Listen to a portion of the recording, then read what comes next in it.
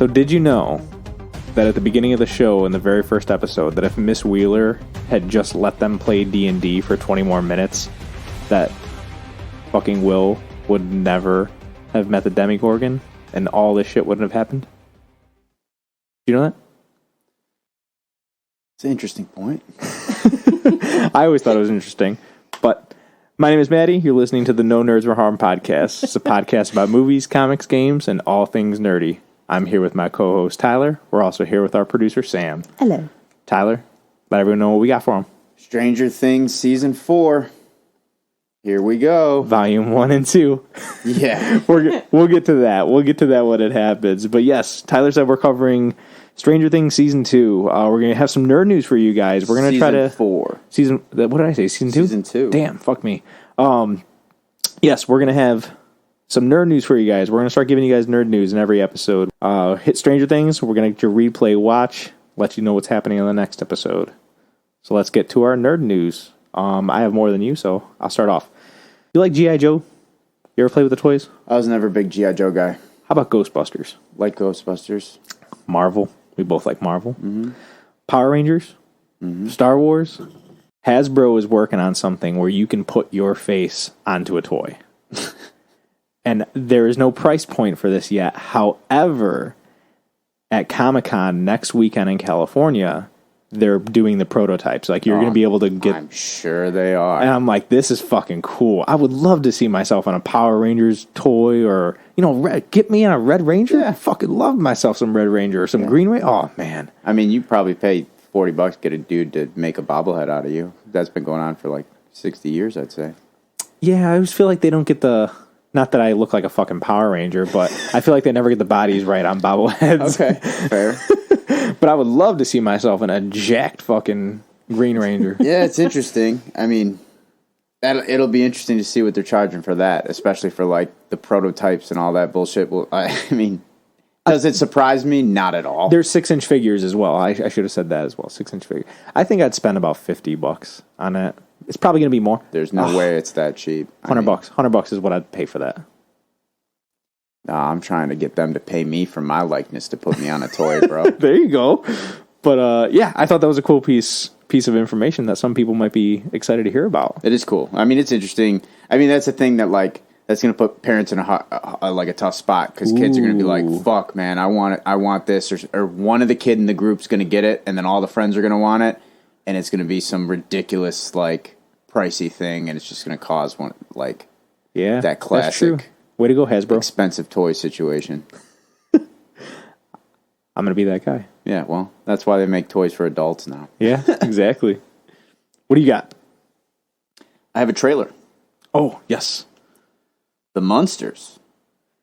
The Monsters. I did watch this trailer. Yeah. It's an interesting trailer. Trailer. I grew up in like a Munsters household. Like my dad loved the Munsters, so it was always on. And so I really liked the Munsters. I don't know how I feel about it. And it's I actually really like Rob Zombie as well. Yeah. I like his films and kind of the style he has. And I wasn't expecting him to go scary or anything like that. I was actually excited to see him do, because you could tell this is something like, obviously as a kid or something, he just loves the Munsters. Yeah. So it's like, if they're going to let someone do a shot at this, like, I'm doing it. He's staying true to what the Munsters were and the quirkiness of it. I was talking to Jordan about it, and he was saying, like, maybe we didn't realize, like, the Munsters just played better in black and white. And I was like, you know what? Yeah. Maybe that's why it does feel kind of weird. Yeah. Just seeing them in color and all that just had this extra goofy kind of thing to me, which, again, isn't bad because it's the Munsters and it's a comedy and all that anyways. But it just felt different to me. Yeah. And just not in the, like, different that I was looking for or hoping that I was going to get. Because now I'm kind of on the fence of, like, damn, I wish kind of Rob Zombie was like, these are the Munsters from hell, bro. Like, come meet. He definitely could have brought that. You know, like, that's kind of, now I kind of wish he brought that to it. Because I'm not sure if this is going to... It's one of those things, be careful what you wish for. Like, I wanted a Munster show, and now I'm about to get a Munster show. I'm a little nervous about it now. But, I mean, the trailer's out. The trailer, again, it stayed true. It's not a bad trailer. It's just, it's interesting. It's a fun trailer. You get to see all the characters. The only one they didn't introduce, which makes sense, is Eddie Munster, the son. And that's because this is a love story. This is the meeting of Herman Munster and, I don't even know the woman's name. I don't remember the mom's name. Yeah, Fuck me. But yes, the trailer does look good. I do have another trailer, and I know that you said that you watched this as well. This Day Shift trailer. Yeah. This is a Netflix movie that's going to be coming out, and it's got Jamie Foxx and Dave Franco, and it's about... The trailer looks wild. It's about killing vampires. Like, yeah, that's your occupation. At first, I was like, the trailer starts off where it's not right in your face vampires, and I was just like, oh man, what did Jamie Foxx get himself into again? You know, because like he just gets in some weird movies every now and then, and then like very quickly, I was like, oh, they're about to make just a crazy vampire movie, and it looks like it's a lot of fun. It does. It doesn't by any means am I going to say, man, this is the best movie of the year. No, like Snoop Dogg in the trailer has like a minigun. Like, you know what I mean? Like this is what we're dealing with here. Like this isn't, this is more like a Zombieland type scary. That's a good pull. That's exactly what this seems like. Yeah. And I'm excited because I love vampire movies. Yeah. Yeah. I think they're cool. So I'm all for fun vampire movies as well. I think they have enough in the casting. They have talent. Like, Snoop Dogg's not no slouch. Like, he plays great characters in a lot of things, especially in fun-type movies, I feel. So, I think they'll be just fine. It should be a good watch. Yeah. I have a piece of game news. Cool. This is very early because this is a year from now, but I watched the trailer for RoboCop Rogue City. Yeah, I just sent that to a few people. It looks pretty fucking cool. Yeah, it looks like a RoboCop game. It looks very cool. Yep. It's very true to the actual RoboCop movie, and they got the original voice to come back for RoboCop. So I was like, oh, and I want to say they've been working on this game for a little bit now too. So it's nice to see it actually come to fruition because there's a lot of times like you hear hype games like this shit and it just never kind of happens. Especially I feel like with RoboCop, they've been trying to build a RoboCop statue in Detroit for like 30 years. They have. She still isn't there, man. So say the tentative date for this is June 23rd next year, so 2023. Nice. But it looks pretty cool. Yeah, it does. It's cool. We'll keep people posted on that if you're interested in that at all, but I know I'm not going to play it, but it looks fucking cool, so I'm interested. What else you got? The other day, Jamie Lee Curtis tweeted out a pumpkin emoji with 720. So people are speculating that that's when we're going to get the Halloween trailer. Ooh, Halloween Ends. Because Halloween Ends, the date got released because the posters have been coming out now. It comes out October 14th of this year as Halloween Ends. But like I said, Jamie Lee Curtis, all she tweeted, there was nothing else. It was just a pumpkin emoji and then just 7/20, like the date. Okay. Right next to it. So a lot of people right away are like, this has got to be when the trailer's coming out. Well, dope. And the fact that now we got a date confirmed, like, I have a feeling trailer could be just a few days away. So we'll see what Halloween Ends is about. Awesome. We'll see if we finally can kill him. I would say probably not. Probably not. Probably not. I do have a short piece here. This is about a release on Disney Plus. This is for the parents out there. Bluey Season 3 is going to be coming to Disney Plus August 10th. If you guys are parents and you're listening to this, you know that Bluey is a fucking banger of a show. Sam and I have cried to many episodes. This is literally like... Laugh, cry, you name it. This is like an 11-minute episode kid show. And not even. They're like 7 minutes and they pack so much in. But man, there's so much emotion in this fucking show, and it's about real parents. So... Bluey Season 3 is going to be on Disney Plus on August 10th. Thought that would be cool. Look forward to it. Resident Evil series just came out on Netflix. It just came out? Yeah. Like released? Yeah. How many episodes? The other day. I do not know. I'd have to look that up. More than 5? How many episodes, Sam? Resident Evil? Sam would have to look that up. See. Yeah, I don't... Is this something you're going to binge watch right away? Or because I know that you're a binge watcher. No, I think after all the binge watching I've been doing on TV, I'm going to take a break and watch something at my own pace. Well, binge watch, but not like feel like I need to get in. I want to sit down and kind of enjoy something. Yeah, okay. And not like have to feel like I'm studying it so much. You know what I mean? Interesting. Yeah, so I like Resident Evil. I like the movies. It'll be interesting to see kind of the TV series and where it goes, but it's not something I'm like, I need to watch this. The games are dope as fuck. 8 episodes? Yes. Nice. And they're long. They're all about an hour. Okay. Nice. Yeah. I'll check out the pilot probably this weekend just to see if this is something I'm even going to be interested in. continuing. Yeah, like I said, it just came out. I think it dropped earlier this week. Nice. I had no idea. Yeah. I think it got faded because I Yesterday. I thought... There you go. Yesterday. So I had thought that... Because the information that the movie, that Raccoon City or Return, whatever the hell the movie was called, that came out later in the year, or earlier in the year, I think I thought that was the same exact thing, so I got totally thrown off by it. So this must not be... I feel like there wasn't a big release or anything said about this or promotion, so we'll see if it's any good. But yeah, I'll check it out. Maybe I'll have it in my watch for... Oh, I'm sure it's probably going to be up in the next... it'll be in your top watches for Netflix for sure. Anything that's right. That top comes 10 out flies up there, so I'm sure you'll be seeing it. I have some interesting casting news, and one of them is actually a topic that I already brought up in one of my first episodes, is that Taron Egerton is talking currently with Marvel, and people are speculating that he's going to be playing Wolverine. Yeah, they've been saying this for a while. He's been making comments on it for a while. I'm completely on board with him being Wolverine. I would love him as Wolverine. I'm in the camp now. For a while, I wanted them to... if I get it my way, I'd like them to take a break from Wolverine for a little bit. Okay. But... Because I think there's a lot you can tell after Wolverine. There's a lot you can tell before Wolverine with dealing with the X-Men. You also love Logan, so you don't want... Well, and this is my thing. But now I'm in the camp of, if you're going to bring Wolverine in, is fine. I do not want to see Hugh Jackman as Wolverine. That's my big thing. Like if you're going to... If we're just going to recast him and now start it over, like, I can swallow that pill a lot easier than... like Logan coming back and all this bullshit. Like I don't want it at all to be Hugh Jackman. So no, I agree. If that's the lesser of two evils, like that's fine. I'll take more Wolverine content as long as it's not Hugh Jackman. And again, that's because I fucking love Hugh Jackman so much. It's not because I don't like him as Hugh Jackman. You don't want to see him fuck the character up. It erases everything they built in a matter of like seconds if they do it, in my opinion. So I agree. On that same page, Margot Robbie is being talked about right now to play Emma Frost. Yeah, I saw that too. In the MCU. It's going to be fucking no one left in Hollywood, man. There. Well, yeah. They pay. I kind of wish they'd go a little unknown? A little more unknown. Maybe not unknown, but maybe not as big as Margot Robbie is to play Emma Frost. But I know Emma Frost isn't really a well-known character amongst people. That's what you're going to see. You're going to see... I think you're going to see popular characters getting cast with lesser name people, because it's a lot easier to accept a lesser name person as a character than a higher name person, because you have a stigma that kind of comes along with them.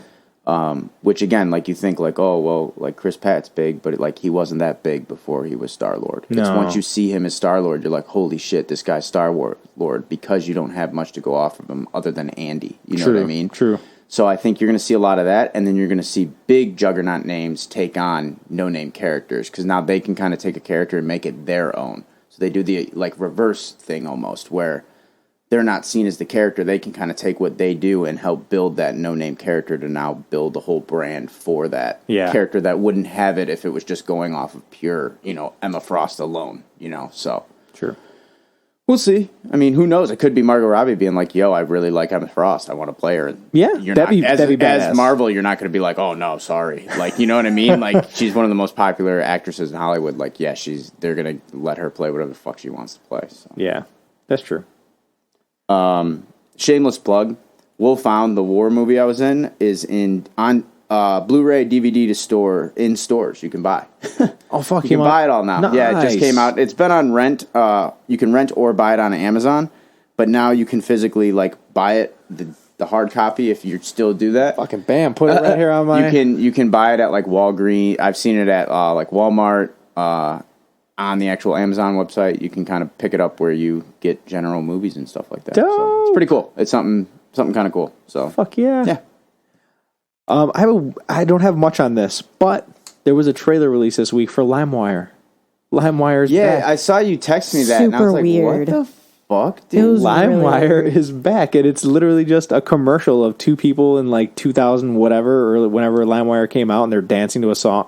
They're dancing to Soulja Boy, and then that they downloaded from LimeWire, and then they flash forward to today, and they're still dancing to it. But it seems like LimeWire almost looks like a social media type thing. And I was like, they might just be building like some kind of space or like they could be music streaming or something. But I don't know. Yeah, I haven't done much homework on it, but I was like, okay, it could just be like a giant Ponzi scheme for them to try to make money. Like it could be, you know, like LimeWire was always kind of that shady entity that was hanging out in the back. So yeah, but thank God for what it did for when we were around for it. You know? Yeah, right. Changed the fucking game, bro. Gave everybody's family computers fucking. They broke every computer in America. Oh yeah, I got yelled at. Everyone did. I did a quick Google, and it says it relaunches as NFT marketplace. So that makes sense. Okay. So yeah, it's like its own kind music, of music, art, and other entertainment content. In a way,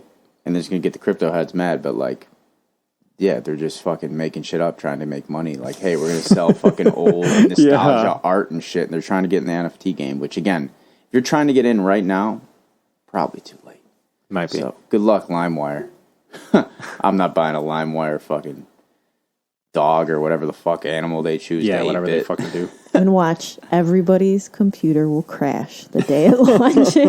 Yeah, they're get fucking. Everyone that the government will show up at their door. I bet they're gonna get tons of downloads whenever it drops. Well, that's the thing. That's what I'm saying. Be like, there's gonna be some way for them to make some kind of money because it's gonna make a bunch on initial launch because everyone's gonna look into it. Because anyone who has any kind of nostalgia is gonna be like, oh, let's check it out. Everyone's gonna download it just to at least do a screen cap and be like, oh my god, LimeWire today, and post it on there. Yeah, I mean, I've fucking Googled MySpace and shit just to see if oh man, can I log into my MySpace? I cannot. I tried. It said it deleted mine. Yeah. That shit's done.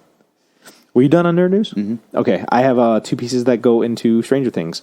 One of them is Joe Quinn. I don't know if you've seen. So Joe Quinn plays Eddie in this season. The Comic-Con shit. And I had everything the video that's being passed around to Joe Quinn is him getting teary-eyed. There's no video of him like them yelling incident? At him. Yes. Yeah. So the first video I saw is of Joe Quinn, and he's on a panel, and somebody is going to step up to ask him a question, and they just say, "This is not a question. I just want to say thank you so much for staying and hanging out with all of us and making us all feel special. Mm-hmm. And we love your character, Eddie." And he cries. He gets very teary, and it's an emotional video, and It's funny because at the end he's like, "Why'd you have to do that to me?" Yeah. But I didn't know what the context of this video I was watching was. Apparently they overbooked his meet and greet by like 250 people. Yeah. So he even said it too. He's like, dude's 30 years old. This is his first like big break, arguably. Like he was in Game of Thrones and shit like that too, but he wasn't a huge character. It's not like this, And so he's just, this is his first time doing this shit. He's trying to give everybody, he knows how much these guys are paying for tickets because he's the one saying how much they're paying to meet him. Like they make their prices and stuff like that. So it's like, he's trying to do the right thing and give everybody a time. And I guess like the Comic-Con staff is the one that was kind of like giving him a hard time about, they're trying to rush him and kind of he felt very like disrespected and the fans like just kind of crucified these fucking people because he didn't come out and say anything, but he did drop out. He's not going to Germany Comic-Con, which is next month. He's stepped out of it. I think this is just too much hot press. He's too new to all this and all that. Like, if I just blew up on a TV show, this is the last thing I want to be going on, too. Like, good or bad, because he's on the right side of this. Yeah, but, like, again, like, that's a lot of fucking shit coming at you at one time. I bet that's just super fucking overwhelming, and I don't kind of blame him for him being like... But again, that's, like, the cons need to learn that. Like, look what happened. You got a dude who brought in all this money, all this people, and now he's going to sit out of a con because you guys don't know how to fucking act, or... Because you're going to tell him because of how you set your shit up. And you know what I mean? Like so, and that's something like because I've met. It's not his fault. I've only paid to meet one person, and it was Jeff Goldblum, and I met Jeff Goldblum with Simic, and I thought that this was like not a full out fucking like I'm going to sit on the couch and meet and greet with him, but it was a photo op. But they literally fucking walk you in, you stand next to him, you take a picture, and you walk out. There was no like fast interaction or anything with him, but it's Jeff Goldblum too. So I feel like if you ask Jeff Goldblum the right question, he's going to tangent. This is the thing forever. Exactly. The people running the cons want that mentality because you get more money that way. You're putting more people through. Everybody that goes and takes a picture is dollars you're earned. Yeah. It's if the actors want. That's why they get pissed at the actors because it's if the actors are really. A lot of these actors are taking this as free paychecks and stuff like that, so they don't want to sit and talk to every asshole that's coming up to them. You know what I mean? So it's just they're in that. So you get someone that cares about the role or meets fans that they really like and all that. They're not used to that, And fucking actors are people too, dude. They just, you don't know, like when you start bullshitting with someone, it kind of leads one way or another. And there's also ways to, manage that and help manage that and all that. Like you don't hear about this shit all the time, but there's instances that keep coming up, and it's on the con. It's on the people running the con. Like you can't overbook somebody by 250 people and expect that like the time situation to work out okay for that. Yep. Like that's completely on you. So I don't remember the specifics, but I know Norman Regis is one of those people that likes to take the time with all his fans, so they like cap his because they know better. Well, that's the thing too. Is like I also, but at the same time too, like I also get like, bro, you can't sit up here and talk to everybody for fucking 5 minutes. Mm-hmm. Like it's just you like.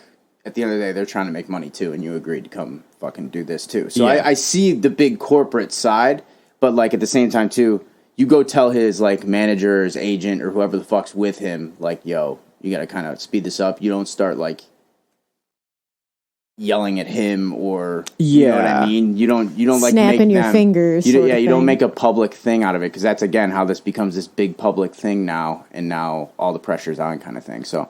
It's bullshit. The cons put him in a shitty spot, man. But again, like the internet just tore the con apart. Like he looks like a hero, so he's fine. He does, so he's good. The other story is Millie Bobby Brown. I can't remember who she was doing this interview with, but they had asked her something about in regards to the deaths in the show, and this isn't a spoiler by any means.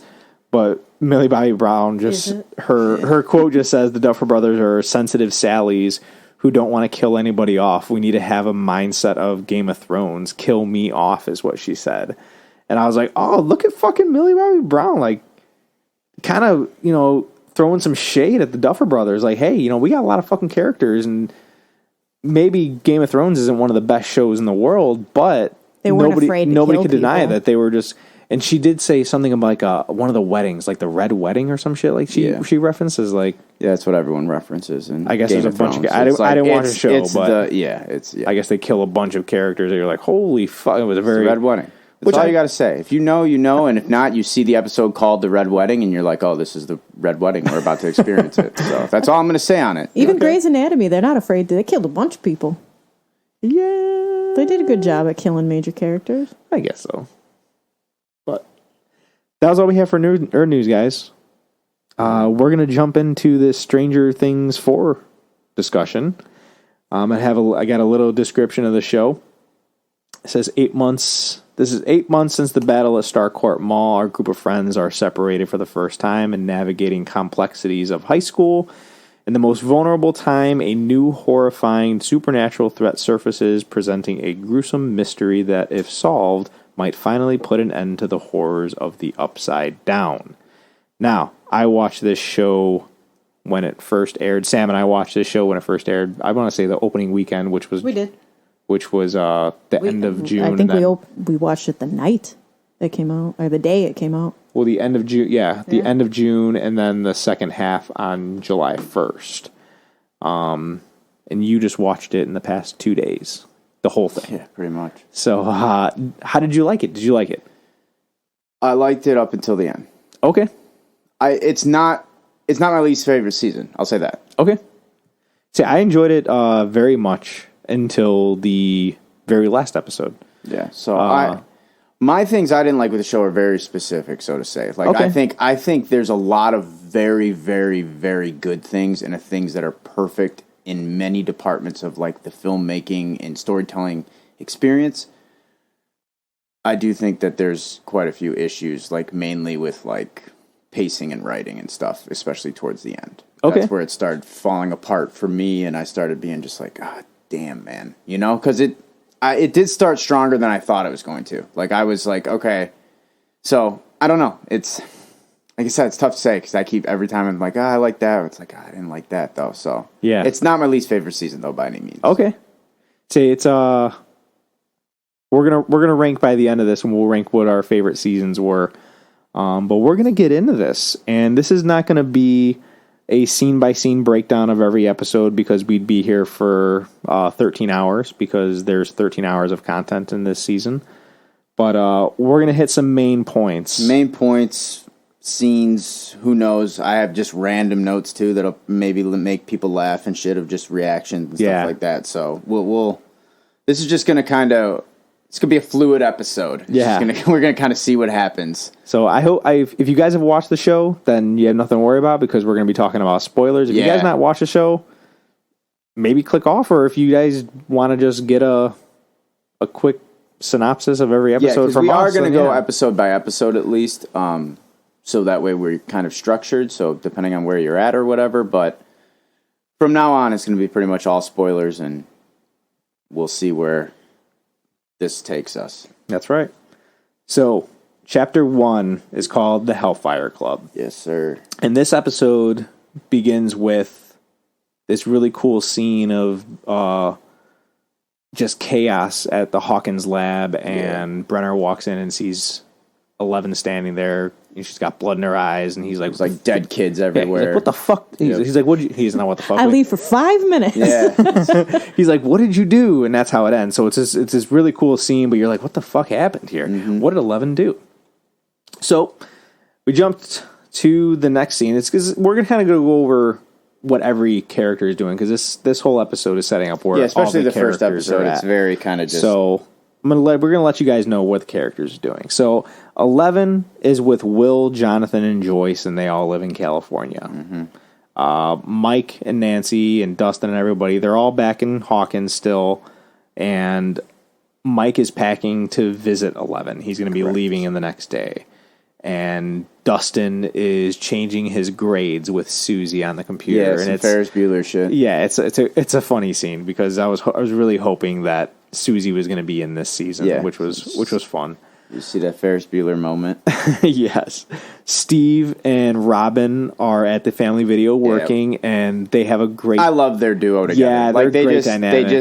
They just work really, really well together, and it's right off the bat, too. So it's just like Robin trying to convince the guy to give Steve a job and all that, and then them opening and discussing movies and what movie they want to watch for the day and shit like that. It's hilarious. What's really cool about it is it seems natural, and it seems like something that you do with your friends anyways, especially us. Like, we're just going to sit around and talk about movies for fucking 8 hours out of the day. Yeah. Could totally do that with you.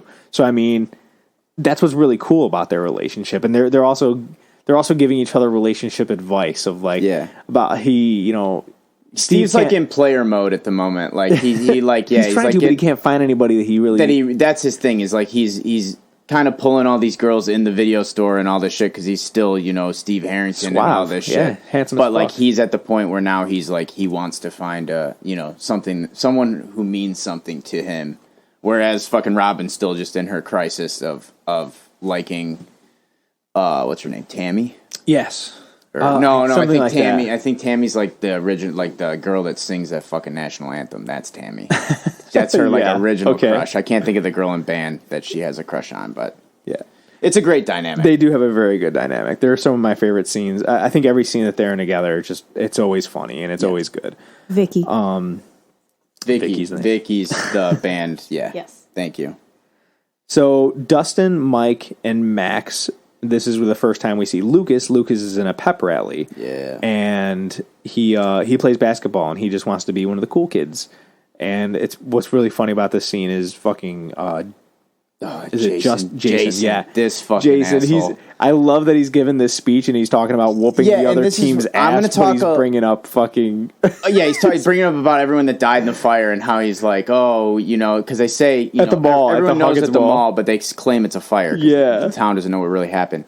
And this is the thing. I'm going to say I hate this Jason guy a lot. It's nothing against the actor. He played like they were like, yo, we want you to be like the 80s jock, just like over the top fucking asshole. Like, and he delivered. He gave so many rah-rah fucking speeches. And by the end, I was like, shut the fuck up, dude. If he gives one more rah-rah speech, I swear to God. And he just keeps delivering them. Every moment he gets, he loves to jump in some fucking rah-rah speech. And again, the Duffer Brothers are doing their job. They're making you hate this fucking guy. Correct. That's what I'm saying. Like, he was, again, like... every time he's on screen, you're like, "Shut the fuck up!" Yes, shut up, Jason. Yes. But he's not a funny character, but he's an interesting character. He's a very stereotypical character, which it lends some humor. Yes. And then we see Chrissy. Chrissy is a cheerleader. She's also at the pep rally, and she's got some mystery behind her in this episode. She's very she's like the hot popular chick that has something going on with her. Yes, like that vibes. Which you would think. I mean, initial thoughts is just like daddy issues or some shit. Yeah, she's pregnant or something to that. Yeah, because like you see her come out of the counselor's office and shit like that, so you just know that like something's up. Something's up, and she has this look about because like in the pep rally, she's the lead cheerleader and all this shit, and then when you see her in the hallway, she just looks like. We've all been to high school. We've all been to public high school where you're like, you just know when, something's going on. She goes to the fucking bathroom crying and shit, she's crying and she hears this deep fucking spooky voice and it's very haunting, but she's the only one that experiences this, and it's an interesting scene for sure. We jump over back to California and we see that Joyce gets a doll. She gets this weird little Russian doll in the mail. A package from Russia with Russian stamps all on it. It's got Russian stamps, and she calls up Murray, and Murray's like, I don't know why he develops this, like, huge plan. Like, she needs to get a brick and a string and crash it. His whole thing was that if it was explosives, that if you hit the explosive with enough force, it would, like... counter the force and blow up and not cause like an actual explosion to hurt anybody, but it would neutral. I don't know. It's fucking Murray, dude.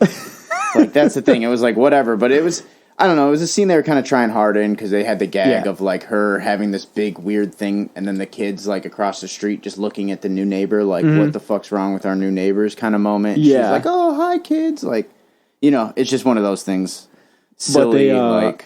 She breaks this doll open, and there's a letter in there, and it's got Russian writing on it, so she can't read it. And we get to that in the second episode. But we're introduced to Eddie, and this is Eddie Munson, and he's fucking awesome, dude. Eddie is awesome. So Eddie is the leader of the Hellfire Club, and he's like.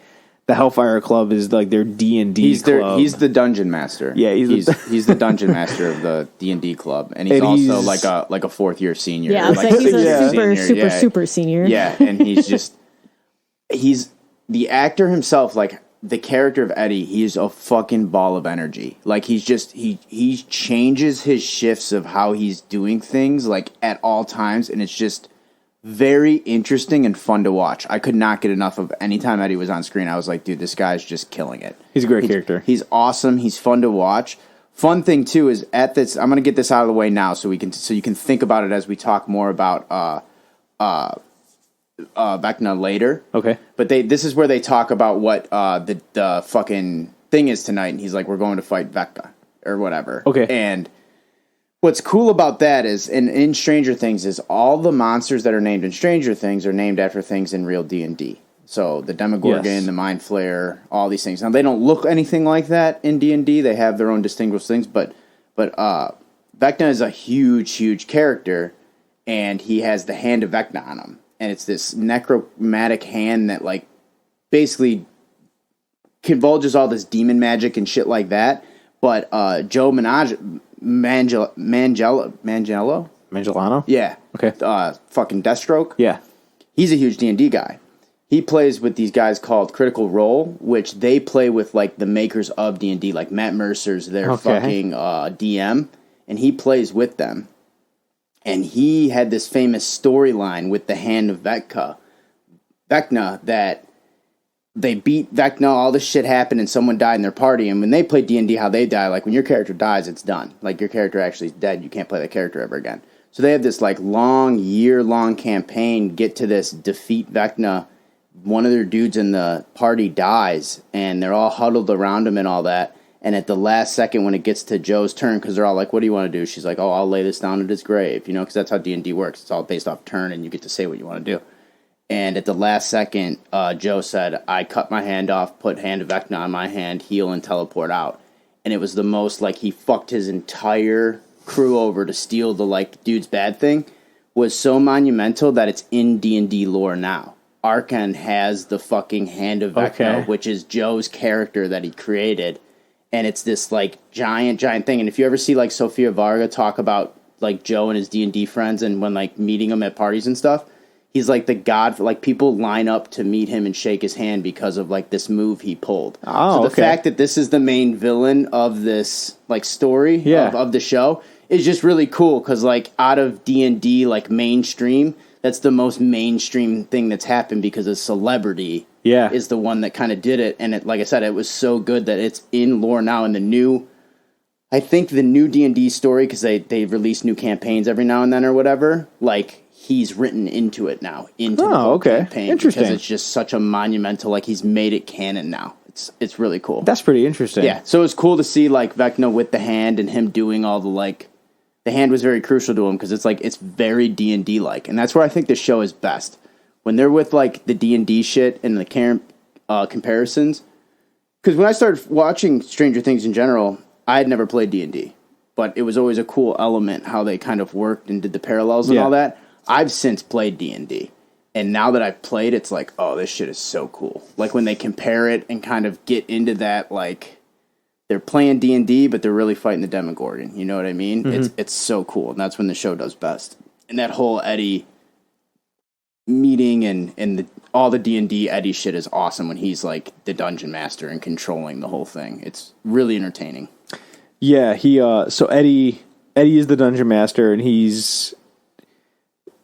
so Lucas has a basketball game that night, and it's like the big basketball game that he's looking forward to, and so he's inviting all of his friends, but the same night is also the campaign, and Eddie tells Dustin and Mike, like, hey, you guys need to find somebody to step in if Lucas isn't going to be there.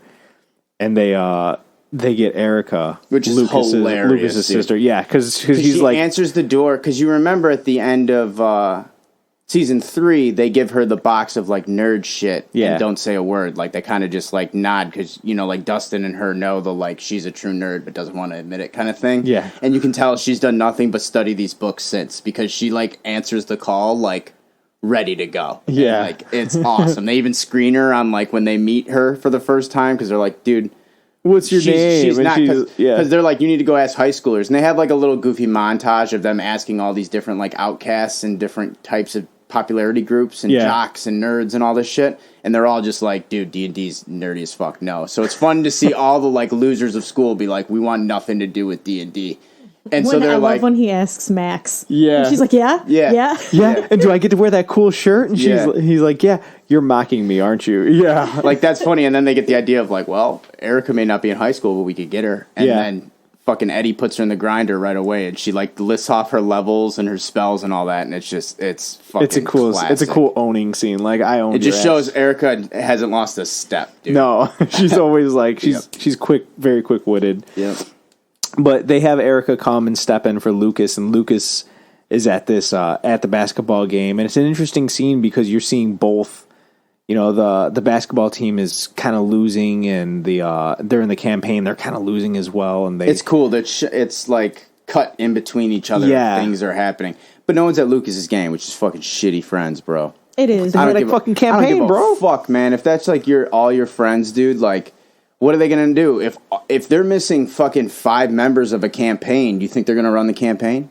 No, they force it. They force them to reschedule. You know, that's putting a lot on the fucking. That's putting a lot on the campaign when Lucas is just one person. He could have just fucking left the basketball game. No, you can't leave a state champion. Come the fuck on. No. It's fucking high school. Doesn't matter. You act like it's... And he's not even a senior. Doesn't matter. If it was a senior fucking game, sure. Doesn't matter. State finals.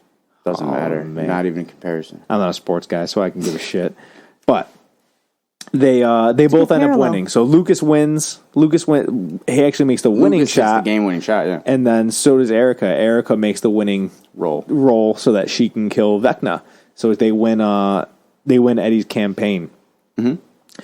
And Lucas is sad. He sees his friends and everybody. Well, that's what's sad, too, is like this is also what's sad, too, is like he explains like how important it is for them to be there. Like, he hands them all a ticket. Like, he's running around trying to give them all tickets. Yeah, and they're all Max basically like, well. bro, Max you need to do this. You need to do this.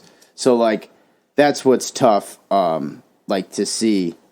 But, yeah, in that moment, I was kind of like, yeah, well, fuck them, man. That's kind of shitty, dude. You got to ride with your boy, dude. Especially if you've been saving the world together. Like, that's the difference, too. These aren't just... Here's the thing. Here's the thing that makes me say it's not cool. So, in a scene before this scene, fucking Lucas says, don't you guys want to be cool? So he thinks that they're not cool. So that kind of notches him down. Well, you know what? He's gotten fuck you, Lucas. Yeah, that's a good point, I guess. I really liked that whole conversation, though, because that's relatable. Because it's like... Absolutely. It is. Because he's like, I'm tired. I'm tired of getting picked on. I'm tired of getting bullied. Like, he's they all have one of those moments. If I can get into this season, then the rest of you. But I love Dustin's response because he's like, I know what I am. Like, I know I'm a nerd. I'm a freak. I know this is what I am. I am never going to be one of those people. And I feel for like most of us, we're like, yeah. no matter what I do, character. I fucking love Dustin. I am this person. He's written the best too. But throughout this episode, like we had mentioned that Chrissy was having these issues and seeing this haunting shit, and she goes to Eddie a little bit earlier in the episode to buy some weed. And let me tell you something about that. $20 for a half ounce. Bro, the 80s were magical. They had to have been magical, my dude. Oh my God. You can get an eighth at like a dispensary, the medical. An eighth's like $60. Jesus Christ. God. That's what I'm saying. Holy fuck. Fucking highway robbery. The 80s, man. That's when it was the time, my dudes. Half ounce for $20. And then he gives her a break and gives it to her for 15. Insane. Insane. I love that you're going into the fucking inflation of pot. The drug inflation of this episode. But I call it how it is. Yeah, so Chrissy does go to Eddie. She wants some weed so that way she can, kind of take the edge off of these how she feels with these hauntings and nightmares, whatever she's having. And at the end of that conversation in the middle of the episode, she says, "Do you have anything stronger?" Mm-hmm. So this episode, it ends with Chrissy. It's after the pep rally, or after the state game, and she goes to Eddie's. She goes to Eddie's trailer when everyone else goes to this big basketball party because she's dating Jason, the head basketball guy. Player, yeah. So there's that moment of like, hey, you come to the party? She's like, yeah, I'll be there later, And then they all go to the party and we see her because Max lives across from. She does same from neighborhood Eddie, or whatever. Yeah, it's trailer park. She lives across from Eddie, so Max sees Eddie pull up, and then Chrissy jumps out, and they both go into Eddie's trailer. Yes, she does see that. Because Eddie, because I don't know if we said that, but Chrissy's looking for like hard drugs. Yes. So Eddie's like, yeah, I probably have something. Like meet me in my trailer. Go check out because they've already established too that his uncle's like. Well, they say it when they get in the trailer, but his uncle's like never around. You can just tell Eddie's not like a scumbag bad guy. He's just like a weird druggie. He doesn't have the best dude. family, and he doesn't background. have like a good family background. I think his dad's in jail or something like that. Correct. Yeah. He's like the Breakfast Club John Bender. Yeah, but Bender's more like mean than Eddie is. You know what I mean? Like Bender felt way more malicious. Yeah, correct. He does. Because he doesn't want to fight anyone, you know what I mean? Because he's not a bully. He's a big nerd in a way. He just likes rock and roll and fucking doing some drugs occasionally, So or at least selling them. Yeah, no, Eddie's doing drugs. Yeah, he's definitely doing drugs. You see him jump on a table looking like a devil, dude. That dude's doing drugs.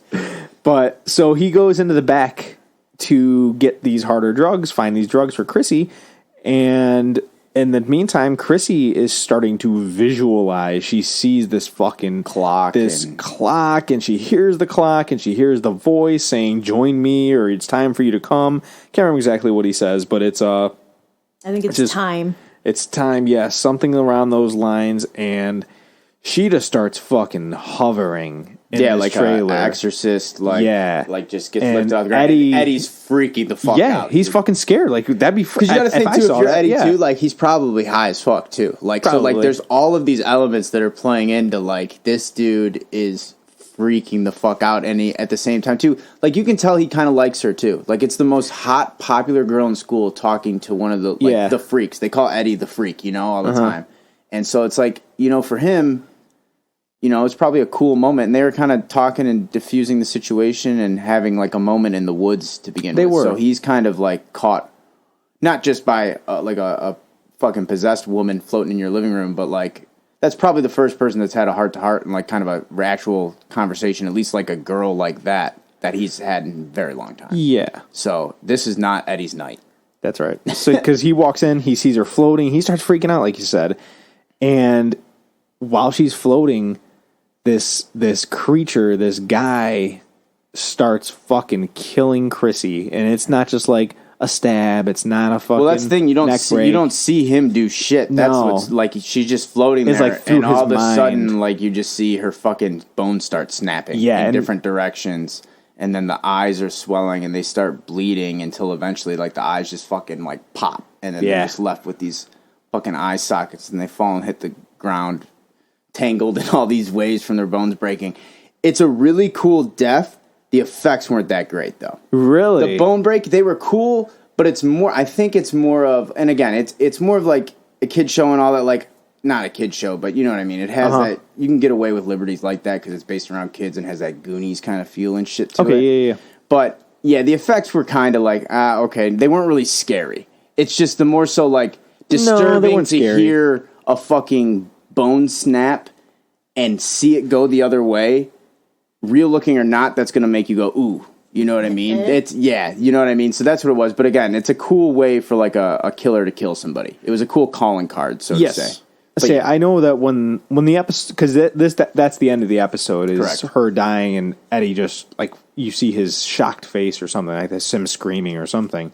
But I remember saying, like, holy shit, that seemed very graphic than what we've seen. I mean, I guess we've seen Bob get torn and I don't alive think, by fucking demi-dogs, but I was like, holy shit. That was very the bones much a breaking. horror. The bones breaking is what got that's the what I'm saying. arms. That's, like, I was like, holy shit. It's like the audio cue of the bones breaking and just seeing it go a different way. Like I said, it's very disturbing, but the CGI itself, I was kind of like, okay. It's not like, but again, I'm glad they went that way. I'm glad we're going like more hardcore of how these people are dying. It was cool. It's like I said, it becomes a cool calling card. Yeah. But that was the end of the episode, and I enjoyed the first episode. Yeah, it's not a bad intro episode, and like the D&D rolling mixed with the basketball, like is what really It was a plays. great parallel. That's what I'm saying. Like yeah. that's like the highlight of the episode, and it's kind of exciting and fun. You get all your characters back together. Like that was really, really well done. And we'll go to chapter 2. Chapter 2 is called Vecna's Curse. This is our first introduction of Hopper. This is a flashback from when he died. Air quotes, died. This is what and it's drives the fucking me nuts. worst thing in the world. Dude, the thing that gets me is like, okay, you want to bring Hopper back, that's fine. You want to say he lives, but you can't literally show everyone in the room that when that thing blows up, just turn to dust. No. They literally show everyone get evaporated, and then they're going to tell us that like Hopper just jumped the other way. He just fell. He fell off the other end, so only the people sitting on the ass end of the machine got vaporized. Like, come on. Like, and I wasn't buying it. My thing is, too, is like, I watched the last 2 episodes of season 3 right before I started this, because I wanted a full, not just the recap, but I wanted to like feel that finale again, just so I was right there with it, because I couldn't really remember. The army rolls in very, very quickly. Yes. They open the door and they're there and they're like, hey, don't shoot us. We're Americans. We're Americans.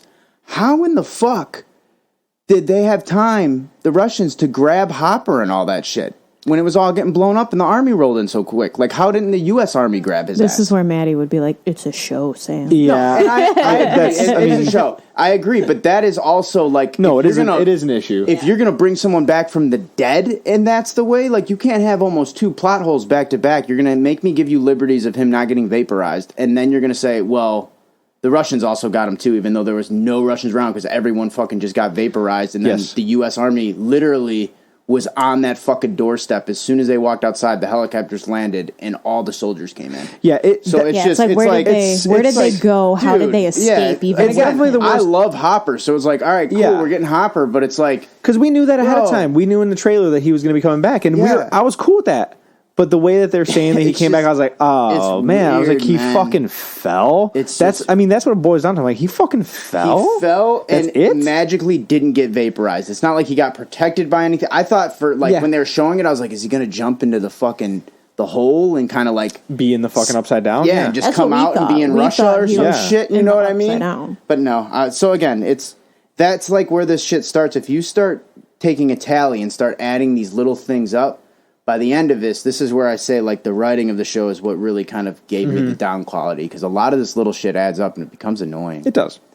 So then we cut to Max, and Max goes to Dustin, and she's like, look, I saw Chrissy go to Eddie's place last night, but I know he didn't kill her because the lights flickered. And I was like, okay, the lights could have just flickered. But I understand where we're going at. But she also does hammer home in a later conversation that how scared he looks. And she's like, I saw that look, and I know that look. She saw him run out. Yeah, she's like, and I know the look of, like, and she's like, he drives crazy normal, but this time was, like, completely different. Like, this isn't someone who did something. This is someone who just saw something, like, you never thought existed, which they all experienced. Max experienced. Yes. You know what I mean? So they kind of know, like, fuck. It's something paranormal at this point. And you got to think, they're kids. Anything bad that's going to go wrong, you're instantly going to be like, you know, like, think of it. Like, things go wrong, it's like, clown back? Clown, you know what I mean? Like, so I'd have a feeling if anything's happening in the Hawkins area, you're instantly like, God damn it, who's got the portal? You know what I mean? Yeah. You have to be.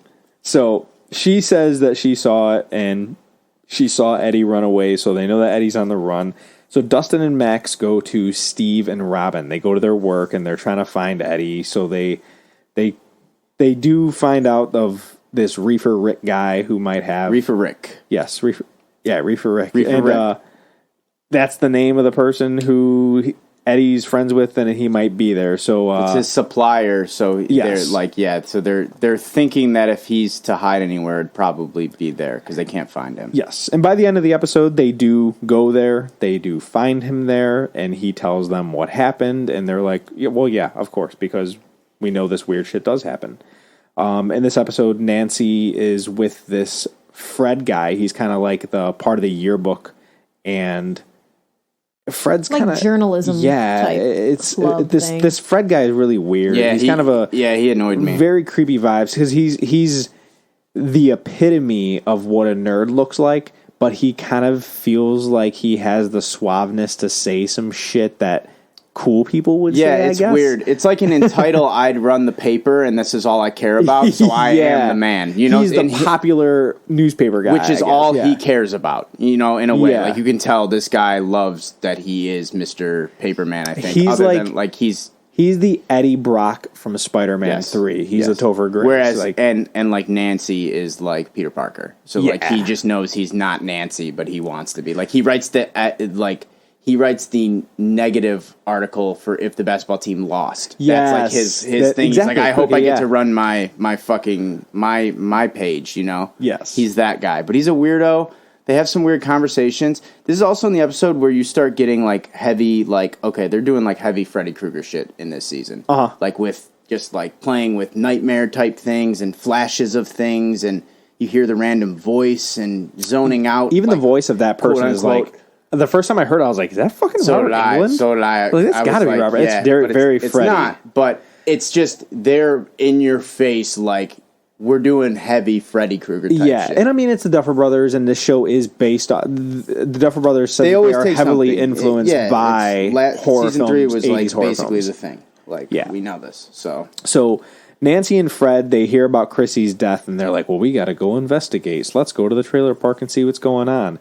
And they get stopped by a cop when they go in there, and Fred has this fucking vision. He sees this weird...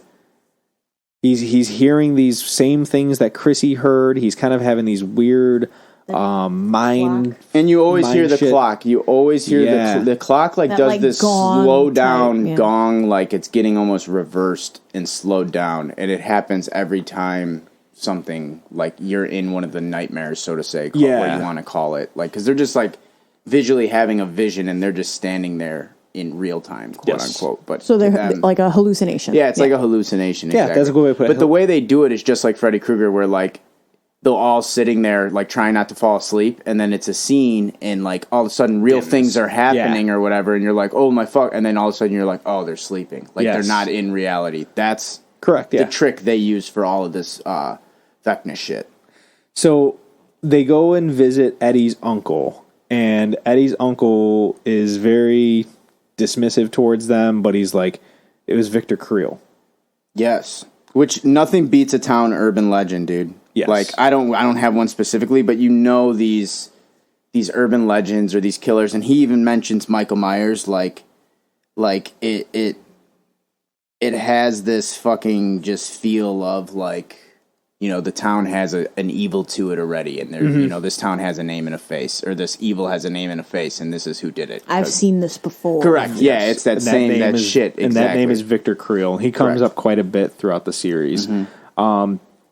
There is a questioning. So Jason is questioned by the cops, and he, like Tyler had said, that Jason was dating Chrissy. Well, she's dead now, so he's not dating. And he's like full testosterone male of like apex, like my girlfriend died, I'm going to fucking kill the world. Who fucking did it? Eddie? He was with Eddie? Why would he be with that nerd? What's hilarious is they play off like the real life like D&D scare. Like when D&D first came out, there's lots of people who like were like, this is devil worshipping. Like that's not false. That's real. Okay. So right away, Jason is like, yo, he leads the fucking... The fucking Hellfire Club, like this dude's a fucking demon worshiper, like this is a sacrificial killing kind of thing. So he paints this picture of like Eddie's like leading a cult almost, like right off the fucking bat, and just hammers it the rest of the fucking season of like, yo, these guys are fucking devil worshippers, which is just hilarious because this really were issues in real life. Like people were fucking legitimately concerned that these 16-year-old kids who were playing fucking Dungeons and Dragons were like a satanic cult. It's just mind-blowing. Yes. We jump over to Nancy in California, and Murray, like I said in the last episode, that... Joyce. Yeah, Joyce. Like, sorry, it's not... Yes, sorry. Hold on. Joyce. So we jump over to Joyce, and Murray comes and visits because she has that letter that was inside that Russian doll, and it's all in Russian, and Murray could read Russian, and you can't. This takes place in 86, I believe, or 86. Yeah. So there's no fucking camera phones. 85, 86. There's no camera phone to send him a picture of what it looks like. Correct. So Murray comes all the way from I don't know where, and he comes and reads the note that came inside the creepy doll, and it's a phone number, and it says that if you want, or it's a phone number, and they call the phone number. And when they call the phone number, there's a person on the other line that says, if you want Hopper's alive, but we need this money. 40 G's. So go to this place, and you have to go to Alaska. You have to go to Alaska. Bring the money to Alaska. To the like airplane guy. And once he gets it, he will go fly and pick up Hopper and bring him back. That's the like plan. But they have to be at Alaska, whatever. Like they have to go. Because again, you can't just, it's a lot.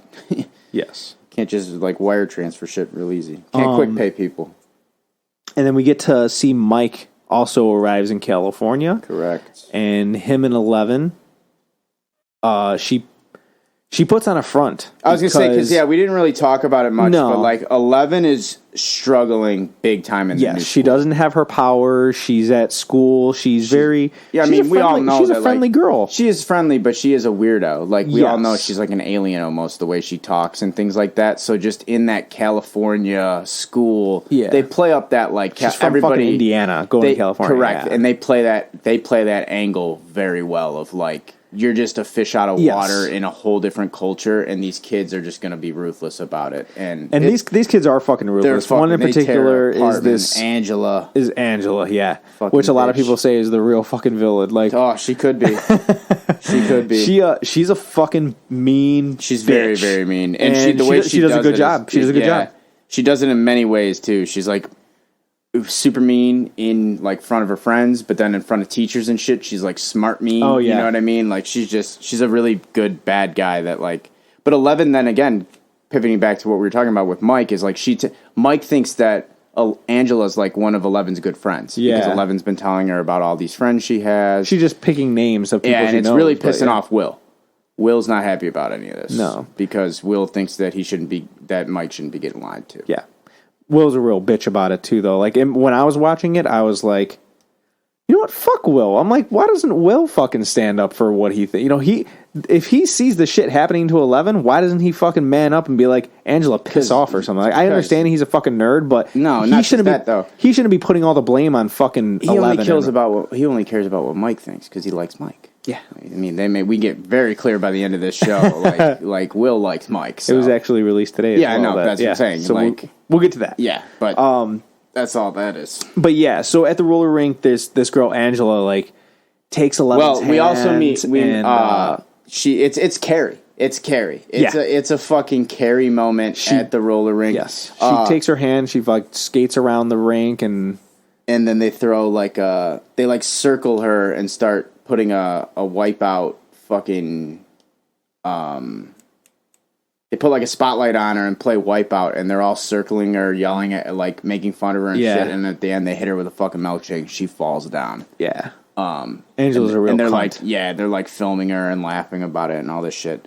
So it's tough. But fucking 11 gets pissed as fuck, picks up a skate and breaks Angela's face. Yeah. Which again, so satisfying. That's what I said. It's like so satisfying. And I thought it's one of those like Again, if I was to do it, I would went across the jaw. You get a knockout, you dislocate the jaw or something, not as much damage. She fucking brute forces her like in the forehead and cracks this bitch's like skull open and her nose, breaks her everything. Nose. Yeah, like she fucks her up. Angela kind of had that coming though, so fuck yeah, it's one of those things like that sucks. But I don't feel bad at all. It wasn't just like a hey, I hit her with a skate. You know, like she like fucked this girl up. I'm a firm believer in check yourself before you wreck yourself, and Angela did not check herself. And I would hate to not bring up this character. I don't know if he's on your list if we skipped him or not, but we have met Argyle at this point too. I did not. He helps pick up. Argyle is Jonathan's stoner best friend. Yes, he's just as stoner as they come. He's pizza guy. Dude, he was hilarious. I loved his delivery. He plays the like stereotypical stoner guy to the absolute max. I think somebody said that Argyle is if a bong came to life. Yes. It would be Argyle. No, it really is. But in this like setting of how they stereotypical all these characters and all this shit, it works. And he has some really, really funny like stoner and pure he's definitely the comedic relief of that group. Yeah, because that group gets a little fucking. Shop is the best. It gets a little dry. That is, in my opinion, that is my least favorite story of everything. A lot of people have a big problem with Hopper story and the Russian shit. I'm cool with the Russian shit. It was Mike's story. The Russian shit in general isn't bad. It's okay. It's completely unnecessary. Yeah. That's the thing is like, dude, all of us care about the kids. We want to see Hawkins. We want to see all this. Like the fact that Russia is doing all this with Hopper and all this shit. It's like, it's something, again, it's cool and like it made sense, so to say, and all that at parts. But like, we didn't need any of that. No. I would have accepted them coming back and being like, so yeah, we went and rescued Hopper. It's all good now. And I would have been like, yeah, like, I mean, it could have just been like one episode at the end. Like, like it could have been, like, give me a montage. This is the Russia episode. You know what I mean? And that's all it is. But like, yeah, but I mean, this is. Give me an 80s montage. This is where I start talking about like pacing and shit of just like you had almost like an hour and 15-minute episodes for every episode, and then your last 3 are an hour and a half to 2.5 hours. Mm-hmm. It's just like and the least amount happens. And it's different. There's people that make like 3-hour movies and shit like that, but it's different when you're making a TV show. Like you have to know how to do this so you don't end up in that situation where. This is how you end up there because you're like, well, you know what also I want to do is like, Hopper's been hanging out in Russia. And they've been testing on Demogorgons and all this shit. You know what I mean? Mm-hmm. It's like, at some point you got to be like, okay, but we don't really need to go over that. You know? So it's just, it brings a lot of cool moments, but it's some of those things like the whole Russia shit. And again, like, let's take Will, who's the one that's like most perceptible of like being taken by the upside down and all this thing. Yeah. He's always the target. And you take Mike, who's like the leader of the crew in a weird way, doesn't really do anything other than like kind of keep the crew together and be 11's like boyfriend. And then you just like kick them out of the story. It's like you just took like our 2 main characters and kind of just removed them from all of it. And they were my least favorite characters out of any season. No, and I agree. So, yeah. And I'm not saying they're my favorite characters, but they're still, to the story, they've always been some of the most important characters. Everything's at Mike's house. Mike finds 11. Will's the one that gets fucking taken and has all these, he's the one that can feel it all the time. You know what I mean? And then they just were like, nah, we're just going to fucking throw them in fucking California and we'll figure it out. It's just, it's a weird move to me. Let us know, listeners, what was your least favorite storyline? Was it the Hawkins crew? But there's no fucking way it's Hawkins crew. I mean, that's what the show is. Was it the California crew or was it the fucking Russian crew? Yeah, that's pretty much what it comes down to. That's what it comes down to at the end of the day. Let us know. We're interested. We want to know. This episode does end with Fred, while Nancy's talking to Mr. Munson, Fred kind of goes off and he's in a trance. He hears the clock. He's seeing these visions. He walks off into the fucking forest. And hours later, and I'm talking like hours. Like it's dark. It's weird. And they're finally like, where the fuck did Fred go? Nancy's like, whoa. And Fred is in the middle of the street, and he has the vision, and it's this fucking creepy dude again. And I'm trying to just saying creepy dude. I'm just gonna say his name. His name is Vecna. Vecna. So Vecna is in is in the trance with Fred, and he kills Fred. Yeah, he kills Fred the same exact way Chrissy does. It's just as gruesome. It's the bone breaking. It's the eye thing. This time we see more of what Fred's seen. Like, Chrissy was hearing more of, like, her mom, like, calling her fat and things like that, and, like, hinting at, like... Her personal life hauntings, if you will. But, like, this was, like, we saw Fred fucking climbing out, or we saw a dude, like, climbing out of a car wreck on fire and shit. Yeah, so you know that's right. that Fred, like, this is the moment that fucked him up. So, and it's really cool. Like, the nightmare angles of all this are really cool. Vecna, for me, as a monster... look-wise, doesn't really do it for me. Like, I think he looks like a cool Stranger Things monster, but he's not scary. I don't think he's like I think he's scary to them and in the world, like his abilities and stuff. Okay. But, like, Freddy Krueger looks scarier than Vecna does. No, if I was to put it that way. Fuck no, dude. Yeah. Freddy Krueger looks too human-like versus Vecna's. It looks like a fucking walking skeleton with tendons and shit. I'll say, he looks like... I'd be way more scared of Vecna if I saw him in the street. But I'm also just saying, too, like, not the concept of Vecna. Vecna is a scary concept. I'm saying if we look at him, like, on the screen, I don't think he was that scary to me. His nightmares were very scary, but his, like, look was not scary. Oh, man. I'd be terrified. No. I would be terrified. But that's how that episode ends. Episode 2 ends with Fred dying the same way Chrissy died. So they're on to something here that they may continue or may not continue. Chapter 3, The Monster and the Superhero. Mm-hmm. This episode begins with Dr. Owen. Dr. Owen was somebody I completely fucking forgot about. The coolest, most down dudes in the world, too. Dr. Owen is such a good dude. He's super fucking cool. But I was like, who the fuck is this guy? Yeah, I kind of remember him. I had to explain to him. I'm like, They take Will to. He's the doctor that's trying to help Will when Will's like fucking passing out and doing all that crazy shit. That's right. And they take some stuff out of his house. They go to question him about Chrissy. And he's like, I don't fucking know. But they take some. The government takes some things out of his house too. Which one of them is I didn't realize. I don't think this is too much of a spoiler. Jumping ahead, I mean we're in a spoiler discussion. We're just talking about it. They do take a box and it says Peter's old puzzles or Peter's old toys, something to that nature. And Peter is the guy from Eleven's flashbacks in the Hawkins lab. That's the name that he uses as the nurse. I didn't pay attention to that. So I don't know if that's something that ties in later on. I'm like, hey, we're going to look at that. I don't think they would have shown them taking a box that says Peter's whatever if it wasn't of importance, which makes me think that Dr. Owens had something to do with Peter. You're talking about Henry? Yes. But that's the name he uses. Oh, Peter. That's the name he uses when he's at Hawkins' lab. Brenner calls him Peter. He doesn't call him Henry. No. So I thought that was interesting. Maybe that's something to look back at. But I thought that was interesting. I mean, the whole idea of like just 11 being an assassin drone is awesome. Like they're just building these telepathic. Yeah, like because they explain right away, like the targets were the Russians, bro. Like we're building these kids to be like sleeper assassins that we can kind of like turn on and sneak in and like fucking neutralize people, which they've always hinted at and you kind of knew, but like this was like the first time they were like, yeah, she's like a sleeper. I think they call her, a remote assassin. That's what they were called. Okay. Remote assassins. And it's just like, of course, America's fucking super training fucking kids in a cellar, like to fucking take people out telepathically. Not even shocked. Yeah, it's crazy. Nope. So they're probably doing it right now. Yeah. So then we go to Joyce and Murray, and they tell the kids, I don't know what the reason is. They gotta leave. She's got to go out to a conference. She got to go to a conference, and Murray was just happening to be passing through town, so he was only supposed to stay the night. So he was going to take her to like the airport. The next morning. That's their excuse, and it was.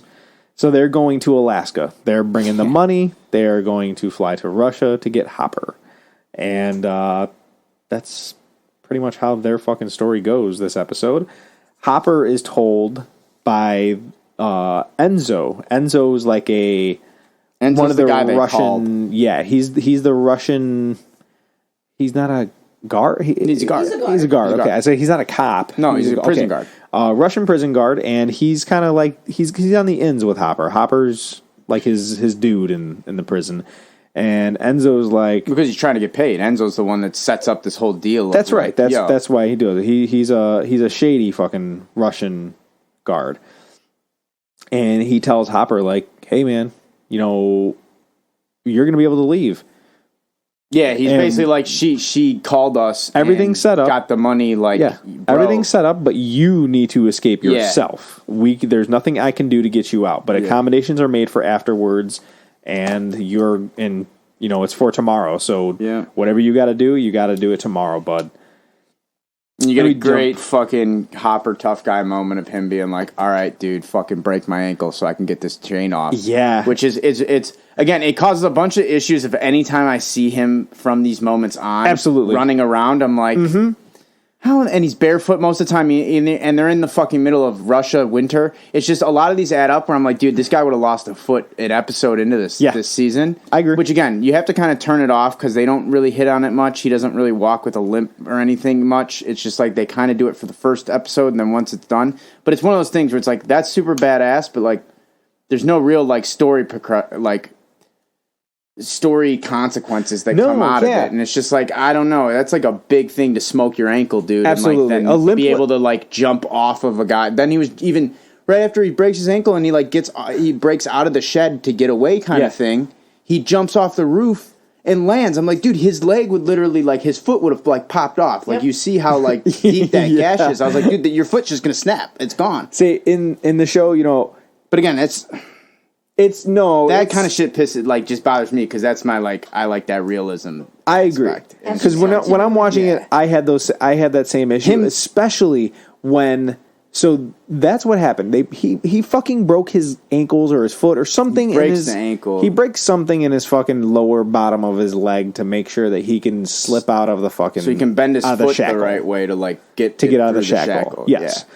And then he does a lot of shit throughout the entire fucking series where he's running or jumping or doing something. But also in the last episode, Dustin falls and he has a fucking over-exaggerated limp. And I fucking love Gaten Matarazzo. I love his acting. I think he does a fantastic job, but he's overacting the fuck out of his ankle. He also fucked his they're going out of the way too. Someone told him like, yo, you got a fucking broken leg or whatever. So you need to act like you have a limp and shit. Yeah. And no one fucking told that to Hop. Nope. No, no one gave him that note. So again, it makes him like that tough badass guy, but it's like at some point like, dude, you're gonna have frostbite or your foot's just falling off. Like, what's going on here? If it was overlooked, or that was the last scene that they filmed for that, and somebody forgot. Like the script supervisor was like, "Ah, fuck, I forgot to tell him that this takes place afterwards." At least for Dustin, he's a kid. Like our kid, like literally has the tiniest scratch on their ankle, and she's like, "Oh my god, it's broken." So like maybe there was an aspect of that too. I get that. I get it now. Kids are dramatic. It's all right. Yes. Yeah, I did have a problem with that as well, Tyler. Good call out on that. So we jump over and we see Jason. Jason's starting this witch hunt for Eddie, and Lucas joins. This guy. Lucas joins the witch hunt for him, and he's like, yeah, fuck, I'll go after him with you guys. But by the end of the episode, you kind of think that he's going joining though them because he's curious, to protect Eddie, not because he believes. Because he's part of the fucking Hellfire Club, but they just don't know it. He misleads them at the end. Yeah. He leads them to Hopper's house versus, and they all get there, and then he bounces out the front door to run and go tell his friends. Because I was like, oh, thank God, Lucas, because they kind of set it up to what's he gonna do? Is he fully against them? I was like, oh, don't go that bad on him. Like, I know they missed your game. Your friends are kind of assholes, but like, let's hope. But no, Lucas basically just buys them a fuck ton of time. Yeah, he does. Yeah, that Jason dude's he's crazy. He's a prick. Yeah. So 11 gets arrested. She gets arrested for hurting Angela. I have a note on this too, dude. Okay. Like I always told growing up in the 80s, you could fucking fight someone, bust someone's nose, and that's when the times were good. You didn't go to jail, man. What happened to that? That's a sad thing to hear that.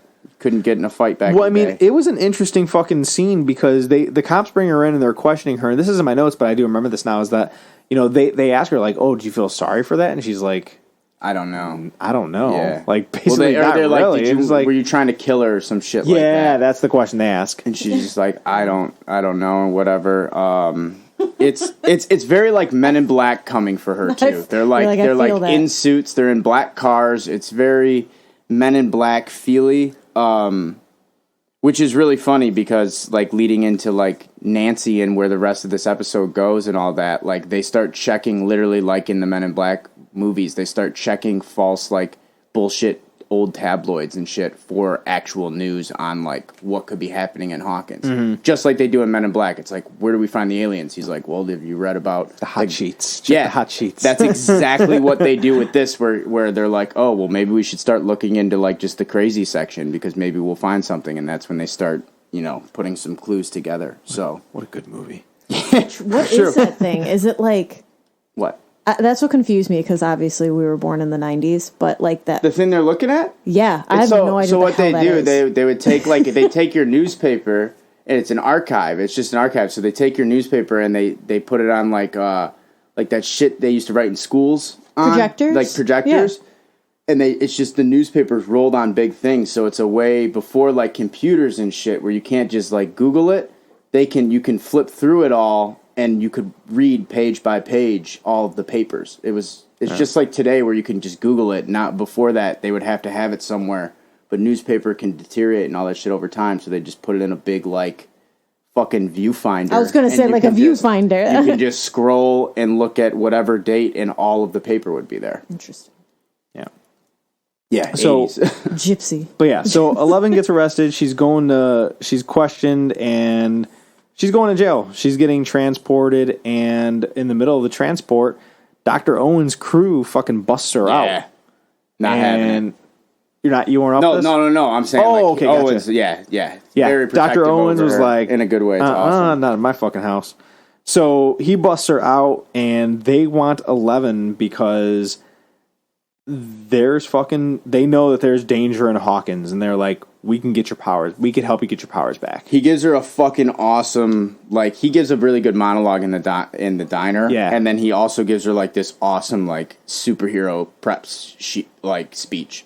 And he says, you're not the cause, you're the cure. That's, like, the big line that he says. And, like, he's like, yo, we can get your powers back. Like, we've been working on some things for in case this day ever came. Like, this is literally the moment we've been waiting for. Like, you got a chance because Hawkins doesn't have a chance. Like, they already know Hawkins is not going to be good. He's done for. Because as soon as he sees which he doesn't confirm this till later on in the season, but the doctor, you can tell once he says he doesn't know what the fuck's going on in Hawkins, when the military gets there and shows him the pictures of all the victims, and they take all his shit, he knows right away, like, oh shit, I know exactly what the fuck's going on as far as like the beings that are. It's the gate must not be closed. Yeah, exactly. Something is still upside getting down through. shit. It's not like a murderer, you know. So it's a cool scene, and it's basically just that huge like call to action for 11 superhero moment.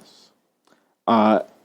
So Dustin, Steve, Robin, Max, they find Nancy at this point, and they get her up to speed, and they're like, well, what the fuck, let's go check. They leave Eddie behind. They still leave him, like, Eddie's just been sitting in the... Because, at Reefer Rick's house. And they've let him know that, like, like, Jason's kind of, like, fucking looking for you, and, like, the town, they haven't really named you as a suspect yet. But they know. But, like, there's rumblings, and you're gone, so you need to just stay the fuck away from anybody.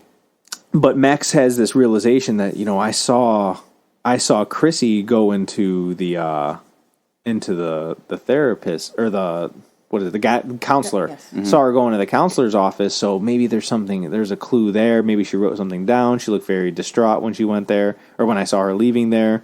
And they go to check on the files of Fred and Chrissy, and while they're there looking at the file of Fred and Chrissy, this is when Max has her vision of Vecna, and she's in the school hallway, and she hears the clock. She sees the clock, and she hears Vecna's voice. Well, it's cool, too, because, like, you see her first read the paper in the file, and it says headaches. Mm-hmm. And the whole, these first 3 episodes, she's popping headache pills the whole time. And everyone's asking her, like, hey, Max, you still have headaches? And she's like, yeah, it's whatever. We think it's Billy. Seeing the guidance counselor. We think it's Billy related. Like, it's just PTSD. Correct. But then, once you see like that the 2 people that died were having headaches or whatever, you start like that's when I initially wrote the note of like, oh, they fucking planted a seed. This is going to be really cool. And then literally the next scene, she walks in the hallway, and at the end of the hallway, the fucking clock's like stuck in the wall. Yeah. And she starts having like the vision of how they all kind of start. So.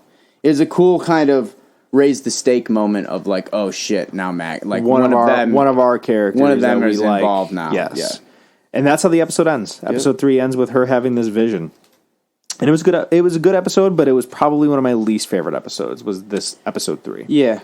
That leads us into chapter 4, which is Dear Billy, and this episode is a game changer of an episode. Max tells everyone what she saw. She knows that she's next. And she starts writing letters to her family and friends. Yeah, it's pretty deep, too. Yes, like, it was sad. It's like, yeah. This is the first episode. Like, a lot of people are talking about their favorite, that, Sadie Sink has played this role very well, and that she should get an Emmy, or at least a nomination for an Emmy. I don't know about that. And I'm like, she does a good job. Yeah, no, it's everyone in this acts very well. All the acting in this is awesome. We'll get to even the kids. They're awesome. When we finish talking about it, I think we're going to talk about our MVPs of who we think. Before we're throwing out fucking Emmys and Oscars. I agree. Shit, I agree 100%. But she tells everybody, she's very sad. She's writing these letters to her family, friends. She's writing one to every single one of her friends: Dustin, Lucas. I think she writes one to 11. Yeah, she writes one to her mom. Of them. She even writes one to Billy. And Mike, Jonathan, and Will, we jump over to them in California. Mike, Jonathan, and Will, they are taken to their house by Owen's crew, and they're like, we're going to keep you guys safe. They're thinking about a way to get to Hawkins because they know something's up. Because that's why 11 was taken. Did they see 11 get taken? I don't remember. No, they see her drive away, but they think that, and then that's when they're brought in by Owen's crew. Anyways, yeah, she gets arrested, and Mike sees her getting taken. Yes, and then you follow 11. She gets taken by Owen. Owen saves her. Yes, and they send the next time we see them is the agent showing up at their home, and they're like, "Hey, 11's safe. These guys are here just to protect you. Yeah. We're disconnecting your phone lines and shit because right. Shit's going haywire. You need to stay here while we figure stuff out. 11's trying to get her powers back." That's right. Then it's almost like a house arrest. Yeah, then they're stuck on house arrest. Supposed to just be keeping, because they're like, look, there's this is when they let us know too, there's sections of the government, of our own government, that's trying to do exactly what we're trying to do. Yes. They're trying to kill 11, we're trying to protect her. So you're not safe from fucking anyone, you need to go off grid kind of thing. Yeah. And that's when so they're thinking of a way to get out of the house. They need to find a way to get back to Hawkins. And the government shows up, the bad government. Yeah, dude. And they just start fucking shooting up the house. I just said, all right, U.S. military just smoking kids now, dude. It's not even like they're trying to kill the guards. They just start taking shots at these kids. I'm like, dude, this isn't even I get that. In a weird way, I get them trying to shoot 11. She's a super powered, fucking crazy being, which they think, went fucking absolutely ballistic and killed fucking 30 people at a facility back in the day.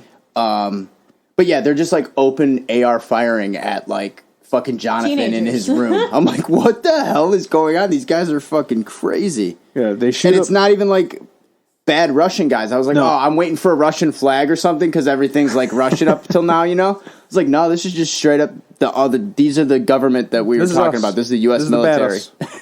So they shoot up the house. They fucking kill one of the guys that is there. There's 2 guys that are there. And they Mike and Jonathan and Will, they find a way out of the house. And beforehand, part of their plan was to get to Hawkins, was to call up the Surfer Boy Pizza because they knew Argyle was Argyle's the delivery So this driver. is how we get Argyle in the rest of this story, is that Argyle is the one that picks them up. Yep. They also save one of the agents one of the two agents. So the one that dies, and then they save one of them who is shot, and they get him in the back of the van. The one doesn't die. Yeah, the one doesn't die. No, but he's shot. No one dies. No, that's what I'm right. saying. Yeah. No one's dying. That's right. You just see the one agent Neither gets of hit. them are dead yet. One of them gets saved by 11 in the pizza van. The other one is like left behind to get taken by Interrogated. the government. Yes. Because he's just laying there like That's right. bleeding out. So Joyce and Murray, they get to Alaska, and they give the money to this guy named Yuri. And he is a fucking character. He's, again, we're going to talk about stereotypes. He's just your stereotypical, like, crazy Russian guy. Like, just He go is. He play reminds me of the a Russian psychic from Ru- Armageddon. That's what I'm saying. Yes, Yeah. it's like it's literally a movie that back in the day when they used to go like, we need a crazy Russian. Like this is who we got. Yeah. Yuri was that guy. So they give him the money to give to Hopper, or they give him the money to give to Enzo for the trade for Hopper. And during that time, Hopper is escaping from the prison. So he fucking breaks his hammer. He says he needs to go get a new hammer. He goes to the shed. He gets a new hammer, but he's trying to find a way out. He fucking has to take out one of the guards. He kills the there. one guard, and then the guard that's always been suspicious like the entire time walks in. They get in a huge fight, and then eventually the gun goes off, and now it's like all fucking. Yeah, no, the whole eyes time on you're the like, shed. oh shit! What? Don't let him shoot the gun. Yeah. Everyone's gonna know. And then so then Hopper decides, all right, well, I can just blow up this place with dynamite, and my foot that's almost detached from my body will be able to hold my 200-pound frame jumping off this place. Again, this is where it gets like that's the moment that like hurt me the most when he jumped off that roof right before it exploded. Yes. I was like, and he lands on his foot and just takes off running, and I was like, dude, Then he's you walking just through the showed fucking us like snow and bare feet. I was like, I He hope fucking gets to I was just like, man, snow blower, there or not a goes your snow blower. toes. Yeah. A snow. Well, and that's what what's it's called? funny too is when he like finally gets to the place, like all he does is like he puts a little blanket over his toes. I was like, dude, we're not going to address like- this at all. He's like, oh man, I thought for my sure toes he are was losing chilly. a foot. How the show goes and all that, I was like, he's going to get there and be like, damn, I'm going to have to chop a foot off or I something. got frostbite. Like, Yeah. No, it's just like, oh damn, my toes are a my little toes are chilly. nipply over Yeah. here, dude. Like what the fuck? But again, I'm picking it apart. But that's the foot thing that bothered me most in this whole show. That was the moment when he jumps off the roof. He gets to the safe house, like Tyler said, and he warms up his toesies. He literally. And then in the meantime, Joyce and Murray are drugged by Yuri. Yeah, because Yuri tells him like, "Hey, I gotta count the cash. Like, Yeah. have some coffee, chill out. It's gonna take a while. Like, because I don't trust anything. I have to make sure everything's counted." Yes. And you find, basically, And he drugs them. They're knocked out. he for the rest drugs of the them and episode. then calls Enzo, Yep. and basically is like, "Hey, Enzo, I can just take this money plus I turned you in, and I'm gonna deliver these Americans and just get paid like triple. Plus, I'm keeping the 40 grand. Like, you're an idiot." And so Enzo now like looks around him, and all the guards are closing in on Enzo, and you know, like it's up, like it's fucking. The plan has gone to absolute shit. Yep. And then you see Hopper, and like everything's starting to close in on the church and all that, and it's just like, oh, well, there goes Hopper getting out of Russia easily. Yep. Yeah, and again, Enzo's gone now, so his like friend guard in the prison is now fucking a traitor to his country. So he's in prison. It's a mess real quick because Yuri wants to be greedy. We jump over to Nancy and Robin, and Nancy and Robin are posing as students at a college so that they can meet Victor. Well, Creel. first, they also put Steve back where he's best in all of Stranger Things. The Okay. role is the babysitter. Yes. Steve They're- shines as Yes. always when he's left with the kids because it's just hilarious stuff. So yeah, they basically decide, hey, we're gonna fucking We gotta go- investigate Victor Yes. Creel because like that's the only lead we have. Steve, you got to stay with the kids like usual, and he's pissed, but they make him try to feel like he better about it because she's like, look, like this time, like Max is actually,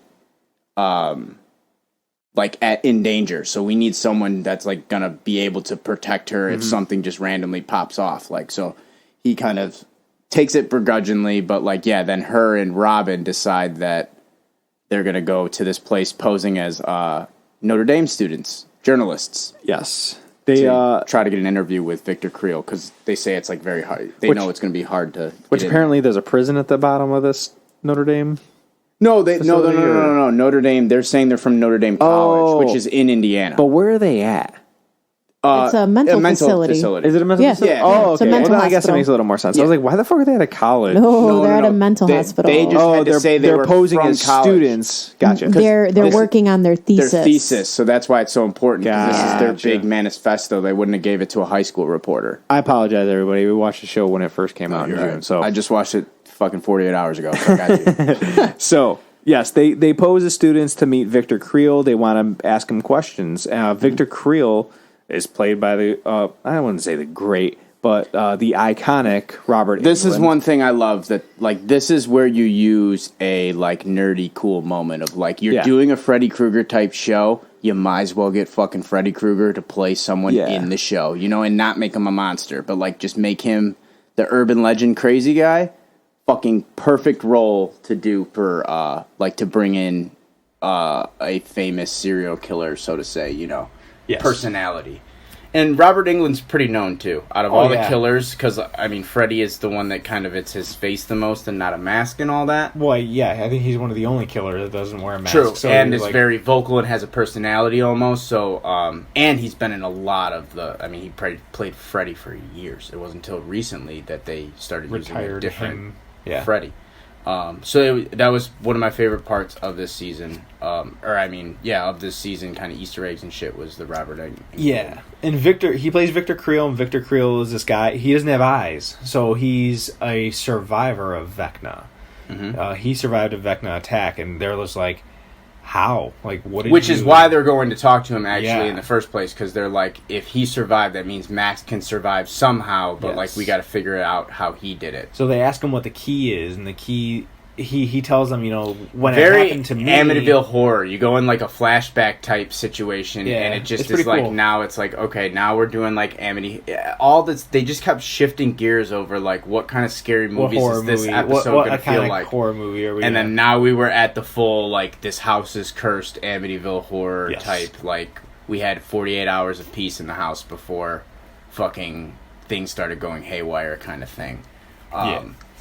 Yeah, and they start talking about the cure and everything, and we find out that the key is... It's basically music. Yes, music is the key. It can take you out of the trance. My thing that I had funny, like, he goes on this big thing about how he tried to kill himself after, because he was guilty, and they wouldn't let... The beast wouldn't let him, like, kill himself. Like, the bleeding stopped and all this, because that's why he's missing eyes, because when you see him, he has no eyes. And I just couldn't help but think, like, if you're going to try to kill yourself, slicing your eyeballs with razors probably not the most... It's gonna fucking hurt, dude. Yeah, probably not the most effective way to go about that and all that. So that was one choice, and I was like, well, that's a weird thing, but... I took it as he was trying to suffer, like, his... Yeah, I agree, but his big thing was, like, he's like, I wanted to take my life and I wanted to kill myself. Like, if spends a little bit like, too much time on the eyeballs? Yeah, like, if Vecna would have made him gouge out his eyeballs, that's a whole different story. He's like, I got to the eyes and I was like, fuck it, I can't do it, man. Yeah, I don't know. It was just a really weird... just a really weird way, like, to explain why he had to look scary with no eyes, where it could have just been, like, the fucking Vecna made me cut my own eyeballs out. Need some Visine. Is that shit around yet? Yeah, I don't know. But yeah, you find all that out. It's one of those things where you're like, okay, at least we're starting to, I guess, have a way to fight this thing, because music is a deterrent. Yeah. Once you're in the fucking Vecna grasp, or whatever you want to call it. Vecna trance. Yeah. So while babysitting, Steve is told by Max that he needs to drive her to Billy's grave. This is what she wants to do. If she's got one day left to live, because each of these people had the visions for 3 days. So this is her third day. So she says, well, I want to do what I want to do, and I want to go see Billy's grave. So he brings Max, Lucas, and Dustin to Billy's grave. And Max reads the letter to Billy, and she, in the middle of reading this letter, she has... her vision. Yeah, she gets, like, sucked into the trance. Yep, she's in the Vecna trance. And Vecna is kind of he's very scary. This is the first time we get to actually see him full out do his things. You know, with Chrissy, we didn't get to see. It was more under wraps, mysterious for Chrissy. Yeah, so we didn't get to see that much, and then we also didn't see much of Fred. We just heard Vecna's voice. Yeah, and we saw the nightmares starting to happen. Yeah, so with Max, we finally get to see Vecna full out. We finally get to hear him. We finally get to see the area that he brings her to in her mind of what is going on, and it's kind of this weird area of the Upside Down. It's like red. Yeah, it's red everywhere and like floating, floating fucking pieces out in the middle of nowhere of like houses and stuff. It's just like a wasteland. Yeah, and she's about to kill Max. She's like, it's your time, or time has come, or time to join us. Hovering, and she's starting to fucking. Yeah, her eyes are flipping into the back of her head. It's what happened to Chrissy. It's what happened to Fred. She's hovering, and her fucking legs are about to get broken. Her arms are about to get broken. She's about to die. And in that time, Steve does get to hear over the radio from Robin and Nancy that music is the key. Yeah, they basically figure it out. So just in time, they start looking through Max's fucking headphones, and they play the song that everyone. It's very overplayed, but I think Lucas is like, that's her favorite song. Yeah, put this on. Yeah. Yes. So they play Kate Bush's "Running Up the Hill," and it's a really cool scene because they're playing this music. And she's running for that. She kind of sees like a aura. A portal opens up, and she can see like the normal world, and her friend's kind of like sitting there. So she knows like you kind of see where the music coming from, so to say.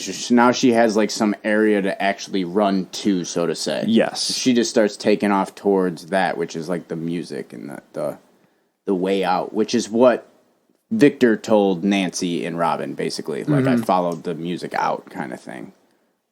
So yeah, she fucking follows the music and gets out and escapes Vecna's world and trance and all that shit. Yeah. So and that's how the episode pretty ends. much where the episode ends. Yeah. Yep. And then we switch to chapter 5. It's called the Nina Project. Yep. So Mike and Will have escaped, with that bodyguard or whoever he was, and he said, "You have to warn Owens, call Nina." And they find this guy's pen, and they call the number and its coordinates. And that's how their story goes. 11 is brought to an underground compound, and Brenner is there. Which the last time we saw Brenner, I believe, was season 1 when we think he died from a Demogorgon. Yeah. So you're just like, holy shit! Yeah. I mean, we knew he was coming from the trailer. Yeah, but to be Brenner's back in the world. Yes, he is. 11 thought he was gone, kind of thing. Like, yeah, it's very shocking to everyone involved. And Nina is not a person. Nina is a huge deprivation tank. Yeah, it's something that 11 can go into and do her fucking, I don't know, powers better. Yep. Yuri's flying to Russia, and he has Murray and Joyce, and he plans to sell them, like Tyler had said. But mid-flight, they escape. Yeah. And Yuri does some fucking karate. Murray does like karate. He's been talking about like 4 episodes in a row about how he's been training in karate. And then they have like the joke of like, well, it's against 15-year-olds. That corny children, shit. Yeah. The thing that got me about this was like, they cover multiple times like, yo, what's going to happen when we knock this dude out? Like, we don't have a pilot, which I get. And then they get in a fight and they knock him out. And it's like, what do we do? I still get that. Like, you got to figure it out. What blows my mind is they jump in the chairs and they just start flipping every switch they possibly can. And I was like, what a wild move. Like, even though it's like, oh, I don't know what I'm doing. Like, when you're trying to open doors or something, I understand just hitting a bunch of buttons. But when you're in an aircraft that's flying okay and steadily, and you're flying and you're just like, all right, I got to figure out how to fucking land this thing. Wild move to just start flipping every switch you can find. Because, I mean, you got to think that the plane was doing just fine without anybody flipping any switches. Correct. And now you're flipping switches. That's what I'm saying. So, wouldn't you just try to figure out, like, okay, how do I just start slowing down a little bit? We're going to figure out how to land. I feel like watching, I mean, again, granted, it's 2022 right now. It's 2022 right now, and I feel like, man, I couldn't take off a plane, but I feel like I could crash land a plane. Well, yeah, and the first thing I would do if it was in autopilot mode, damn near, the guy gets up to go take a piss and stands up and the plane's flying, and he's just like, yo, check things. I'm not going to start flipping every switch in the world. You just kind of let it go. So that was a moment that I was like, well, this is just a way to get them to crash. Like, yes, they do really crash land the plane. It was weird. They do crash land the plane, and this is the part where Hopper is caught. Hopper is caught, and he's brought to sell he's brought into a cell with the Russian guards, so his buddy Enzo. And they are like, oh shit, neither one of us, or he's like, oh, Hopper, you didn't make it. And Hopper's like, well, pissed, fuck, dude. Enzo. Yeah. Because that was the big thing. Hopper said multiple times, yo, can you trust this fucking Yuri dude? Are you for sure that this is going to be okay? And he knows that he didn't. And now he knows, too, at the same time, fuck.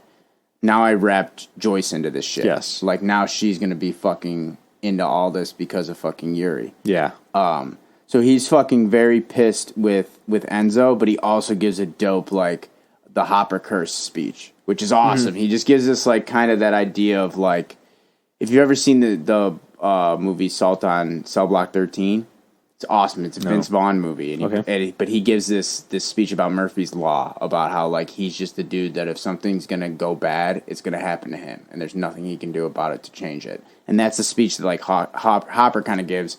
And it's cool because it's drawing a lot of parallels to, Vecna's curse that's going on. In this evil that no one can escape and all this thing's going on. And Hopper's sitting here talking about how, he's fucked up. And then we also learn in that moment of, he was in the war and he was in chemical warfare. And the reason why his kid died is because of him, because he basically, had kid that he passed on the cancer and all that shit from the chemicals he did. And so, you get this big moment of, all of the things Hopper regrets and his biggest, painful moments. He kind of opens up in the cell and it just breaks him. He's just, done. He knows, that was our shot. Now I fucked everything up. I'm just a curse. I'm a bad luck. Anyone that gets near me dies kind of vibe. Yes. In this episode, Max, then, she's drawing these pictures and this is actually a pretty cool part. When she puts the puzzle together, that was really cool. Nancy, when she folds things. What I don't like about this scene is her just sitting at the family table. No, so Max draws these pictures, and like you said, Nancy kind of folds all the pictures, and she puts them together, and it makes Victor Creel's house. Yeah, and they all know that because, like you had said, it's the town. They call it the murder house on whatever street it's on. Yes, they refer to it. It's the murder house on Mayor Grove or some shit like that. So what I don't like about this is that it was done already in the first season, where Joyce takes all these drawings of the mind flayer or whatever the hell it is and puts something together to find out of drawings. Right. And I'm like, right. Okay, I already saw this. Yeah. I already saw this stuff for Brothers. And it's cool, but in this, earlier in the scene too, they mentioned fucking Freddy Krueger. They straight up just say Freddy Krueger. They're like, maybe it's like Freddy Krueger where they're they sleeping do, and all yeah. that. And I was like, dude, these people have no shame. They're just dropping names, dude. So,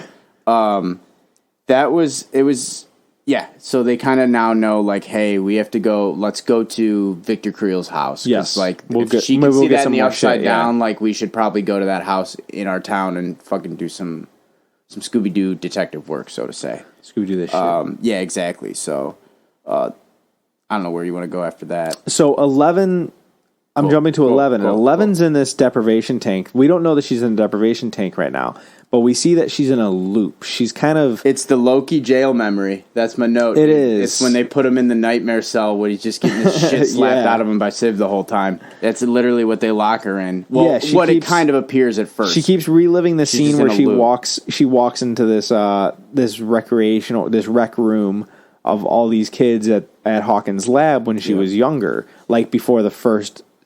during the first season or right before the first season. So she's young, and it's really cool the way that they do these, by the way. I was going to say, that's my note on this, too. They did it in a really, really cool version of telling backstory and past shit, but showing you, but using new, present-day 11 mixed with cuts of old-day 11 to make you realize it's just trippy. It makes you feel like you're like time traveling in a way, but you forget that she's just reliving memories, but really if you think about everything she's doing, the people around her are seeing her as a little girl, and like they just remind you of these things now and then, and you forget about it. So it's just every time it happens, it's trippy. Like all of a sudden, she'll look in the mirror, and it'll be little 11, and you're like, "Fuck, that's right." She's in a memory, and she's just like a little girl. Like that's how. It's cool. It's very creative. The way that they're doing it. I love the way that it was done. It can get a little confusing at times, but it's a cool spin on like telling of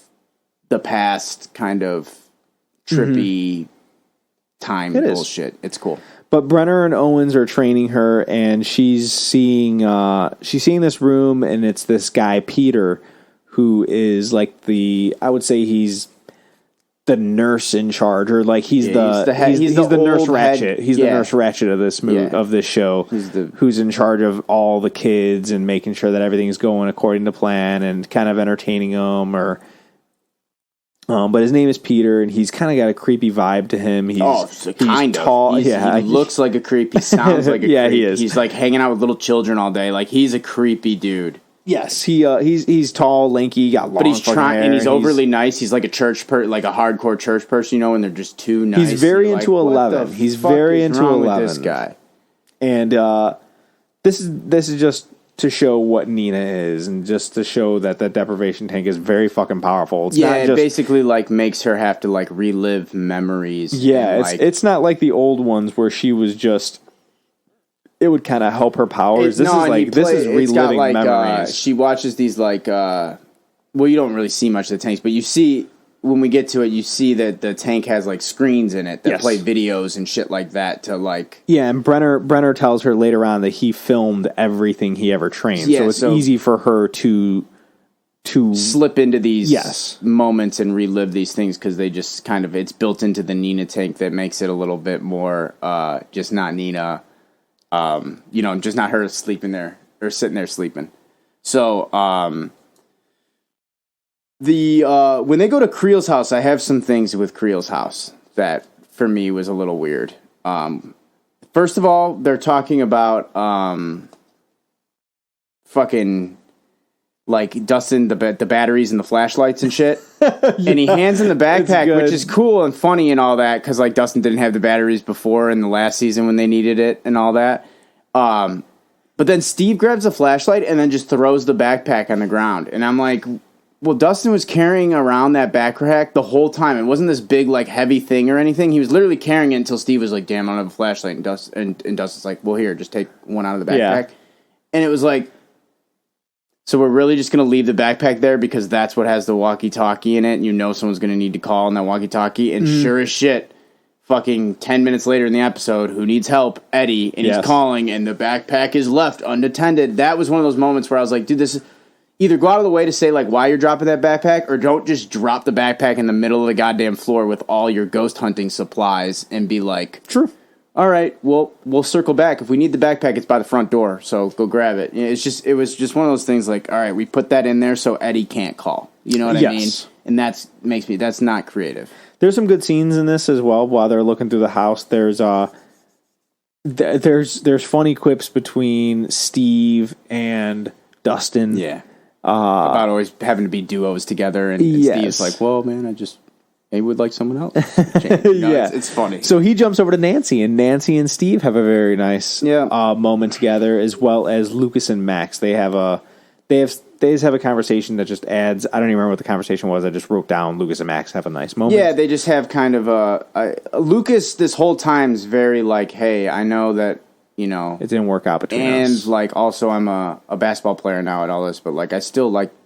I love all the boys and the friends and all that. Like, I'm not this totally changed person, even though everyone thinks I'm this cool kid now. I think this is the episode where he has that moment of, like, I'm sorry I wasn't there for you, but, like, I see you now. Was it? I think you're right. I think that's this conversation. I think you're right. Yeah. It was. I think you're totally right. So they have a nice little moment. They also have super cool, like, light signifying where Vecna is, like Will in Stranger Things. Like you start realizing, like, oh, you start seeing lights move in certain directions and stuff, and you're like, oh yeah, like as Will moves, the electricity flows. So like you start knowing like, oh, Vecna's just walking around this house. Yeah, like he's right here. He's right here, and then they even do an even cooler thing where they fucking turn the goddamn flashlights off, and they're like, yo, turn the flashlights off, and just we can follow him. And once one had the beam, they could just walk with it because it would turn their off flashlight on, and they just had like literally a moving beacon of exactly where. Because they do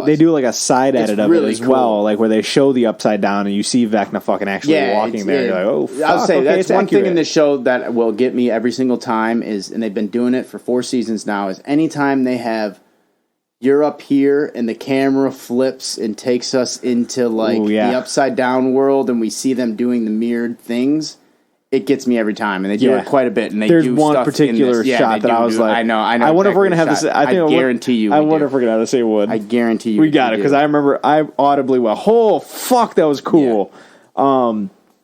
We jump over. We have Chrissy's funeral, and Jason's there, and he sees a photo of Lucas and Eddie, and it's the what is it? The Hellfire yearbook picture. club. Yes, so he realizes Lucas was in there, and that's why Lucas fucking bounced on them in the last episode, is because Lucas is with Eddie, and he wants his fucking revenge now. He wants to go after him. So they find Eddie's hideout. They find out where he's at, that he's at Reefer Rick's, and they go there. So fucking Eddie gets in a boat, and he's fucking going out. You know what got me on this one, man? What's that? Because they notice him because the boat's gone, right? And then he's out there, and they hear him paddling. If you're Eddie, why don't you just get in the water under the dock and hang out? You wouldn't drown.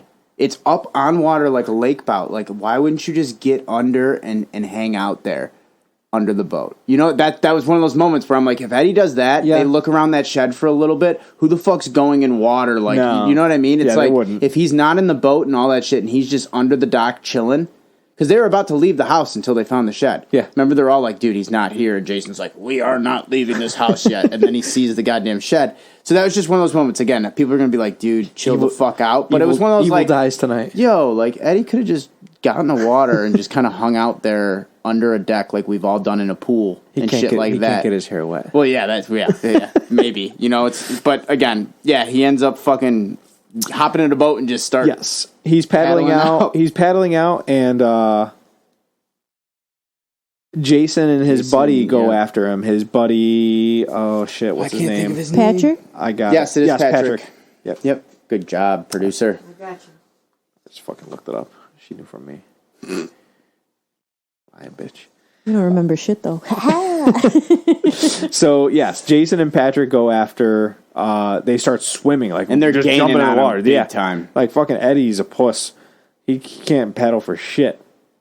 But in the middle of the water, the buddy Patrick fucking lifts out of the water. We forgot to mention that this Patrick has been having like every now and then he's been seeing like he's been hearing the clock or just seeing kind of weird things where he's also having visions as well too. Yes. It's not just the other people we've experienced. So yeah, so he fucking lifts out of the water just like Chrissy, just like Max, just like Fred did. Lifts right out of the water, and fucking Eddie sees this, and so does Jason. Yeah. So you're like, fuck, this is going to prove that fucking Eddie's... There's no way that Jason's going to be like, oh, well, fucking Eddie did this. No, he didn't do it. And then that's kind of how the episode ends. Yeah, it ends with this kid dying. He does die. The kid like just is in the air, and he starts snapping and then falls into the water in the episode. And you just see Jason and Eddie both witness this shit, and then the episode... it ends. It ends. And that's episode 5. So it was an alright episode. It was... Yeah, it's okay. Chapter 6 is called The Dive. And at the very start of this episode, we have Jason, and he's being questioned about his friend Patrick. And he tells the cops... You got to think this is the part where Jason's like, oh my gosh, like, I don't know what happened. He just fucking floated in midair. And he goes, Eddie worships Satan. He fucking... He's a vessel for the devil. That's what he says. Yeah. He hits him with an awesome line. He says, how do you expect to stop the devil if you don't think the devil's real? Yeah. That's an awesome line. Yeah. But the fact that, he doesn't think like, oh, shit, there's ghosts or this is possessed. But he's like, yo, Eddie is a Satanist. Eddie is a vessel for a demon that caused this to happen. He's like just digs in even deeper on the theory that Eddie's like this bad guy, and it's like, dude, what more proof did you need? But again, it's like it's just one of those crazy things. Like he just has it in his head. Like this dude plays D&D. He's a Satan worshiper. Like this guy is fucking killing my friends as sacrifices or whatever. It's really weird. It's like, Jason, dude, you fucking idiot.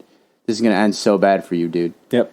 And he also, I think this is the part where he turns the whole town into the fucking mob. That's at the fucking they go to the town meeting because they have the cop says, "Hey, a kid died here. If you want, I'm investigating, but we're gonna have a town meeting at whatever to enforce the curfew." And at the town meeting, Jason shows up to do one of his fucking speeches again, and he does the same thing, but at the end, he just incites a whole fucking town, a town mob to go hunt this teenager down. Well, I guess he's not a teenager because he's like a super, super, super senior. But the thing that literally made me laugh out loud was he starts screaming how he convinces the entire town of grown-ass people that Eddie's a vessel of a demon that's possessing people. Yeah. And then he goes on to quote the Bible. And I laughed so hard, dude. When he started throwing out Bible quotes and all that shit, inciting this fucking this mob to like get fucking super angry and now go hunt some kid that they believe is a vessel for a demon, it made me laugh so hard. I was like, this shit just is insane, and it's Indiana for you, I guess, dude. I don't know. That's what's going on in Hawkins. I watched that and I was just like, holy shit, dude. The God quote made me laugh so hard, man. Yep. Definitely relates to our That's what I'm saying. Political shit of That's today. what I'm saying. You're It's like, just like one of those things where it's like you have a Confederate flag in your garage, so don't stupid, you? dude. Like people are so dumb. They are. So Brenner he's doing what we did in the last episode. He's just teaching 11.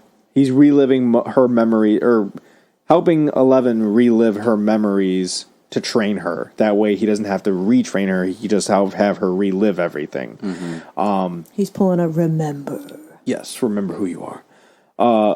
And Peter, the orderly guy, says that he knows who number 1 is. Yeah. And he also says, starts just fucking Brenner, stirring the pot, man. He's like, Brenner lies. He's like, Brenner lies. 11's head. Don't fucking believe Papa him. lies. Yes. Brenner, and there's this really cool scene where Brenner makes these fucking circles in this room, and he has these kids compete. So there's 11, there's number 2, there's 7 and shit like that, and just 2 whoops everyone's ass. Yeah, he's like the oldest kid. He's like a male teenager. And there's kids that look like they go all the way down to like fucking like 4 or 5 years old, and he's just whooping these kids' asses, throwing up against the wall, and it finally gets down to 11, and 11 fucking hands his ass to him. Yeah. She embarrasses him. Yeah, because he's the fucking head. Whoever won too got like an hour of playtime or whatever, an hour extra of playtime. So in the rainbow room. They're all competing for it. That's what it was, the rainbow room. She fucking embarrasses his ass. And then like they just have like a fucking super bully squad go after fucking 11, dude. Yeah. They're training a bunch damn, of dude. They borderline fucking kill her. Talk about bullies being a problem in high school. Imagine having superpower bullies. Like that fucking sucks, dude. So they beat the shit out of 11, and they say, you better not tell Brenner. And at this moment, I had a moment of like, well, now I know why she fucking killed everyone in this goddamn lab. Like, if they're all bullying her because she was a fucking asshole, or because she's like the weirdo, like behind, because like up to this point, like she had been struggling with her powers and shit too. That's what they were saying. Like she was like the weak one, and so it's like, oh well, this is why she snapped. She gets fucking jumped by psychotic super bullies. That's got to be terrible to go to school in. So yeah, it's weird. We jump over. So the last time we saw Mike and everybody, they got the coordinates from that phone call. Well, no, they didn't get the coordinates. They got the number, and when they call it, because we skipped this in the Nina Project, which is one thing I want to hit.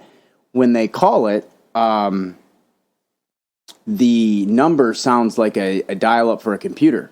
It's not a number. So they have to drive to Utah and they go to Susie's house because she's the one that has to be able to. She cracks the number to get them the coordinates of where they have to go. Gotcha. Okay, that's why they go. So it's we get our. I thought episode. they had the coordinates and they needed her to fucking narrow it down. No, okay, cool. She was the decoder. She's the one that gets Gotcha. them Okay. the actual longitude and longitude because all they have is the number, and they know that number is not leading to a phone line but a computer. So they need her to trace the computer. Yeah, so they get to Susie's house and she's got a weird fucking family. It's man. It really doesn't make any sense to me. It doesn't. It seems like it's supposed to be a wow factor, but it doesn't do anything. This episode for me is just like it's cheesy in general. The entire episode, there's some cool things. Again, a lot of the 11 shit's cool when she's tripping and all that. Yeah. But a lot of the other stuff is just super fucking over the top and super like just cheesy. Like all of the things that were going on in Susie's house. It's like supposed to be fun and kids and all that, but a lot of it's like, all right, this is a lot.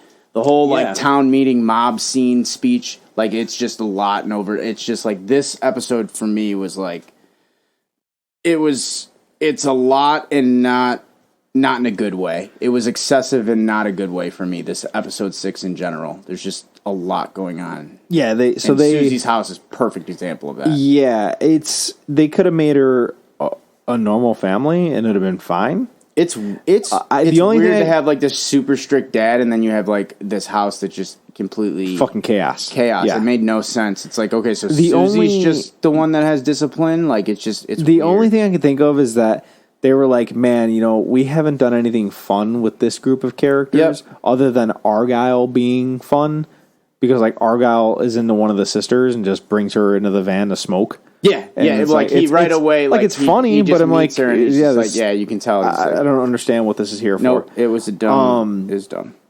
But they do. What's her name? Susie points out that these coordinates are in Nevada, so they have to go to Nevada. Yeah. Dustin and his crew have to get to the Skull Rock, and this is the last time we had seen them was when they were at Victor Creel's house. So they missed the call where Eddie needed help. So they get in touch with Eddie, and Eddie's like, yeah, meet me at Skull Rock. Yeah, he basically... So they got to get to Skull Rock, and they make a plan to go after Vecna because they know that he's in the attic when he attacks people. But they need to get to the Upside Down. How do they get to the Upside Down? They need to find these fucking gates. And they find out that the gates are at each death place. Which is cool. I'm cool with that.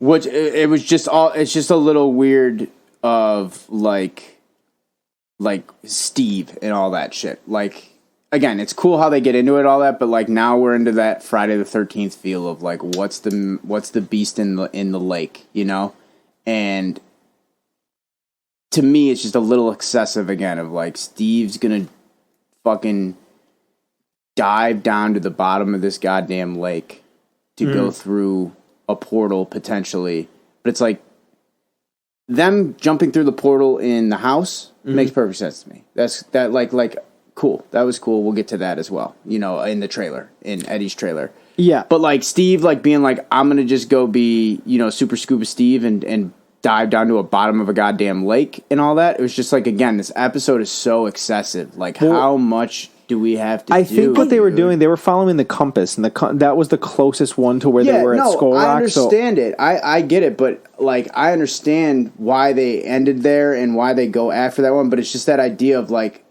do you know how hard it is to swim to the bottom of a goddamn lake? Like it's that whole idea of like, it's just this episode. Bro, you're not Steve Harrington. Yeah, well, exactly. And he makes a point of like, yo, I should be the only one to do this because I'm a captain of a swim team and all this. And then every single one of them who doesn't swim at all is able to do it as well. It's just but like by that point they have so adrenaline because they're like panicking. I'm just saying. Yeah, like in the situation. Just again, it's just this episode was so fucking bougie. We're gonna be like, yo, we're also gonna have a giant underwater fucking swim scene where we're all swimming and kids are like CIA. Well, this is at the end of the episode. I got a few more things to hit first. So Joyce and the crew, they're in Russia and they threaten to leave Yuri, and Yuri will die of the cold. So Yuri says he's going to help. So the plan is that Murray is going to pretend to be Yuri and walk in with Joyce as a prisoner as well as Yuri, but who he's going to be acting as Murray. Yeah. And it actually like works. Yes, and that's how they're going to get into the prison so that they can get to Hopper because they know Hopper's there. Yeah. Hopper's with a group of dudes and they're feeding him. They're feeding all these guys and they're like, fuck, they're prisoners. So they're like, holy shit, we get food. This is awesome. This is amazing. But Hopper knows that, it's like a Demogorgon cockfight. Yes, dude. The only reason why they're feeding us right now is to make us strong or make us fat, so that way whatever's going to eat us is going to have a good time eating us. And Hopper knows right away, like from the noises that have been made and all these myths that are going around the jail, that like, they got a fucking Demogorgon. Yeah. And by the way, I know exactly. I've already fought this fucking thing. Yep. You don't got a shot in hell, bro. Like he turns from like, I'm like Hopper the Demogorgon Slayer to like, yeah, that was a one-time thing. We're all fucked anyway, so just do what you got to do, kind of Hopper, very quickly.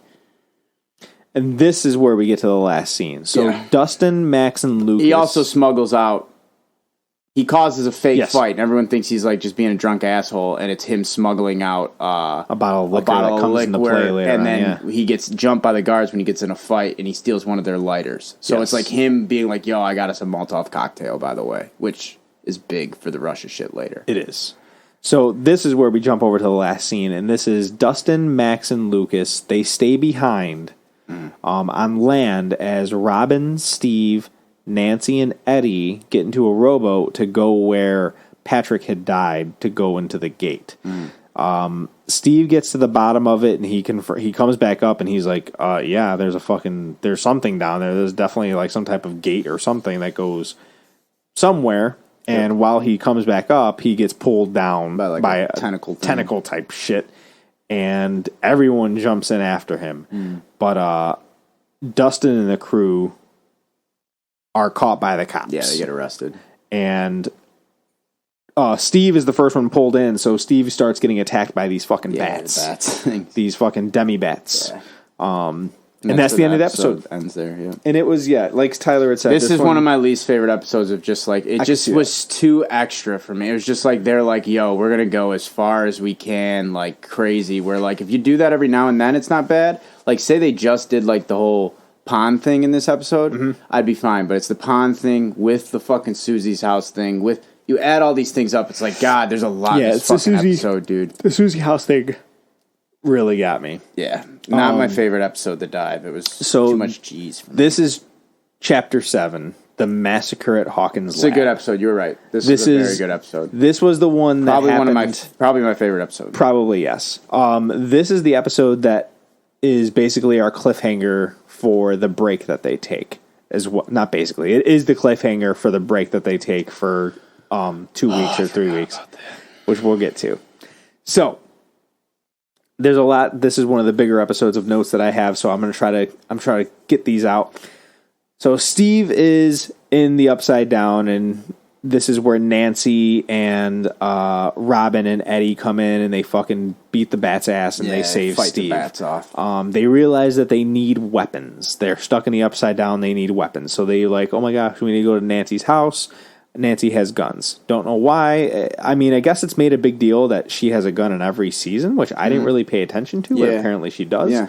But there's a very nice moment between Eddie and Steve that I love. Awesome. It's just like Breakfast Club vibes to the highest where extent. Eddie's like, I never thought that Steve Harrington, the ladies' man, would be as cool as you are. And it's not just because I'm seeing you right now, but it's because Dustin speaks so highly of you, and I never thought... And he's jealous, because he's like, I would like, like Dustin to kind of think of me. Like, you can tell, like, Eddie does not want to be the freak loser. Like, like he's also a good guy. Like, and he's kind of... It's a wonderful scene. Yeah, it's a good guy, because Steve's also kind of giving Eddie that, like, yo, sorry, I was a fucking prick, because you can tell that these two knew each other, and, like... I mean, Eddie's been in... High school for a while, and Steve was the most prom king. You know what I mean? So they've definitely had some butting at the head moments. So I have that down. It's a great heart to heart, like Breakfast Club. Like, hey, we have completely different backgrounds, but like we're just like we're kids trying to figure this shit out, dude. Like it's a great scene. So they get to Nancy's house and they go to look for a gun, but it's not there because the Upside Down. We learned the Upside Down takes place on the very first day that the gate was created. So the very first day. It's 2 years behind. Yes. So episode 1, when the gate was first opened, is where this episode, or where the Upside Down takes place in. And I thought that was a very interesting take that they went with.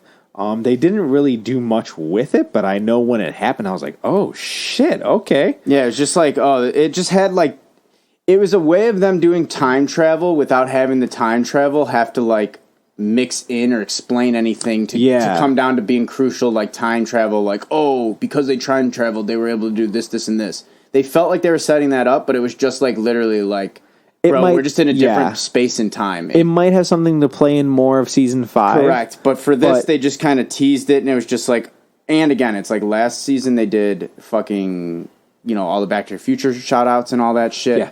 So, like, maybe this was just another, like, 80s movie time travel, like, you know what I mean? It's just those vibes. Like, it's interesting. Yeah.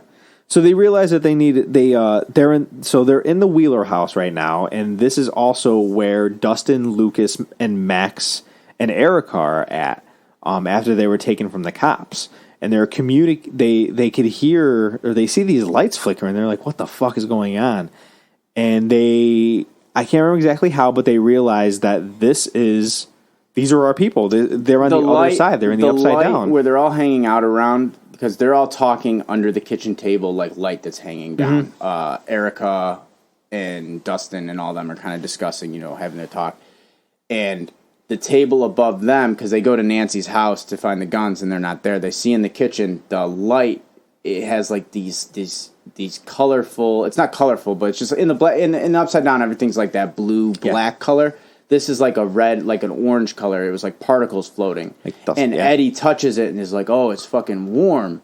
He's like, "It feels warm." So they all touch it, and that's how then they hear the voices and they realize like, "Oh, this is where like they could hear Dustin talking like to faintly, Erica, and when they would touch the thing, they could feel like the electricity and the light would move in the house. So they realize like, "Oh, if we fucking interact with this light, this is like how we can interact with people or whatever." It's the same way that Will was able to communicate with Joyce in the first season with the lights, with the Christmas lights. They just give you a visual thing to kind of explain it from the other side.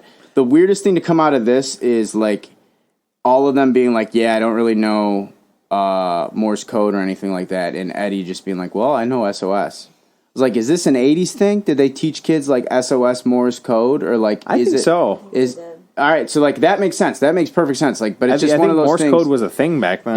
I was like, it's just one of those things that I was like, well, that's fucking convenient that Eddie just happened to know SOS. Like, yeah, that's probably the best thing in Morse code to know. So I just had a note. Didn't know if that was an '80s thing or not. Let us know. Yeah, I assumed it probably was. It's like when they have the fucking fight in season 3 over Coke, new Coke and old Coke, and all that. Like that's an '80s thing. So, yeah, It's interesting, but the communication's cool when they do the SOS because then Dustin sees it. Of course, Dustin sees it and is like, well, that's SOS, so that's got to be them. Yeah, I expect Dustin to know it. Then they fucking up the communication factor and they grab fucking the light bright. Yeah, which is really cool. It was cool because Nancy's able to draw or like spell things on the light bright and they make it out and. They have a funny moment where like Dustin yells at them like, "I fucking told you guys." I literally have that, and then nobody believes me. Fucking Steve goes, "God, this kid needs his ego checked," and Eddie goes, "It's his tone, right?" Hilarious. It's a bonding moment between them of, like you had said that Breakfast Club thing. Yep. Like they finally realize, we do have some things in common, and Dustin's one of them. Yeah, no, it's a cool little moment. This is also where. Dustin makes the point that he thinks Vecna's like the 5-star general. He's like, if the mind flare is the thing that's like we fought that was taking everything, Vecna's like that's the head lieutenant dude. Like, it's not the Demogorgons, we're foot soldiers. They kind of break down all these monsters over like who's who, and they think like, okay, Vecna is one of the key pieces to chopping the head off the beast kind of thing. So it was just a cool way to hear him like put that out there like, yo, Vecna may not be the ultimate supervillain, but like he's the 5-star general of this like army. If we can take him out, we probably have a shot at getting to the mind flare. Because they're always still worried about the mind flare, because they know that thing's still like out there, so to say. Yes. So they tell them that they need to get to one of Vecna's gates, and that's how they're gonna find them. Because they can't get back to Watergate because it's guarded. Yeah, because all the cops are there and all that. So they're like, oh shit, well, we can go to... Well, not just that, the bats are at the Watergate on the upside down side. Correct. On the upside down side, the bats are there, and on the human side, the cops have it all like guarded off. So they got to get to one of the other places. Correct. That's where we jump back to Hopper, and Hopper's, being fed, and so they're strong for the Demogorgon fight.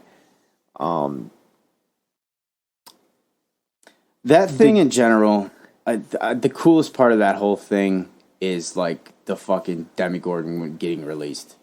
Yeah, that thing tears through like 6 dudes in the matter of 10 seconds, and it reminded me of just like an unhinged superhero. Like he's just slamming dudes into walls. Like the Demogorgon getting released is fucking awesome. It is. It's cool. It's a really cool, like, 10 seconds of the Demogorgon just going fucking It's ham. the last, like, 3 minutes of episode 1 of Invincible, and anybody who's watched that show will be like, yup. It's cool. It fucking annihilates everybody. And Hopper, this is where you're talking about the, he sneaks out the alcohol. You could tell everybody what he does with that. Yeah, so he fucking... He wraps it around his spear, and he lights the spear to make a flaming fucking spear to help fight against the Demogorgon, because he right away is like, yo, fire. These things don't like fire. Yeah. That's the one thing we know. So if we can get any kind of fire, like, this will help. And while this fight's going on, this is where Murray puts a gun to the general or whoever the hell he was. The warden of the prisons. Yeah. And he's like, let go of our friend or I'm going to kill you. And he's like, well, your friend's going to die anyway, so you might as well just kill me. There's nothing we can do about it. So they find a way to get to the doors right when like the flame's going out on Hopper's fucking spear, and behind that door is Joyce. Yes. And this is the time that Joyce and Hopper are reunited. This is the first time they get to see each other since the last time she saw each other, which Joyce Hopper thought that he died. Fucking throws the spear through the Demogorgon's fucking face too, which is pretty cool. Mm-hmm. It is. As the door's shutting.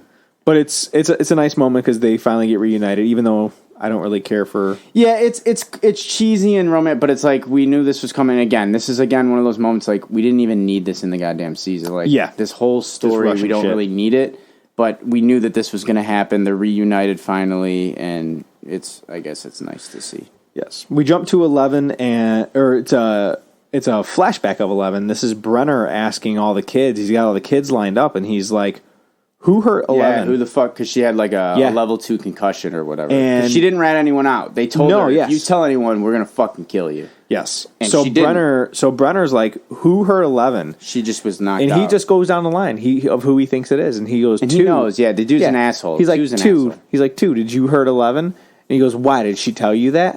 And he goes, well, that's not what I asked you. He puts the shock collar on him before he starts asking questions. Yes, he does. They have like this crazy, powerful shock collar that he puts on him and starts asking questions. And every time like he lies, he just starts fucking hitting him and cranking it up. Mm-hmm. And you can tell it's just like really fucks with these super powered like people. I don't know. But he keeps fucking shocking him, and you could see that 2 thinks that 11 told him. Yeah. Yes. So we jump ahead a tiny bit. And Peter is telling 11, like, hey, the kids are going to kill you, and Brenner's going to let them do it. So let's escape. Let's get the fuck out of here. This is also the moment I was like, this guy in his stupid, creepy face is just up to no good.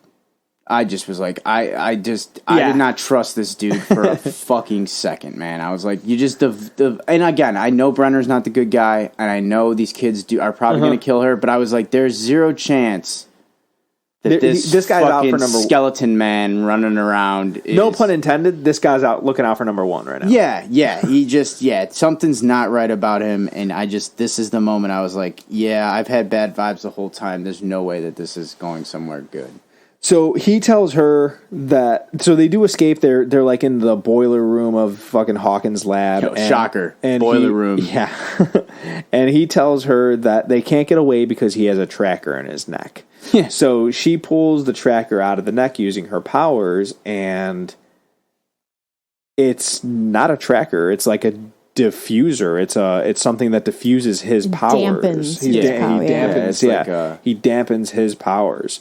But we don't know what he's capable yet, because we jump back to Eddie's trailer. And this is where Nancy and all of them find the gate at Eddie's trailer. One of my favorite shots in the series happened right here. Is that yours? It is. So they all they're all riding their bikes. When they're communicating through the light bright, they both at the same time, Dustin and all them decide we both have to get to other areas. So they leave, they sneak out while the cops are all talking and shit. They sneak out and hop on their bikes and take off. And Nancy and all them in the underground are like, yo, I know this is 2 years ago, but didn't you guys always have bikes? We can get to Eddie's on bikes. And they do the shot of it's all the normal Stranger kids, E.T. riding straight on. They're riding towards the camera, and the camera just rotates and flips, and then it's all the older kids riding their bikes in the same street in the upside down. Yeah. And it's just it's one of those shots where it's shot. This is the shots you do in Stranger Things because you've built this world of the upside down. This is why I'm watching Stranger Things. It's fantastic cinematography. Dude. It was wonderful, awesome. And they've done it a couple times this season, but this was the most clear. They have the same mission but different paths and different worlds. It was really awesome. Cool. It hits. I'm glad really, you really picked hard. that up because I did not write it down on my notes, but I know it's written down on my phone's notes. This shit will always play. It will always. It was play. real fucking cool. Mm-hmm. So that's when Nancy, Eddie, they go to Robin, Eddie's. and Steve they go to Eddie's trailer. And they look up at this fucking gate, and they see something in there, and they're like, "Oh shit, we're about to die right now." And it's just Dustin crew. This was actually pretty cool too. They just pop through, and it's really cool because they look up, but it's Dustin and everybody looking up as well. Dude, it's because it's upside down. Correct. They're in the upside down, so they see them in there, and they do this really cool thing where they fucking they tie their sheets together. It's something and that they makes zero sense, but since you've built this world, I instantly bought it. You know what I mean? That's what I love. When they explained how this thing could just hang in gravity almost because it's caught between these two worlds. It's one of those things this is so silly and stupid, but at the same time, yeah, why not? The fact they just suspend this fucking rope in hanging there because it's just being torn different ways from two worlds, gravities kind of thing. And then when they crawl through the one, they fall instantly on the other side. It's just a really cool, connecting the upside down and the human world without us, walking through a wall. We got to see how gravity plays into it. And it makes no sense, but at the same time, you're like, yep, I'll buy all that. It's fun. I like it. It makes sense. I'll buy it. Now, this is where a lot of my notes, because there's a lot of cutting in this end scene. So I'm just going to go at this right now, and we could talk about it after. So we see Nancy, or we see Steve, Robin, and Eddie, and they climb through. They're trying to get out. They're trying to get back to yes, they're climbing back Earth. to regular regular down. Yeah, regular world. Yeah. And Nancy's the last one to come in, and she gets right side up. Yes, and she gets pulled back into the upside down. And she's pulled into Victor Creel's house, and she's like, "What the fuck is going on?" Well, she's having this vision. That's what's super cool is you have an idea something's gonna happen because why is she the last one? But it's and it's her and Steve both talking hey, hey, see you on the other side. See you on the other side. That kind of bullshit. You're like, oh no, something's gonna happen. Yeah, I thought someone was gonna die right here. Yeah, I thought someone was gonna get tackled or swooped out or whatever. But the fact that it's fucking, it's set up. It's so Nancy gets pulled back. She goes into she's in Victor Creel's house, and you could see Victor Creel and his family, and you could see that Victor Creel's son, who his name is Henry, who he does mention when they go see him in the mental institute. He had a son Henry. But you see his son Henry right now, and this kid is fucked up. He's playing with spiders. He's just a weird kid. He's fucking killing a bunny. Yeah, he's killing rabbits and shit. And it's just, you're like, what the fuck is going on? While this scene is going on, it's intercut between, 11 was told by this guy Peter, hey, wait here in this closet. I'll be right back. Yeah, he's like their guards and shit are running around like, you'll be safe here. I'm going to go make sure the coast is clear, and then we're about to like leave. And she hears screaming and chaos. All this crazy shit. And this is the scene this is the scene that's happening in the very first episode. This is the very first season scene one. The very first scene of the very first episode of this, where that kid is hearing all the chaos. Oh, and yes, shit, yes. And from Brenner, the other, from it's Brenner's perspective. It's her perspective Correct. of this. I thought you meant how like scene. Stranger Things season 1 opens with 11 in the room. So this is her perspective. She hears all the screaming. She hears all the chaos, and she walks out. And she goes to the Rainbow Room, and she sees Peter fucking... he's killing everybody. He has killed everybody, and he kills 2 right in front of her. And she's like, oh, shit. And this guy, Peter's like, join me. And she's like, no, what the fuck? So they fight. They kind of put their hands up to each other. They fight telepathically. And 11's about to die. She's like right on the cusp. And she fucking... no pun intended, turns it up to 11, and she fucking... Yeah, because she has a vision of herself being born, and she hears, Jane, I love you, which, again, I get the mom thing saying I love you. Yeah. But, like, the whole, like, first memory of, like, her being born, like, in the hospital kind of thing and all that was just a weird choice. Well, Peter tells her that he has to use a memory that... it's almost like a Charles Xavier and Magneto type thing, where he says, maybe, not just memories of use anger. Your pain. Yes, it's not just memories of anger. It's also memories of, extreme happiness and sadness all colliding into one. And that's what she does. When she uses the one, which makes sense, like when she's a kid in the room playing and her mom gets taken away and all that all makes sense. Yeah. But the fact, like, you're going to sell me that, like, you're going to remember the first time you came out of womb and your mom said, I love you. I'm not saying she has this, but there is... She also has superpowers. I'm not saying she has this, but there is something... There is not a disease, but there's a percentage of people who do remember every moment of their life, and there are people that... 11's not like that. No, She's exactly. had no memory for fucking 3 seasons. Yes. So again, it's just one of those things. You could have picked a million different things, and we've seen a million different moments of her and her mom that, like, that's the one they picked. For me, was just a really weird choice. So 11 pins him up against the wall... And he starts disintegrating from the stomach. It's cool, but it's opening. Really what is happening is she's opening a gate. She's opening the very first gate because, like we had said earlier, the way that they kind of edit these flashback scenes is that you're seeing 11 as Millie Bobby Brown, but you're also seeing 11 in a reflection, and it's her as a child. So it's her from the very first season.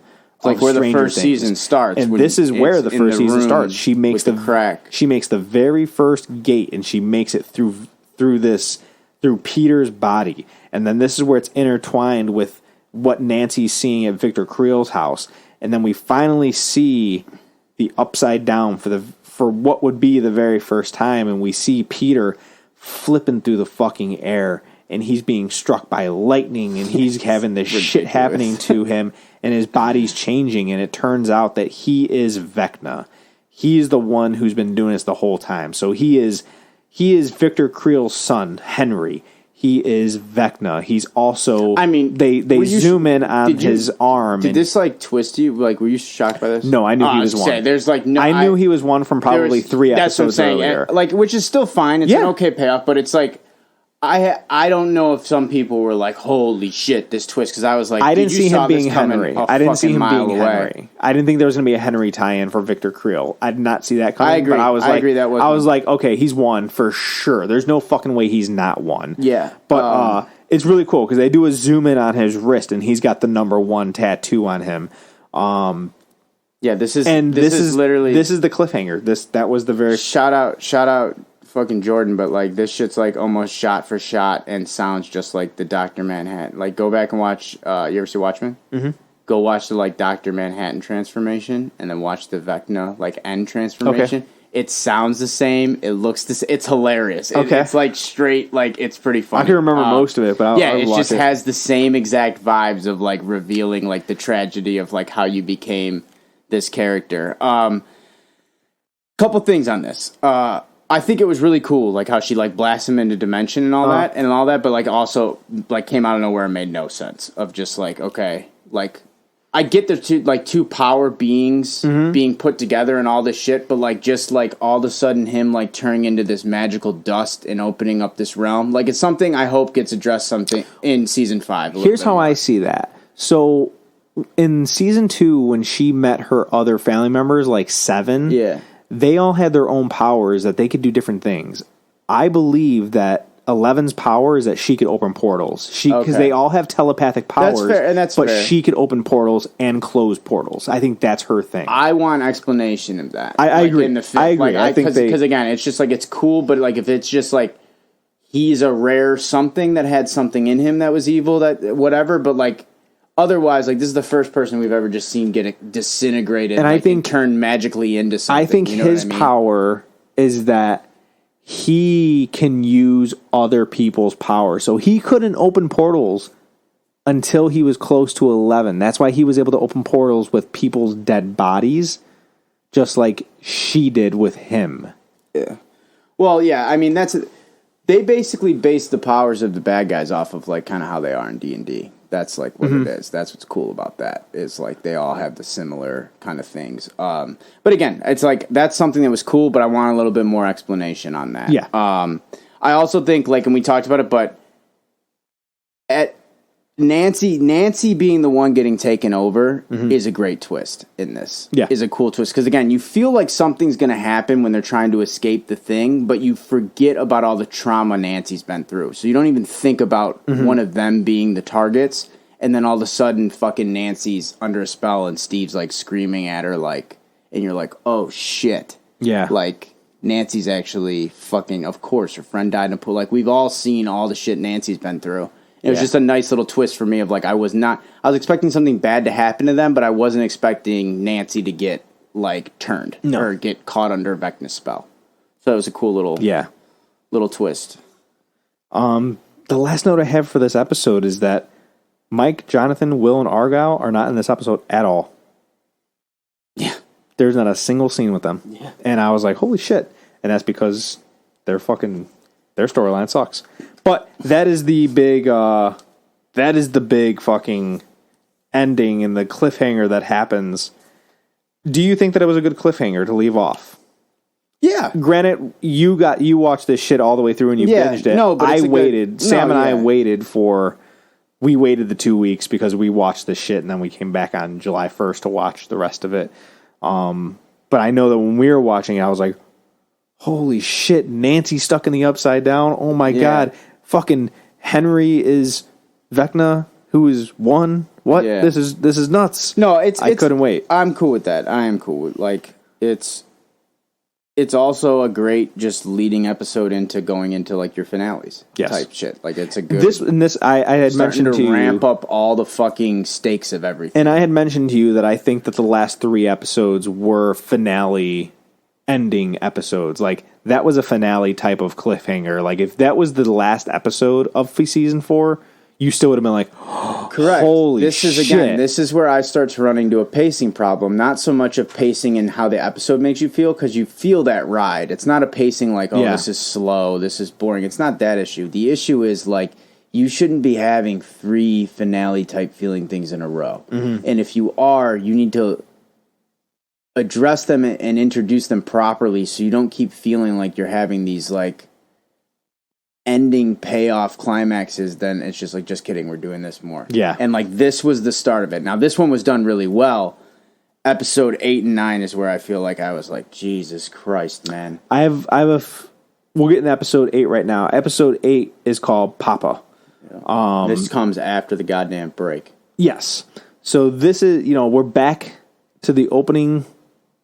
Which this is ridiculous. We're back in, did I miss a fucking note? No, I meant the whole idea of let's fucking wait for these episodes to come out. It's ridiculous. Yeah. This is the moment. This is the moment. There was only one thing that I agree. Like I was like, okay, whatever. I got to wait 2 weeks. That's fine. I know it bothered you a lot. we talked about this quite a bit. Incredibly. You can pull this. Game of Thrones did this. You can pull this if it's your final season. If you're ending the series, you can give me a break mid-season and then come back with an hour and a half and then a 2.5 hour finale. but you better end this goddamn series. To take a break mid-season and then come back with this grand fucking 5 hours of finale almost, with split in between 2 episodes, and it just to be another season leading into the next season is fucking crazy. That's a pacing problem. That's you wanting to cram a bunch of shit into something and be like, well, I got to cover this, I got to cover that, and cover that. And at the same time, though, you're shooting TV, man. Like, yeah, they're movies, but at the end of the day, and fucking, what's his face that does The Boys? He just spoke out about all this, about how directors are getting crazy with this, like, they shoot TV like it's a 10-hour movie, and you need to shoot TV still like it's TV. You have an hour to tell that story and make that episode mean something. Yeah. Not just be a fucking blowjob, essentially, to get you prepped for the next thing. Mm-hmm. And that's with this break. Again, I think it's Netflix playing a bunch of shady shit with subscriptions. That was the one thing that you said, and I was like, that's oh, fuck, I didn't even think about that. But it is shady. That was the one thing. Also, we know now we're starting to see that they were running like behind on VFX stuff. So there was time issues with things weren't actually done VFX-wise. That's one I can buy some time for, whatever. That's fine. But all of this is poor execution of whatever your final thing was supposed to be, because it's just it just looks shady either from a Netflix point, your VFX weren't done when they were supposed to be, or you wrote a story where now you have to kind of break this up and all that because you can't properly make it all fit in that thing. So it's just all those things together was just, this shit fucking pissed me off. And then when I realized, holy shit, this isn't the finale of the series, but the finale of this season, I was like, oh my God, like this just is a bad look. That was the one thing I brought up to Sam that you said, like, subscribers, like, can you imagine being like, oh man, I'm going to be that guy who gets the fucking free subscription for the week and I'm going to binge watch this fucking Stranger Things. And they like, go, oh, psych, you want to see the now last I got to fucking watch the jackass? last 2. Now I got to fucking subscribe. Like, you're a fucking piece of shit, Netflix, man. It's again, so like that shit, that's where the true tell of the pacing problem came in. And then they give you fucking almost 2 movies to watch as episodes. It's like, God damn, guys. Like, this is getting a little ridiculous. Again, if someone's going to let me do this, I'd do it in a heartbeat. I don't hate the Duffer Brothers. I love I think they're doing incredible stuff.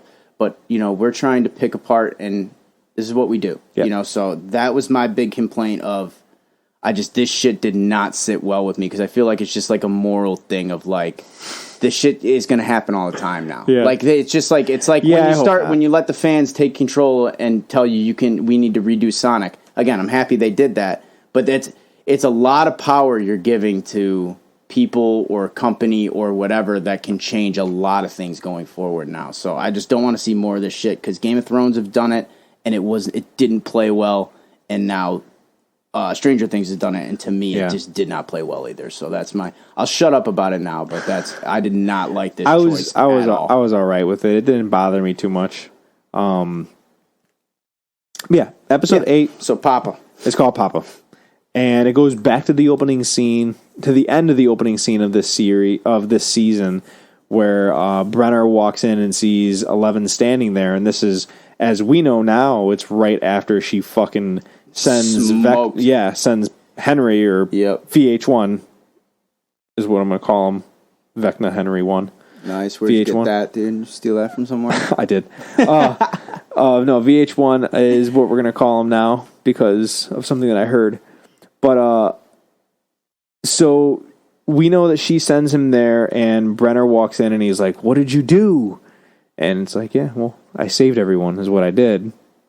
We jump back to Nancy, and she's in the trance, and she sees that Brenner is giving Henry the one tattoo. Yeah. Which is pretty cool.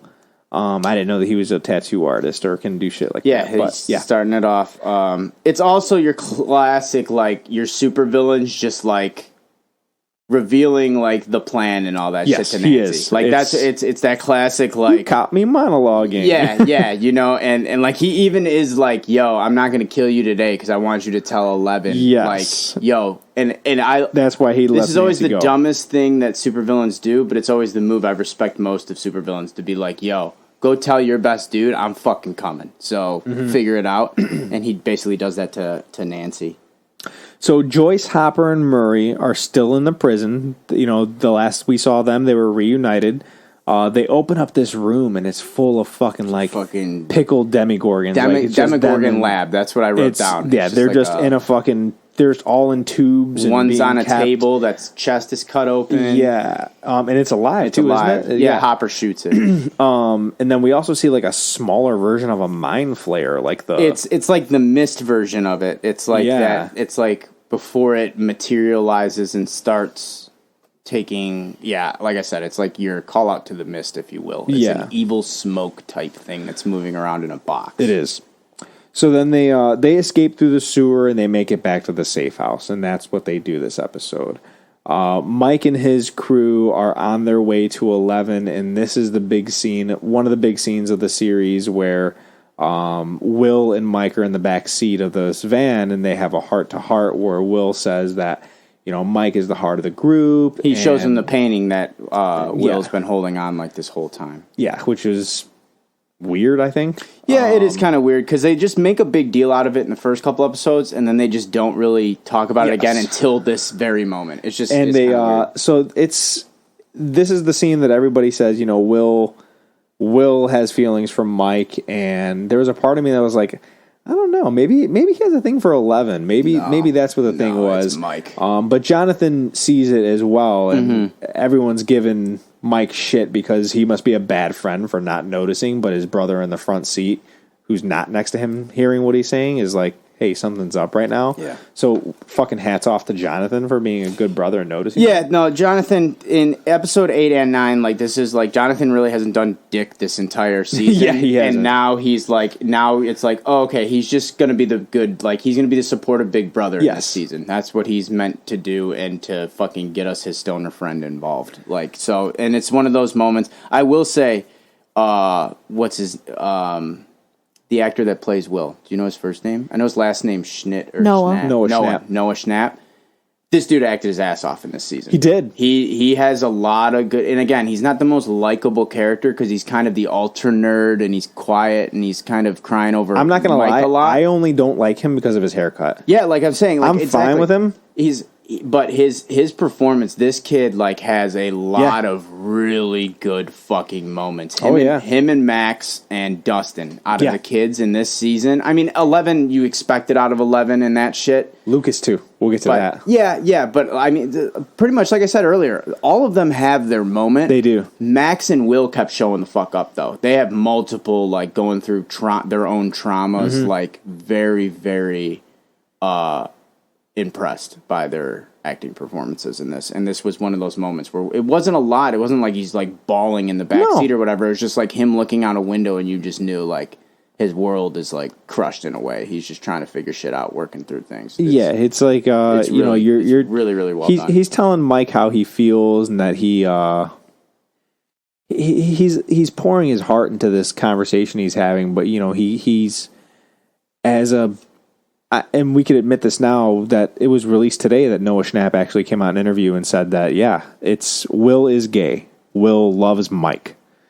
And, you know, to be a kid in the 80s, admitting that you're gay, I could see that was a big issue. So because it's even a huge thing with Robin in season 3. Yeah, it is. Tell Steve, you know what I mean? And it's one thing that... It's one thing for Robin to tell a guy she kind of barely knows, but it's another thing for to tell your best friend, like, "Hey, I love you." You're in love with your best friend, exactly. Yeah. Not only are you saying he's gay, he's like got to worried about like, damn, is Mike gonna know that like I'm in love with him? Yes, you know. So, and it's not like they had that conversation or anything. No, they keep it to themselves. But you can just tell Jonathan picks up like, oh fuck, like there's some deep shit going on with Will. This isn't just like he's worried that Hawkins is in trouble. Like this dude's got like something on his deep mind. I'm anxious to see how that's going to go in the next season because this is all we get of this of any kind of this conversation. Other than when they're making pizzas, they have a good conversation. Yes, they do.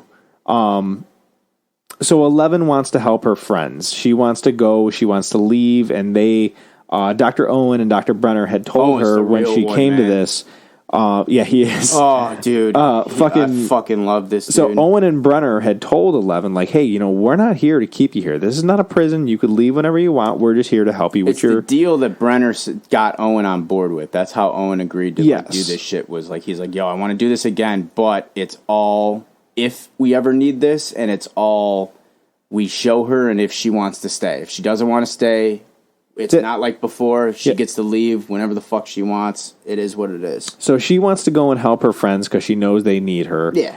And Owen is on board. He's like, fuck yeah, let's go. Because he knows they need her too. He's the one that's been recruited the whole time that's like, yo, there's no shot without you. So we have to... And while she's training and trying to learn all these abilities and shit to get it back, Owen's the one that's like... Bro, we need to fucking step the pace up because, like, time's running out. Like, we need to really get there. Like, she's going to be the one to help. So you can tell, like, Owen's totally behind her and Brenner's the one that's like... Yes, Brenner's like, she's not ready. So, 11 picks fucking Nina up. She picks up the tank. Yeah, it's pretty dope. And just to try to demonstrate, like, hey, look, I'm fucking strong. I'm ready. Let me fucking... Excuse me. She's like, let me fucking go. I'm ready training, to do this. so to say, like their Nina project worked. It restored her abilities. So she wants to leave, and Brenner's like, okay, and then just fucking bam, sticks a syringe in her neck and fucking drugs her. And you're like, God damn, you motherfucker! Yeah. You're like, you are the true monster of this story, Brenner. So at that moment, the military, the fucking people who shot up Will's house, bust in down here. And they just start shooting everybody. Everybody in this fucking compound is getting taken out. So now Brenner's like, fuck. I forgot to mention that after Brenner had drugged 11, he put that condenser collar on her so she couldn't do it and use any of her powers. And they take Owen away. Owen gets taken away. But 11 finds a way to get out. She gets out without her powers. And when she gets to the top, like the ground level... Brenner catches up with her and he tries to I can't really remember if he tries to lead her away or tries to help her out. Yeah, he's carrying her because she's knocked out. She gets knocked out and he's carrying her and running and that's when he gets fucking sniped. And then when she hits the ground, she like comes to and sees him fucking like dead. Yeah. So she because it's the helicopter, the sniper in the helicopter. And he's dying. And she fucking puts her hand up with this condenser collar on still and fucking takes the helicopter out. And you're like, oh, shit. Yeah. 11's fucking strong. Yeah, but also the condenser collar's not on at this point. Yeah, it is. No. Yeah. No, the trigger's not holding down. He's got to hold that trigger to get that thing on for the zap to hit. I know, but it still takes the powers away, doesn't it? While he's dying, he clicks his remote or some shit. Yeah, but that releases it. Releases but it she off takes. of her. Yeah, but is it made to dampen her powers though too? Right? It's only when they hit him though, because that's when the kid got affected. Like the collar on them doesn't really hurt, but like as soon as he hits that button, that shot gets administered and they can't use their powers. Yeah. It scrambles their brain. It's not on. She just has the collar on. She just can't get it off. She's trying to get it off, can't get it off. And then he hits the button and it falls off. Yeah, but I thought it was made so that she couldn't use her powers. Because why would he want her to be able to use her powers in her room? She'd be able to escape, right? If he what's the point of him putting it on there? True. True. I thought it was a power condenser. It is because she tries to escape and she can't use her powers. That's right. She tries to escape. She can't do it. He hits her. She gets he hits her with the pulse when she tries to do the power, and it shuts it down. So that's what I'm saying. I think it's a fucking. I think it's a. Yeah, watch the end of the episode. It's gonna. But yeah, I think that was a big moment because she's not supposed to be able to use her powers with that, and she takes the fucking helicopter out, and I was like, oh shit, she can still use her power. She must be that strong that she's able to use her powers with the fucking. Yeah, I didn't read that at all. Like that. But I don't know. Yeah, I don't know. Could very much. But in the end of that, she does. It's cool. She just fucking smokes the helicopter and also throws it into all the other cars. So like the army now has no way of following her because she's ruined all their transport. Like. So pretty cool. And this is where Brenner does die. It tries to give his like redeeming bullshit, and I don't feel bad at all. No, when he dies, I'm like, fuck that guy. Even because in his last words, he's like trying to get like 11 to admit that she's okay with what happened. And he like puts his arm out, or she puts her hand. Yeah, he puts his hand out to her. Tell me that you'll do something or whatever. Yeah. And she's like, she doesn't say it. Yeah, she basically refuses to like give him the satisfaction, like that everything that all the crazy horrible shit he did was okay, basically. And she's like, no, you're kind of a fucking piece of shit. Yep. And then he just fucking bleeds out. Yeah, I didn't care. No, it's good. I'm going to use air quotes on this. I don't think he's dead. By the way, she does still have the collar on when she's fucking with the helicopter. So that's the point. I'm the not conversation sure. is like, I don't know if it's a power condenser. I took it as it was a collared version of what was in Henry's neck. That she can't use her powers when she has. And I took it on the same thing, but only when he fucking was when he hit the button and like it turned on. Like. All right. But again, I'm sure there's fucking forums about this. Give it a week or so, and right now there's already forums about this shit. Probably. So yeah, she. Either way, she's free of it now. He ends up releasing it. She's off. He does right before he dies, and she's kind of laying. She's kind of laying there, right? Like she's fucking out of it. She's for the most part, yeah. And that's when fucking Mike and all them, Mike Argyle. Mike Argyle, Will, and Jonathan all show up, and they pick her up in the van, right when the fucking the SWAT crew come up to the ground level, and they're like, "Fuck!" And all their vehicles and shit are like dead, so they can't do anything about it, and they're gone. So, and this time in Hawkins, the crew is all brought up to speed by Nancy of like, hey, this is what Vecna plans on doing. And once he gets 4 gates open, it's going to open one giant gate and it's going to let in his entire fucking upside down army. Basically like open, like fucking like merges the world. Collides, bullshit. So this is what's going to happen. We need to fucking stop him. We need and weapons. Max is like, well, I'll be the bait. We know that he needs one more gate, and I'm that last gate that needs to be opened. So, let's use me as bait. Let's go get some fucking weapons. So they go to like Weapon World or whatever the fuck like it's an called. outdoor store which or some shit is like funny that. because they talk about getting grenades and all that, which you probably still can go get legally grenades in Indiana today. I bet you. I mean, kids can get guns to fucking shoot people at parades in Illinois, so I can't see why they can't do it. No, that's what I'm saying. You see, Indiana, they have like no gun laws there, so I bet they still have grenade access in Indiana. Which I thought, I mean, this kid was July 1st, so I mean, the shooting in July 4th didn't happen yet in Illinois, for some people who don't know.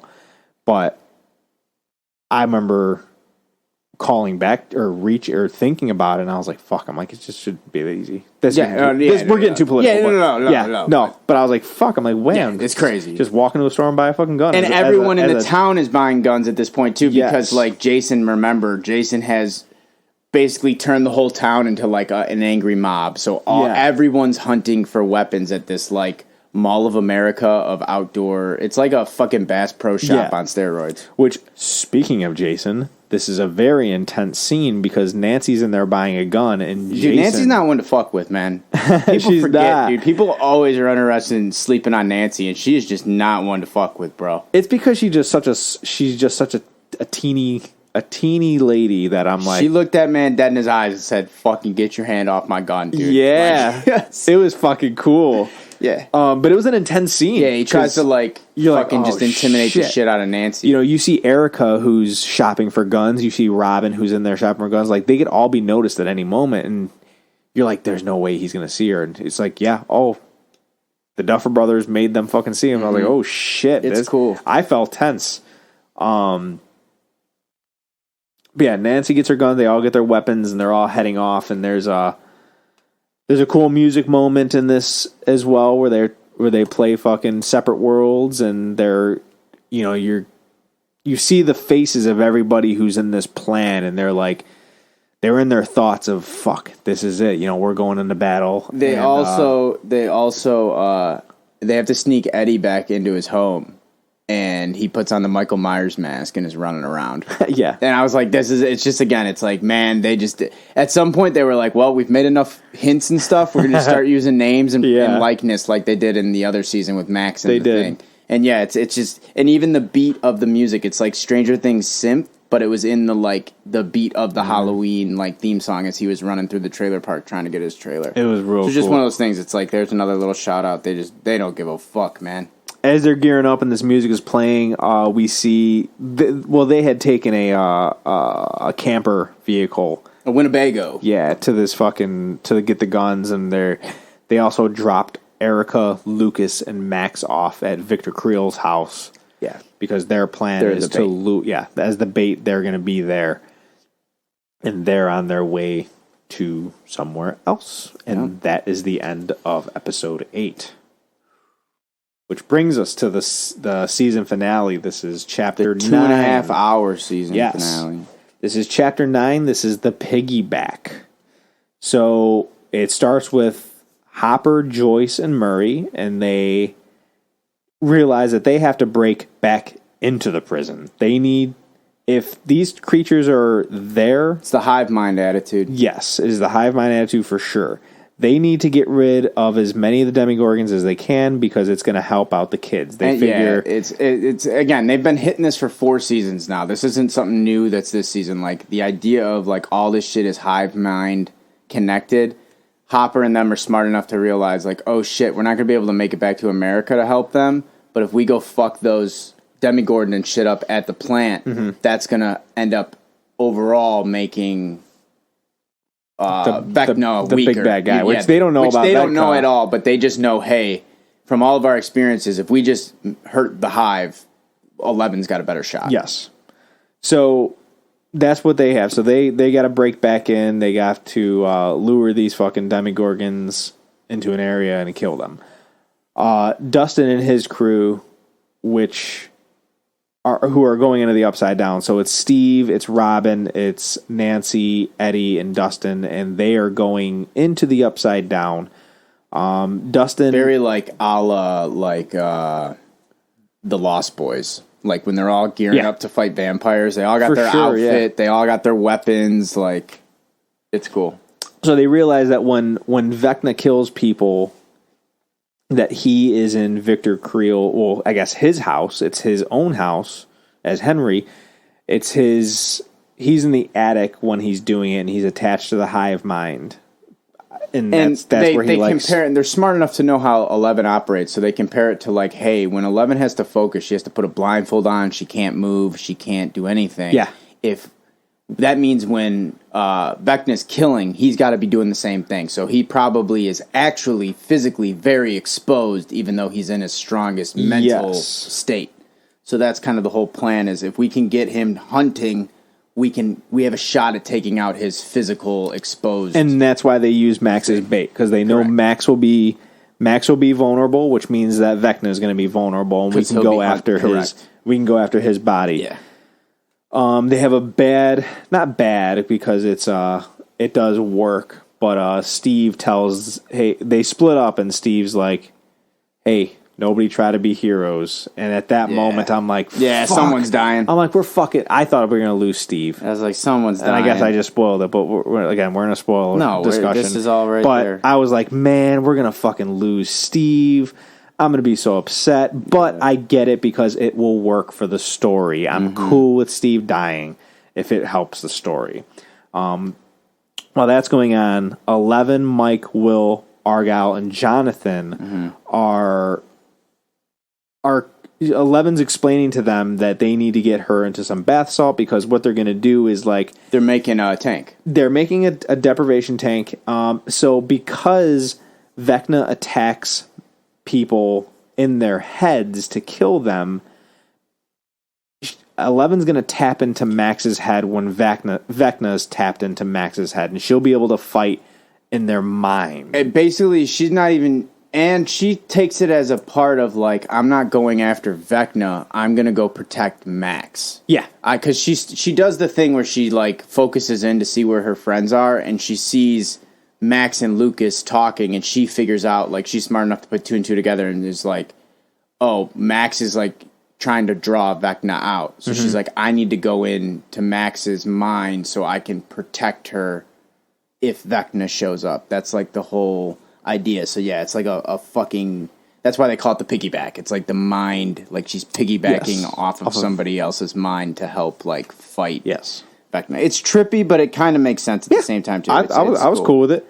To do it though, you get an awesome fucking scene between Argyle and the residential surfer pizza guy. Yes, because they're in Nevada still. They're in Nevada. They so can't make their way to Hawkins, so that's why they have to do this piggyback. So they have to do it here, and they're like, how do we get that much salt? And basically, Argyle's like, bro, like, we got so much salt at the pizza place. Yeah. And you go in to see like a twin Argyle who's the same Nevada version. It's the Nevada version of Argyle, and it's just these stoners negotiating if they can use like the restaurant. He's like, "Oh, I'm not here for your delicious pies, man." Like it's hilarious. Yeah, dude. And they give the guy a joint, and he just lets them do whatever they want. And it was a good scene for Argyle to just be like that. The two stoners talking was hilarious to me. It was. So they do get the okay to use this, which is also where we get the Will and Jonathan moment we talked about before coming out. Yes. Yeah. So Lucas, Erica, and Max are all walking through the house. They're trying to find Vecna by using their flashlights or using their lanterns and see when it's glowing. Mm-hmm. At this point, I want to say it might be confusing to hear us talking about this because technically there's two Vecnas. There's one that's in the Upside Down, and then there's one that's in Max's mind. Yeah. So we're going to try to be clear about that when we're talking about it. So Jason's practicing shooting. He's shooting his fucking gun, and he gets word from one of his buddies that they saw Lucas go into the Creole house. Yeah, no, he saw Erica. Oh, so Erica. They saw okay. Erica, the one like town guy that starts the fucking riot. That's like, did you hear the kid? He's out walking his fucking dog and sees Erica run from the mansion into the playground across the street. And that's where she's doing the like signs to Lucas to be in the spot for phase 1. Yes. So he sees her run to the thing, and then that's when he alerts this group of teenagers, hey, I just saw a little girl run out of the murder house. Think about it. And so, yeah, they all go down to Jason and the crew roll up to the house to look for Erica. That's right. And then they see the door cracked, so they go in the house. Eddie and Dustin are fortifying... Phase 3, dude. Are fortifying the trailer.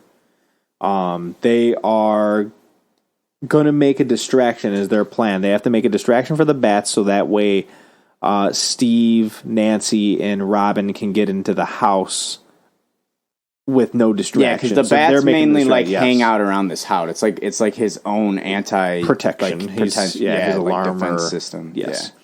Yeah. One of the things that's funny about this that somebody pointed out, they're like, how the hell did they get the fucking power into the Upside Down for the... Hey, they say everything's there. They say everything's there, so maybe there's power there. I don't know. I mean, there's lightning everywhere. But this is the scene that's in the trailer where we get to see Eddie playing a guitar. Yeah, dope. And it's phase 3. There's been so much speculation beforehand of like, what the fuck is he going to play? Because we get the video of him playing guitar. We're like, what the fuck is he going to play? For me, this song did not hit very well because I'm not a big Metallica fan, but he plays Metallica, and the song is called Master of Puppets. Yeah. And it feels Eddie. It feels like an Eddie song. Yeah. And all that. You know what I mean? It's a cool scene. The fucking... It's dope. It's awesome. Because the bats from the house hear it, and they start coming towards... He's basically just playing a... And technically, Vecna is the master of puppets / dead bodies. So. Correct. That's 100% also, like, if you listen to the words, it's just, it's like explaining, like, what Vecna kind of does. Oh, I haven't even read it, so cool. Yeah, so if you won't go and listen to the song, it's, like, talking about, like, a being of controller of men type dope shit. So yeah, cool. It's that, and I guarantee one of the Duffer Brothers it's like one of his favorite songs. He's like, I'm gonna get this fucking Metallica song in there sometime. But Eddie really learned how to play that. The actor, he was really playing guitar for a lot of that. Mm-hmm. I saw one of the clips of him doing it or practicing it. It was pretty cool. Yeah. So the fucking bats are getting closer, and Dustin's like, all right, we gotta go. So they close all the doors, they get inside the trailer, and they start running back to the right side up world.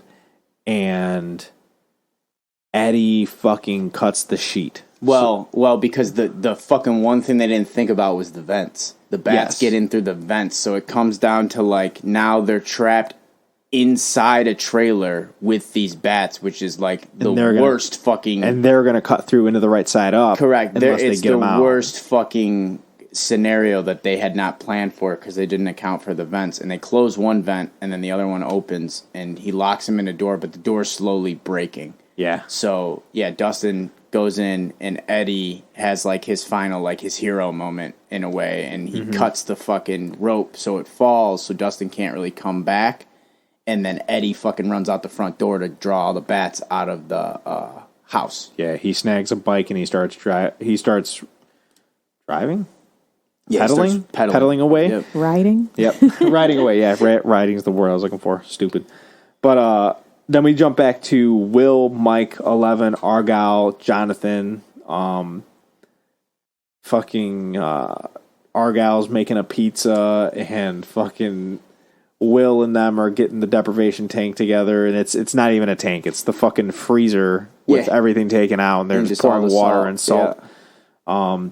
And this is where we get that great moment that you were talking about between Jonathan and Will, and it's beautiful because he basically addresses the fact that he but he saw Will talking to Mike, and he never come out and say it because they don't say it in the show that Will is gay, but he says, "Hey man, if you're different, it's fucking cool. Yeah, and I'm here for you." And he gives him the whole like, "Bro, we used to talk like whatever you need to talk about, like you can come talk to me." Yeah, like whatever it is, we'll get through it. Like just so you know that. Like, and they have that very like heart moment where they both kind of break down, but they're not like sharing anything. They both just are at an understanding that like their brothership has never been better. Kind of bullshit. In a season where Jonathan pretty much sucks. This does nothing. Yeah, he was in this season for this moment. Yeah, pretty much. This is that moment.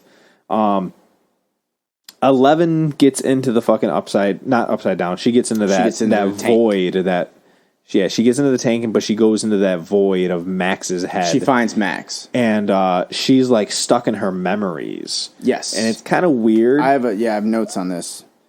And this is right around an hour in, right? Okay. So this is just, again, playing devil's advocate a little bit of like, even if you didn't want to have a fucking 2.5 hour episode, there was multiple parts in this season finale where you could have ended it and had another episode. Mm-hmm. Yeah. And ironically, one at the hour mark, which is right where 11, she's in the memory and she finds Max. The first memory she goes to, she finds Max, but Max is too young. So it's not like old Max and she can't interact with Max. So she's kind of confused. She's like, I can feel her, I don't know what. And then she sees the prom DJ booth. Winter Ball. The Winter Ball, which is where Max is actually hiding in this happy like memory type thing. Uh-huh. This is where, right around that like 1 hour mark, it's the prom that Max is hiding in slowly starts turning evil and dark. Yeah, and shit's going sideways. Like it's lighting's changing and shit. And Vecna's basically infiltrating her good memories now and finding her. And there's a moment like where she's kind of like getting caught up and everything's changing and the sky's brewing, and 11 is looking up at the sky and the sky's changing and brewing, and then it cuts to black for like a second before it goes to jumps back to whoever. I think it's back at fucking like in the restaurant with Mike and all them. Mm-hmm. But it's like that would have been a perfect place to end this episode. To start with. You know what I mean? Like, and it was at 1 hour, so it's like that was the first one. I was like, okay, that felt like a nice clean break to be like, what's going to happen next? Like, Max is fucked. Her good memories are going down. Yeah. You know what I mean? But it's like, nope, we're just going to keep on pushing through for another hour and a half. So that was my first big one where it was like, dude, you even had it right here where you could cliffhang. Like, you could have cliffhanged the shit out of this thing, which you love doing for multiple episodes. It's just nuts. Nuts to me, man. It is. I think it's a mind thing, though, where people are like, oh, there's only 2 episodes. True. Versus... It's exactly. No, I agree. And I don't know, too, it could be like a contract with Netflix saying you can only have 9 episodes. I don't know. We don't give a fuck how long they are, but sense. It could, I don't know. So you had mentioned that, Max is at the Winter Ball now, and she's getting attacked by Vecna. And she's not floating yet in the real world. No. But in this time, this is where you're like, oh shit, this is where Vecna's about to get his claws in. Maybe she's not doing she's not really doing well. Yeah, you're like, how the fuck is she gonna get out of this? Yeah. I mean, we know how she's gonna get out of this because it's cheesy as fuck that 11 comes in right at the right moment. We knew that was coming. Yep. Yeah, it was cheesy, but it was like, oh fuck, you're like, Vecna's about to get it now. At this time, this is where fucking Jason comes into the house and he fucks everything up. Yeah, which is a good, again, this is the Jason character got annoying of, I get why he's here because he's gonna, there's a lot of characters in this season that are in this season for just one particular moment. Yeah. We got Jonathan giving fucking Will the pep talk in the pizza place. We have Jason, who literally just had to be this hating dude just so he could fuck them up when they're at their last step and throw a wrench in. And Mike even has a moment like this coming up too that I'll talk about. But it's there's just a lot of these guys are in this season solely for this minute and a half. This is why they were written in here. Yeah, so Jason comes in and he's like, what the fuck are you doing? You're gonna kill her, and you're worshiping what kind the of Satan. Cult are you doing here? I'm like, Jesus Christ, and dude. Because the whole plan is that it's an awesome plan. Lucas is there to watch over Max because if Max starts to float, he's going to play Kate Bush. He's going to throw the headphones on her. Yep. Once she goes in the air, they know that, okay, things are going to get serious, and then it'll pull her out, and they're good to go. But Jason is there, and he's fucking... he's literally fighting with And because she's zoned out. We all know how they look now. They look possessed, and she's sitting there, her eyes are rolled back. So Jason, again, trying to be the hero he is like, yo... You got her under a devil spell. I need you to wake her up right now. And he's like, Lucas is like, you have no idea what the fuck you're talking about. It doesn't work that way, bro. I get how you think it looks right now, but if you we can't just wake her up. And if she wakes up, everyone's dead. Yep. So you need to chill the fuck out. But then fucking Jason pulls his gun. Yeah, and Jason sees red. Jason just sees what he wants to see right now. Get in a fucking giant fight.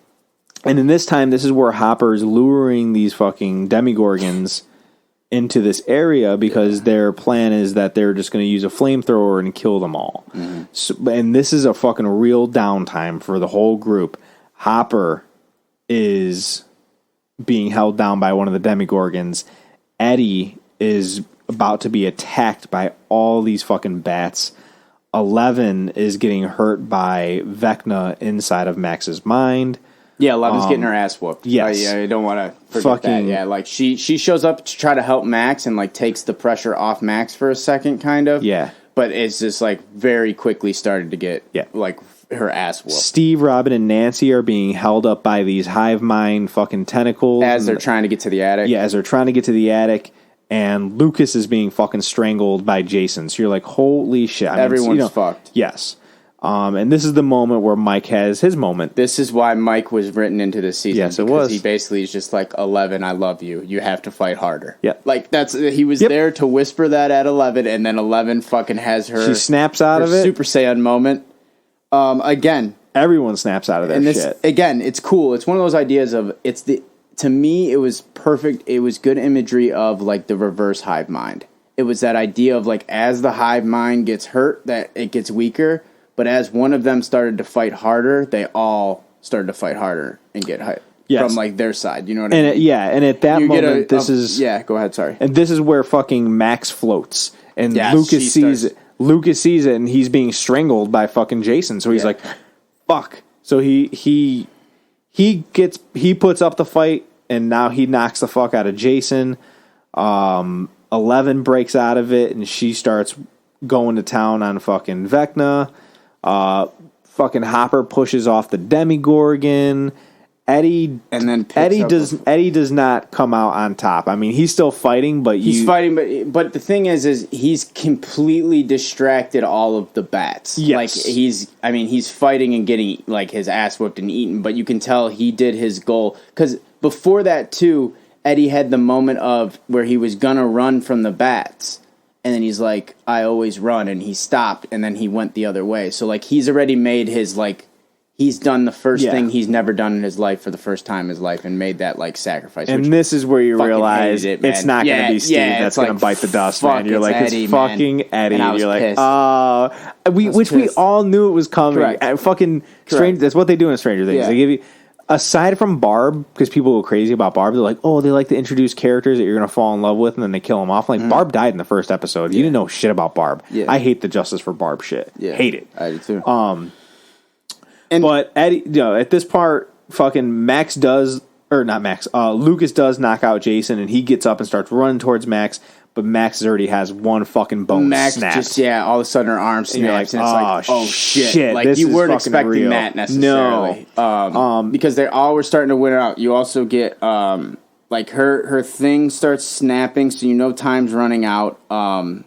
11 is being held still. 11's being held, but, like, it's starting to, like, Super Saiyan out and take back her throne or whatever, so to say. This is right around a minute and 30 or an hour 34 to give you another time cue in a 2.5 hour thing. So this is where it also was crazy is like, is the next thing you had basically like when 11 launches Vecna. Yeah, perfect. Perfect. So right there, like she comes breaking through, Vecna flies, all this shit happens, and the screen even goes black. And and I was like, another great place to maybe end this fucking episode. And Sam may appreciate this. This episode made me feel like I was rewatching Return of the King for the first time. How many white screen endings do you get in that movie where you're like, oh, this is the end of the movie, and it's like, oh no, we got another hour and a half, okay, and then another white screen. There's more. Then another white screen. You're like, okay, here's the end. It's like, oh no, we got to go watch fucking them crowd around the bed now, and then it's like, oh, it's done. Nope. They did this before too. Like doing this, just to backtrack a little bit. So in the Dear Billy episode, right before Max jumps out of there, it goes to a black screen. And you're like, oh shit, did she make it out? And because it went black and they didn't show her physically jumping out of the upside down into the regular, I thought that Vecna was going to take over her body, and Vecna was in the real world as Max's body. It's weird, and was a weird cut. This cut's even worse because it goes black, and then the next shot is Vecna like just flying across the screen. It's like, what the fuck did happen? Yeah, and then shortly after that is when fucking. It felt like a fucking Moon Knight moment where he just goes blank and you assume that something had happened. It was like, wow, this would have been a great way to end it, because if you would have ended the episode there and then just started episode 1 on Vecna fucking taking a hit flying, it's like, okay, we're starting here. It's like, okay, this is another perfect place, and even to extend a little further because Max is fucking like still getting fucked up. I wonder if that's where they were planning on ending episodes, and they said, you know what, let's just fucking make it one. How they thought that, like... Oh, no, I'm jumping ahead of stuff. Keep going. I don't want to jump ahead. Okay, so this is when fucking Murray lights the flamethrower and the Demigorgons on the Demigorgons. Ridiculous moment from Hopper. It's cool in a way, but it's also so ridiculous. The whole sword thing, dude. When they all get to, that comes up. That's my next note. It's coming up. So Murray lights a flamethrower and it releases Steve, Robin, and Nancy. So now they can finally go up to the attic where you see Vecna. Vecna's doing his Satan yoga. He's in Satan yoga's good. This is a really cool music moment where they mash the Kate Bush as well as the Stranger Things theme song. It's cool. It's really pretty cool. And they're throwing Molotov cocktails at fucking Vecna. Lighting him up, and he's on fire, and he's breaking off of these tentacles.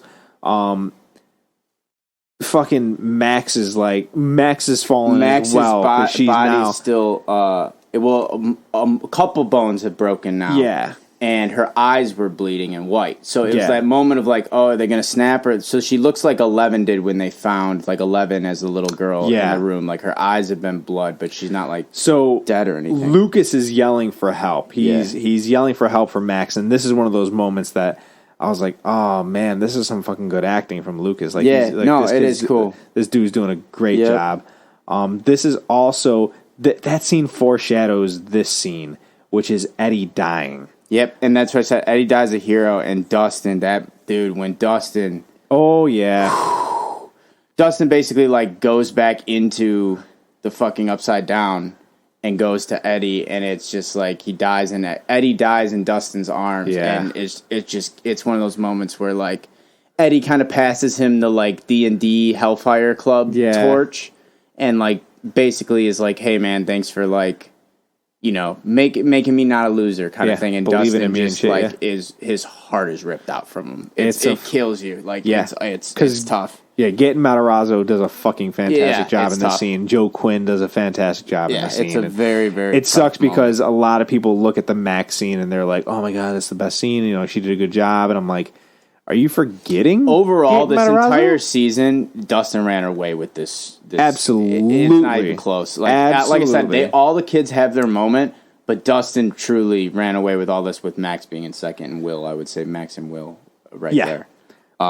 This is where Max dies. But in the middle of all this is also where fucking your silly moment that you said of Hopper. Crazy. It's one of those ridiculous things. It's like, okay, again, and this point, it's like, all right, dude, this episode's 2.5 hours long, and now I got to watch a fucking 5-minute compilation of Hooper dramatically picking up this sword and like staring down this. You know what I mean? It was just like, dude, because this is like this all is shit happening that could in get cut, dude. This like, is this all is happening in like slow motion too. Like the cocktails are throwing. You know, Nancy shooting Vecna with a shotgun. It's just ridiculous. Yeah, it's just like as cool as it is. It's like, all right, guys, like.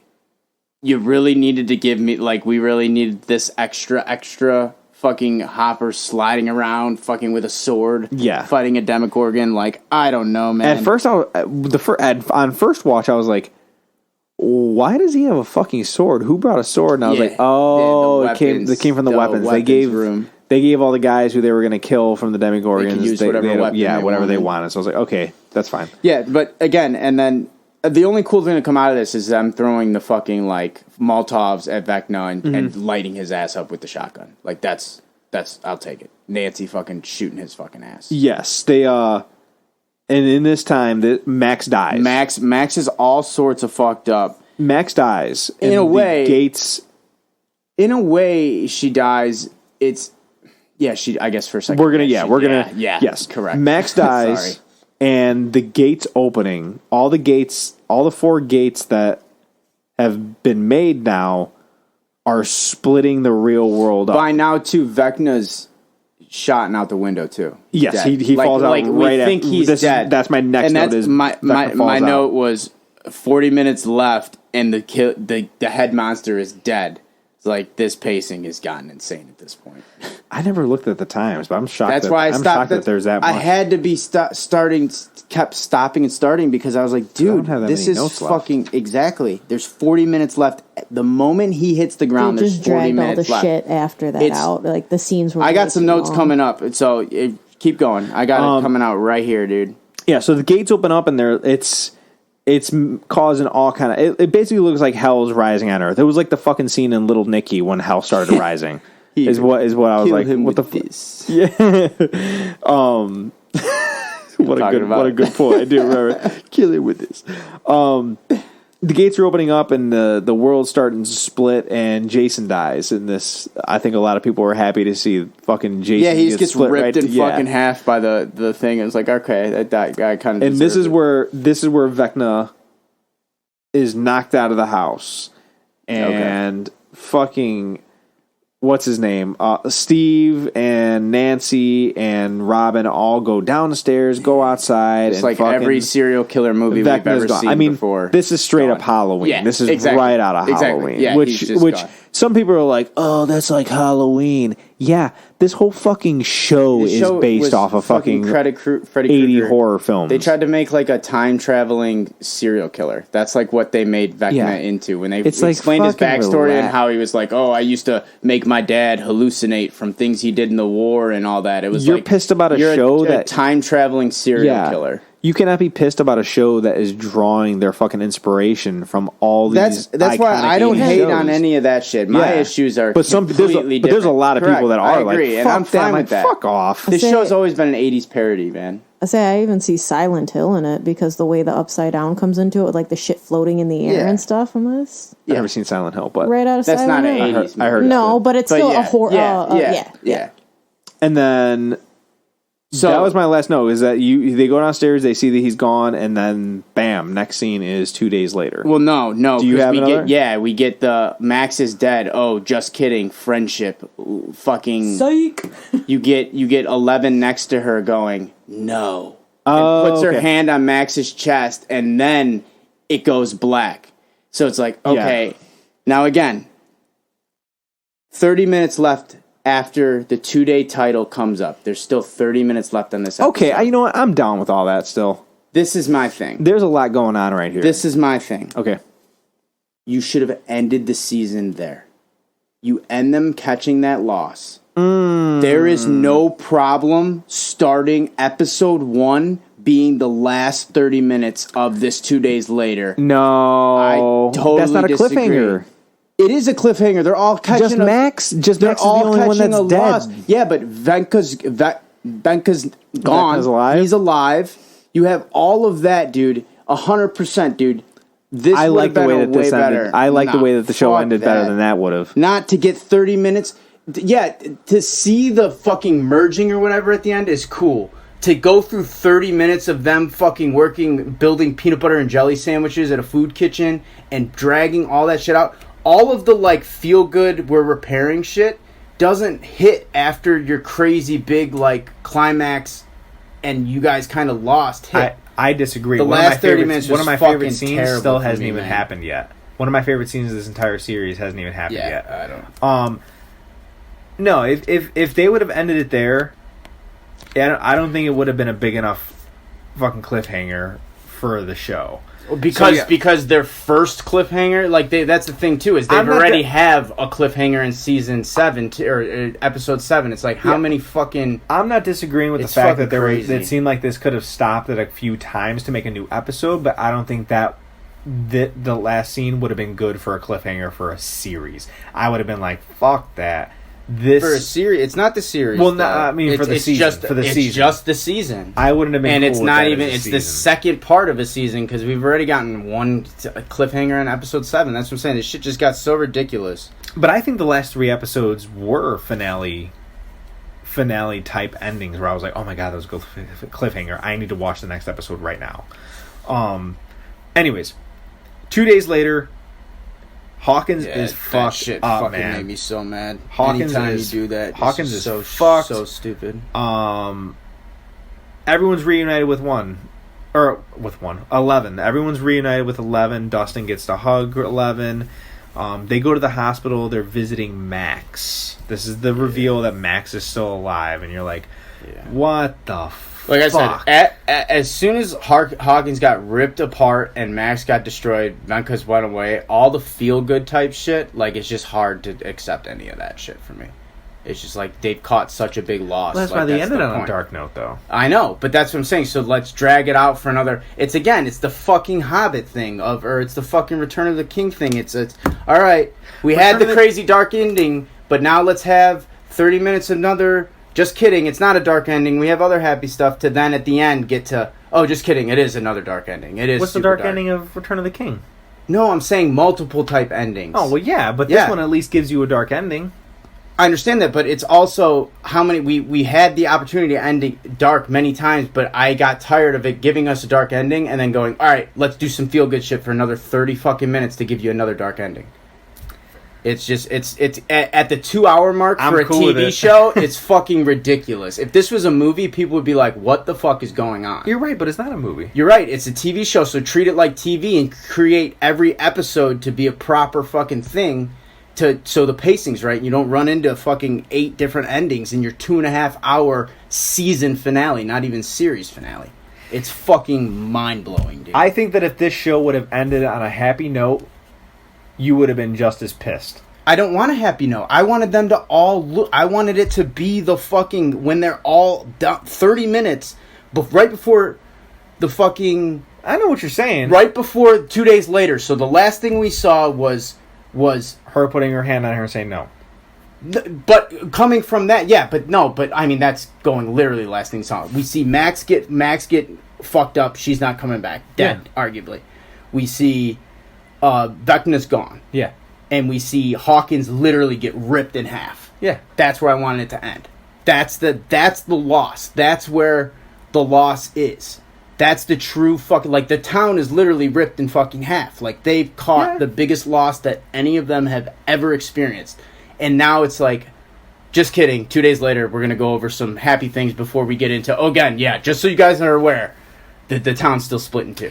Those aren't problems. Terrible fucking pacing. That wasn't a problem with me. I was pacing. cool with that. My biggest problem with this entire season... Well, I'm going to finish it.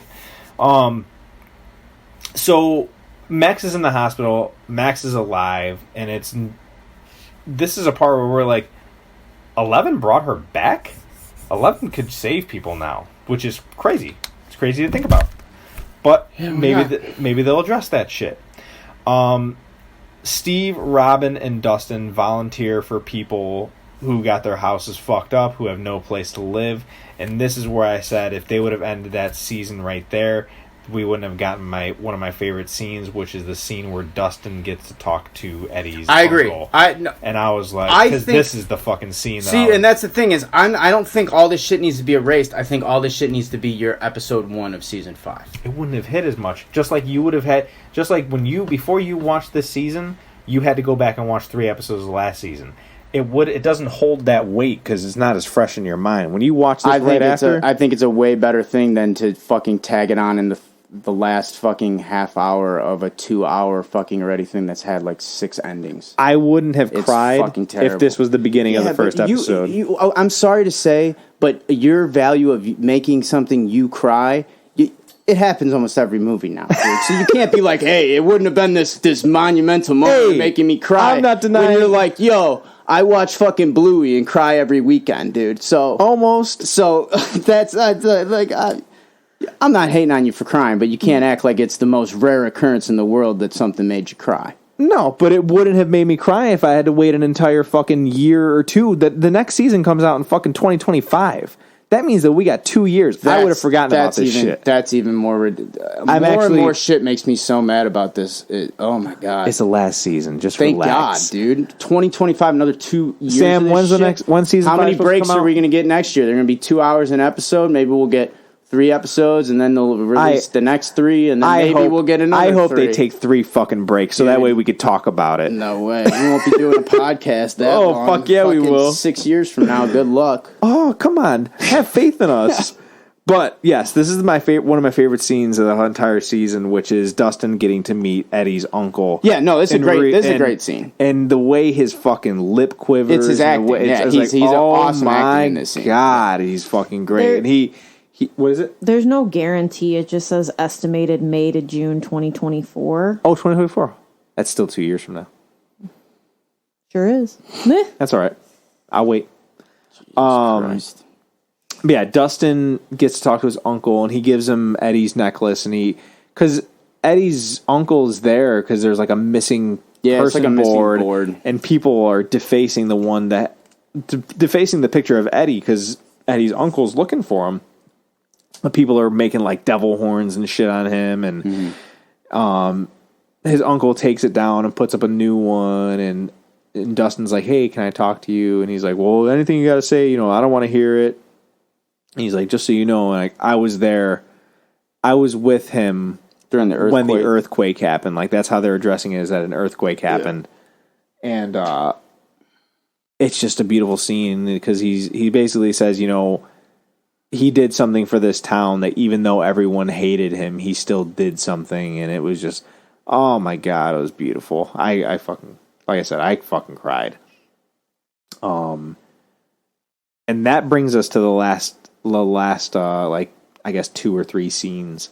This is everybody goes to Hopper's cabin, and they're cleaning it up, and Will admits to Mike that he can feel that Vecna is there. He's weak, but he's there.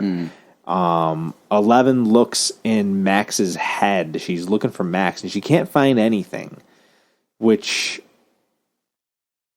like you would think, there'd be a memory or a soul, I guess, or something, but it's just a black void. And at that moment, you hear like a weird footsteps. Kind of a weird way that they filmed this scene, but because Eleven's afraid of... It does not hit. Eleven's afraid... Oh, fuck, well. It does for me.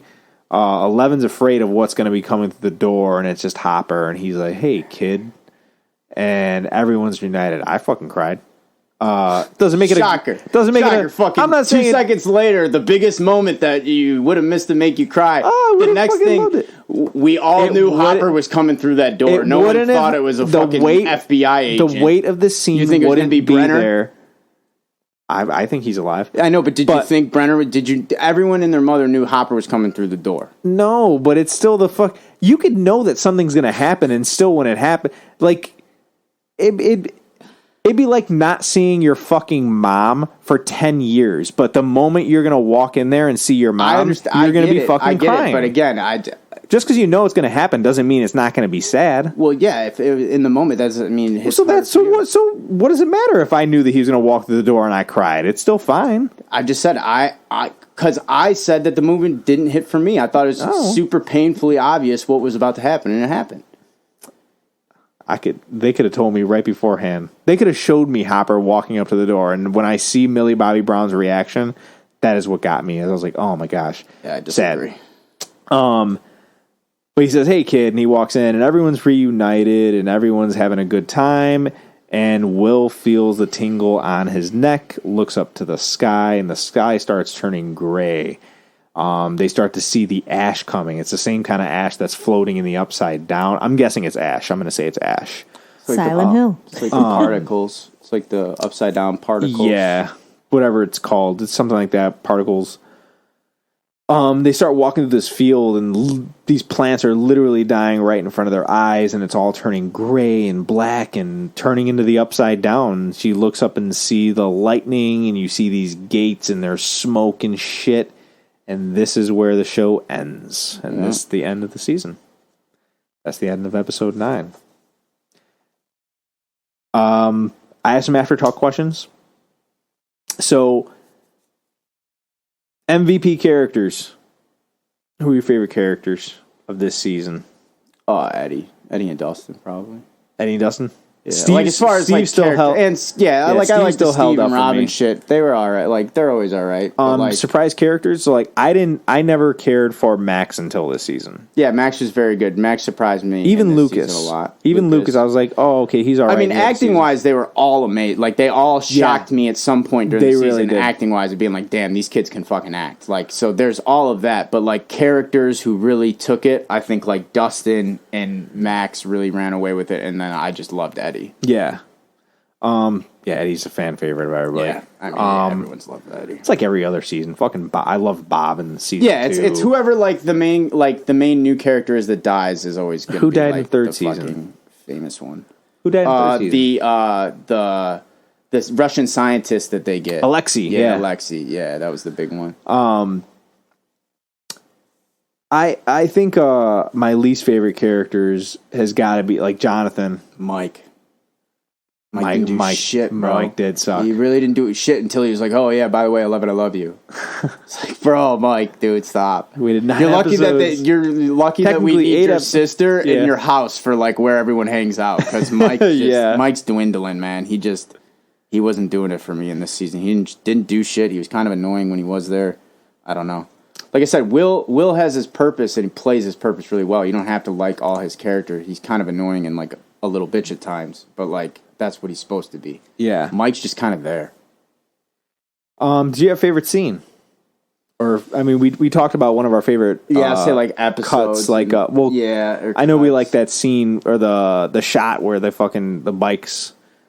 I asked this question only because I really, really like the editing as well as how this scene went when Max is dying and it's a cross between Lucas holding Max, but Eleven's kneeling right next to them, but she's in the upside, or she's in Max's mind.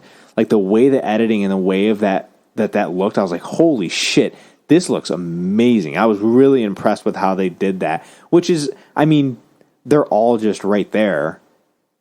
But just they've done it before, the mix too. Between the Black Void, like too. Just this, the way that it was with the emotion, everything just hit me really well, and I was like, "Oh shit, this looks really cool." And then I loved Lucas screaming, which I know that I had heard later on that was an improvised line where he's like, "Erica, help!" where he's yelling for help for. And I was like, "Oh man!" I was like, it reminded me of when Gwen Stacy died in The Amazing Spider-Man 2. Like, I'd never really appreciated Andrew Garfield's acting before until I'd seen that scene and the emotion that he put into it. And when Lucas does it for this scene, it reminded me of that scene. I was like, wow. I'm like, fucking way to go. Those screams and everything that he's doing and yelling for help. I'm like, what do you do? I have no idea what you would do. There's no way to fucking help her. I mean, obviously, if you had 11, you can, but... Did you have a favorite scene? Could you think of anything? No, I mean, I just liked little...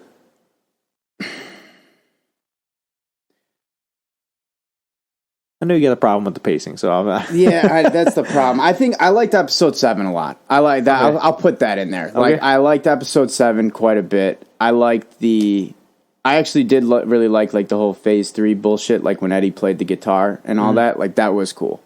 That was built up. Because I knew it was happening. Everyone knew it was fucking, like, going to happen. And so that kind of hit my expectations. But I don't know. I like the 11 shit when she's, like, back in her mind and stuff. Like I said, some things are really, really done really, really well. But it's just, I don't know. Do you have a favorite scene, Sam? I actually liked watching number 1 smoke everybody.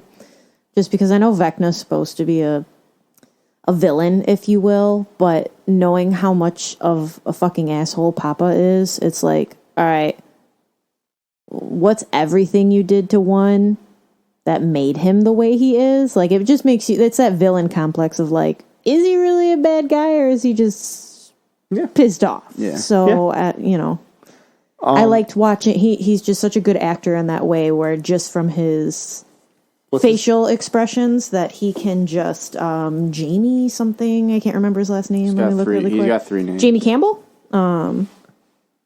Sure. He's like a 3-name guy, I think. My IMDb Jamie decided something. But I know his name is Jamie Campbell. But yeah, just through his mannerisms, like so soft and like childlike and whatever. And he was one of the standout actors of this season. Fantastic. As well. I was like, wow. I was like, he essentially played 2 different characters, and I enjoyed him. It was good. My biggest problem, like I know you had a problem with the pacing. My biggest problem is that I'm on board with Millie Bobby Brown with this, with like what she said, like. The body count in this was like not enough for me. Like you're gonna introduce me to fucking Chrissy, who's gonna die, Fred, who's gonna die, fucking Patrick's gonna die. I don't believe Brenner's dead. Eddie, Max should be so dead it's not even funny. Like that's what's crazy too. I agree. And not even Max could have even died before. And Dear Billy. Yeah, like Max should have gotten killed way long ago. Yeah. You know what I mean? Like it's she did serve her purpose because she had to be the bait, but correct. Yeah, I know what you mean. It's just they're okay. So these are rumors and theories of what this can happen, and I wouldn't naturally put these in here, but I think some of them are intriguing to me. One of them is that I think Papa has powers. I think Papa has powers, and that's why he's alive. I think he should have died in season 1, but how did he not die from the Demogorgon when the Demogorgon can kill everybody? So I think maybe he did die and he came back, and I think that in this situation, it's just convenient for the writers. I think he's alive still. I think maybe he has to die first and then come back, and I think he's going to be the big bad of season 5. And that Vecna is going to have this moment of redemption that he doesn't deserve, but he's going to team up with 11 and all them to fucking take out Papa in season 5. That's a theory. Oh, I fucking hope not. I hope we don't get no Vecna turned good guy. That kind of thing. I hope not either. Sick of seeing that I hope not either. But that's the only thing I can think about. And all that shit. That's the only thing I can think. I fucking hope not, man. Here's another one. Okay, so I read this one and I thought, wow. So in D&D, there's a guy named Cass. He was bit by bats and he became a member of the undead. He becomes Vecna's right-hand man and turns on Vecna. Eddie was bit by bats. Eddie dies. Eddie can come back. Yeah, could be. And he can turn on Vecna. Yeah, maybe. I thought, wow, okay, what a way to bring fucking Eddie back into the show. Also, this is recycled, but 11 couldn't sense Max's soul. That's because Vecna's in her body, not Max. That could be. Which would be the I hope reason. she's just brain dead. And in a way, this is how Vecna could walk in the right side up, would be to use her body as a vessel, and she would be like the spy type thing of like how Will was the spy for the Mind Flayer or whoever the fuck it was. Yeah. But this would be in it. And I'm like, okay, I guess that addresses the fact of, okay, if Max is going to be alive, maybe she will be Vecna. She won't be Max, she'll be Vecna. And I'd be down for that if that's how they're bringing her back. But I'd also be down with that Eddie thing, since it is a D&D reference of this guy named Cass who turns on Vecna. Yeah, dude, this show's best when they're just dealing with their D&D shit. So, I mean, I can see it going that best direction. when they're using that kind of thing and they're in that like mindset and all that. That's where the show shines and feels super original and not just like a play off of an old 80s movie or horror movie or something like that. So, like, something like that would be really cool. Because, like I said, the way like everything has played off is like these things that are like Vecna and all these things that are the Mind Flayer, all these things exist in D&D, and they don't look or necessarily act like this, but their qualities and the things they do are very similar. So like the Mind Flayer kind of controls people through like these psychic type abilities. It looks like a squid monster, kind of like Cthulhu. Kind of. Have you ever seen Cthulhu? Yeah. That's what the Mind Flayer looks like in D&D. It's like a squid monster kind of thing. And so it's like they look nothing like it, but they just take those like hard things that you know or that these kids know and they apply it to it. Like, and if they want to lean more into that with that and bring Eddie back with that, I'll let that one slide. I'm cool with that. Yeah, because that would But be... at the same time, too, like, if Eddie's fake... dead, it's also nice, like, because, again, like... Yeah. It's nice to have people dead sometimes, man. It helps tell the story a little bit, man. Everyone coming back all the time and not being dead and all that, it diminishes a lot of fucking bullshit, they fucking ended last season with Hopper dying and brought him back right away. And yeah, it kind of pissed me off, but I was like, okay, we're going to get David Harbour back. That's fine with me. So the fact that they'd be doing another fake death, and in reality... This isn't probably a fake death either. This is one of those like, oh, wow, everyone actually loves him. We have to fucking bring Eddie fucking back. knew it. They knew it, though. The Duffer Brothers, they came out with an interview, I think yesterday or today, and they said, we knew people were going to like Eddie. And the problem is that we already had him written off to die. But so he'll be back. But yeah, in reality, the only real fucking death that happened in this season is Brenner. And like I said, I don't think Brenner's dead. So... I think he's dead. So who's the real death of this season? Max didn't die. Max didn't die. That was that JK friendship bullshit. And then fucking Brenner. Brenner's really the only, aside from like Chrissy and Fred. Yeah, like I'm talking a death with fucking stakes, Yeah. like death that. No, I agree. Brenner's the only one. I had asked you to maybe ready with a favorite season of the show. Maybe you rank the shows. I rank them. I'd probably go 2, 1, 4, 3. 2 being the best. Okay. 2, 1, 4. Yeah, 2, 1, 4. This was better. Third has been my least favorite season. I think it was cool. Some of the visual shit was cool, and the fireworks and the Mind Flayer in it, how they like fought it and all that. But just like the whole like Billy thing got old real quick. The body snatcher shtick thing got. I didn't feel bad for Billy when he died. That's the same thing. Problem. It just season 3 just didn't do it for me at all. But I do like I liked season 2 a lot. I felt like that's where all the characters kind of took their first big step from just being the kids in this crazy situation. And I like the like demodogs and like the new monsters that were starting to come out of it. That it wasn't just going to be this, them fighting a Demogorgon and everything. So I liked season 2 and Sean Austin and all that shit. It's really good. I'm somebody who I prefer the bigger stakes that they've gone through, even though that we haven't had like losses, like real lost characters. I enjoyed the bigger stakes of the later seasons, so I actually go up with the seasons 1, 2, 3, 4. That's what I prefer. What do you mean? Like, what's your best? One is my favorite. One is my least favorite, all the way up to what they're at now. Oh, so this was your favorite season? It was. Oh, it's fucking crazy. I mean, that's fine. That's crazy. Maybe so they cried more this season. Maybe that's what'll do it for you, dude. Fucker. You ever see Titanic? When, today? No. No, in general. Of course. You got fucking 7 hours to cry the whole time. Sam. 1, 2, 4, 3. 1, 2, 4, 3. 1 being the best? Yes. Oh, okay. I like the OG. I feel like they wrapped it up well. Like, even if they decided that didn't get picked up for another season, the way it ended, I would have been like, all right, cool. That was fun. Yeah. Okay. I like it. That was our Stranger Things talk, guys. That was season 4, volume 1 and 2. Hope you guys enjoyed it. We're going to move on to Read, Play, Watch. For Read, what I've just read. So there is a comic line written by James Tynion IV. It is just called Joker. These are 3 issues I just want to show you. There's 15 issues of this. And this is the story. It's called Joker, but it's really the story of Lieutenant James Gordon. Is it called the Joker? It is called the Joker. Joker is the Lee Barhammer one. So this story is about Lieutenant James Gordon, and he fucking is being hired by somebody to kill the Joker. So he has to hunt down the Joker, but he can't tell Batman that he's going to do this because obviously Batman's going to be like, you can't fucking kill people, James.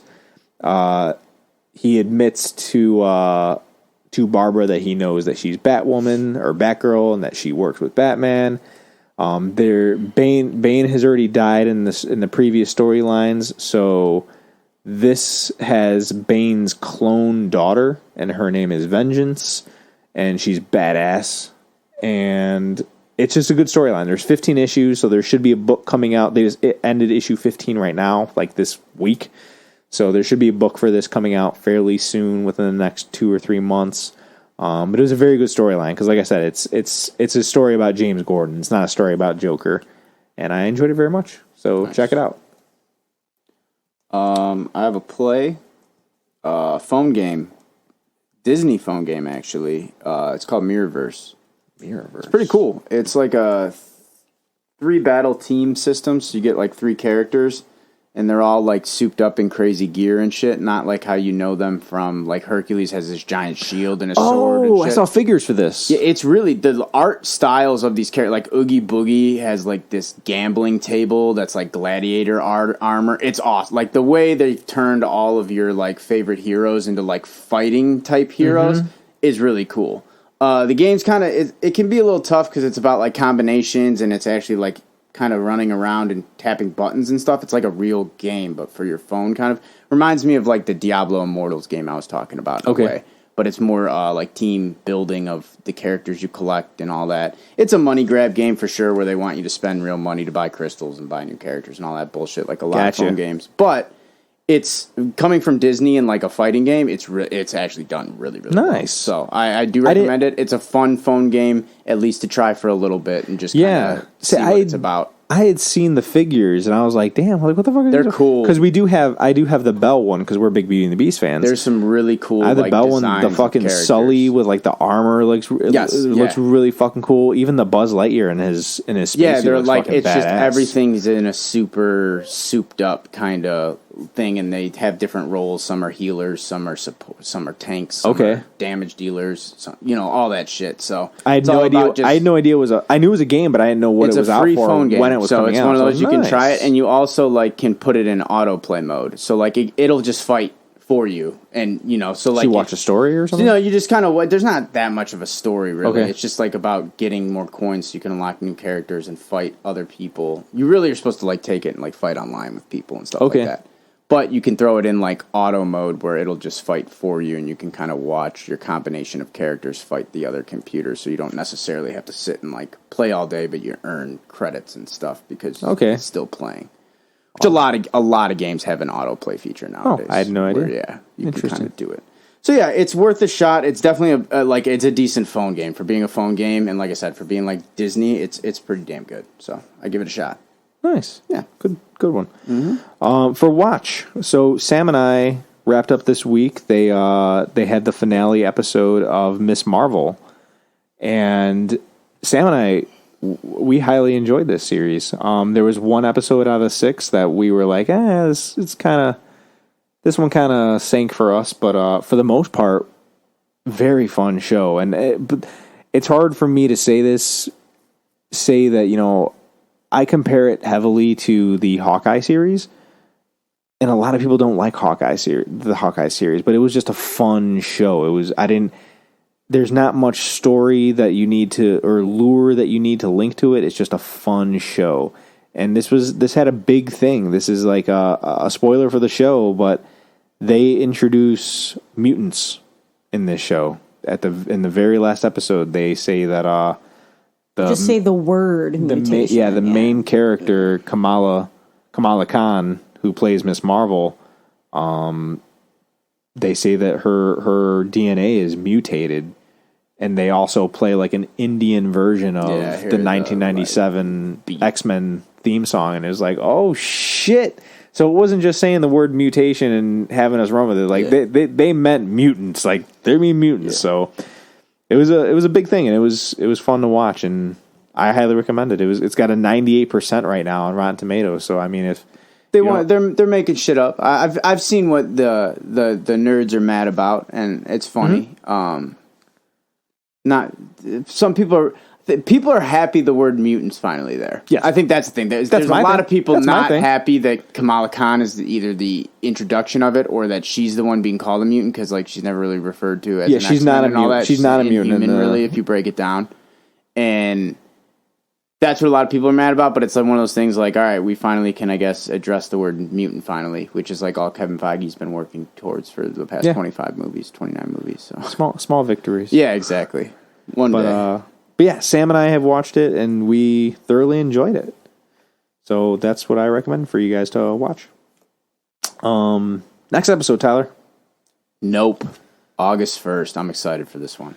Yes. We bought our tickets, and yeah, we're going to do this will be a normal episode. Not, I guess they're all normal episodes now. Yeah. But we're going to break this movie down scene for scene, and we're hoping for some big twists and some fun things to tell you guys. Yeah, in general, I don't know what to really expect other than it's a Jordan Peele movie. So yep. I'm there and I'm ready to go. So hell yeah, I'm excited for it as well. In the meantime, so Sam's going to tell you guys where else. Yeah, you can find us on YouTube at No Nerds Were Harmed. We don't do a video for every episode, but every episode is on there for at least audio. Come hang out on Facebook and Twitter with us. Our Facebook page is No Nerds Were Harmed as well. Twitter is NNWH Pod. On both, you can catch some nerd news updates, polls, fancast picks, and more. So feel free to give us some feedback on both platforms, start some discussions, let us know what kind of nerd you're hoping for in our episodes. If you want to follow our personal Twitters, find Matty at TheMatman22. Tyler at Gambit the Goon, and myself at Samwise1227. For gamers, find Tyler on Twitch as Gambit the Goon as well. And you're already listening to us on something, so thank you. Please tell your friends. They can find us on Apple Podcasts, Spotify, Amazon, whatever. We appreciate any form of listening.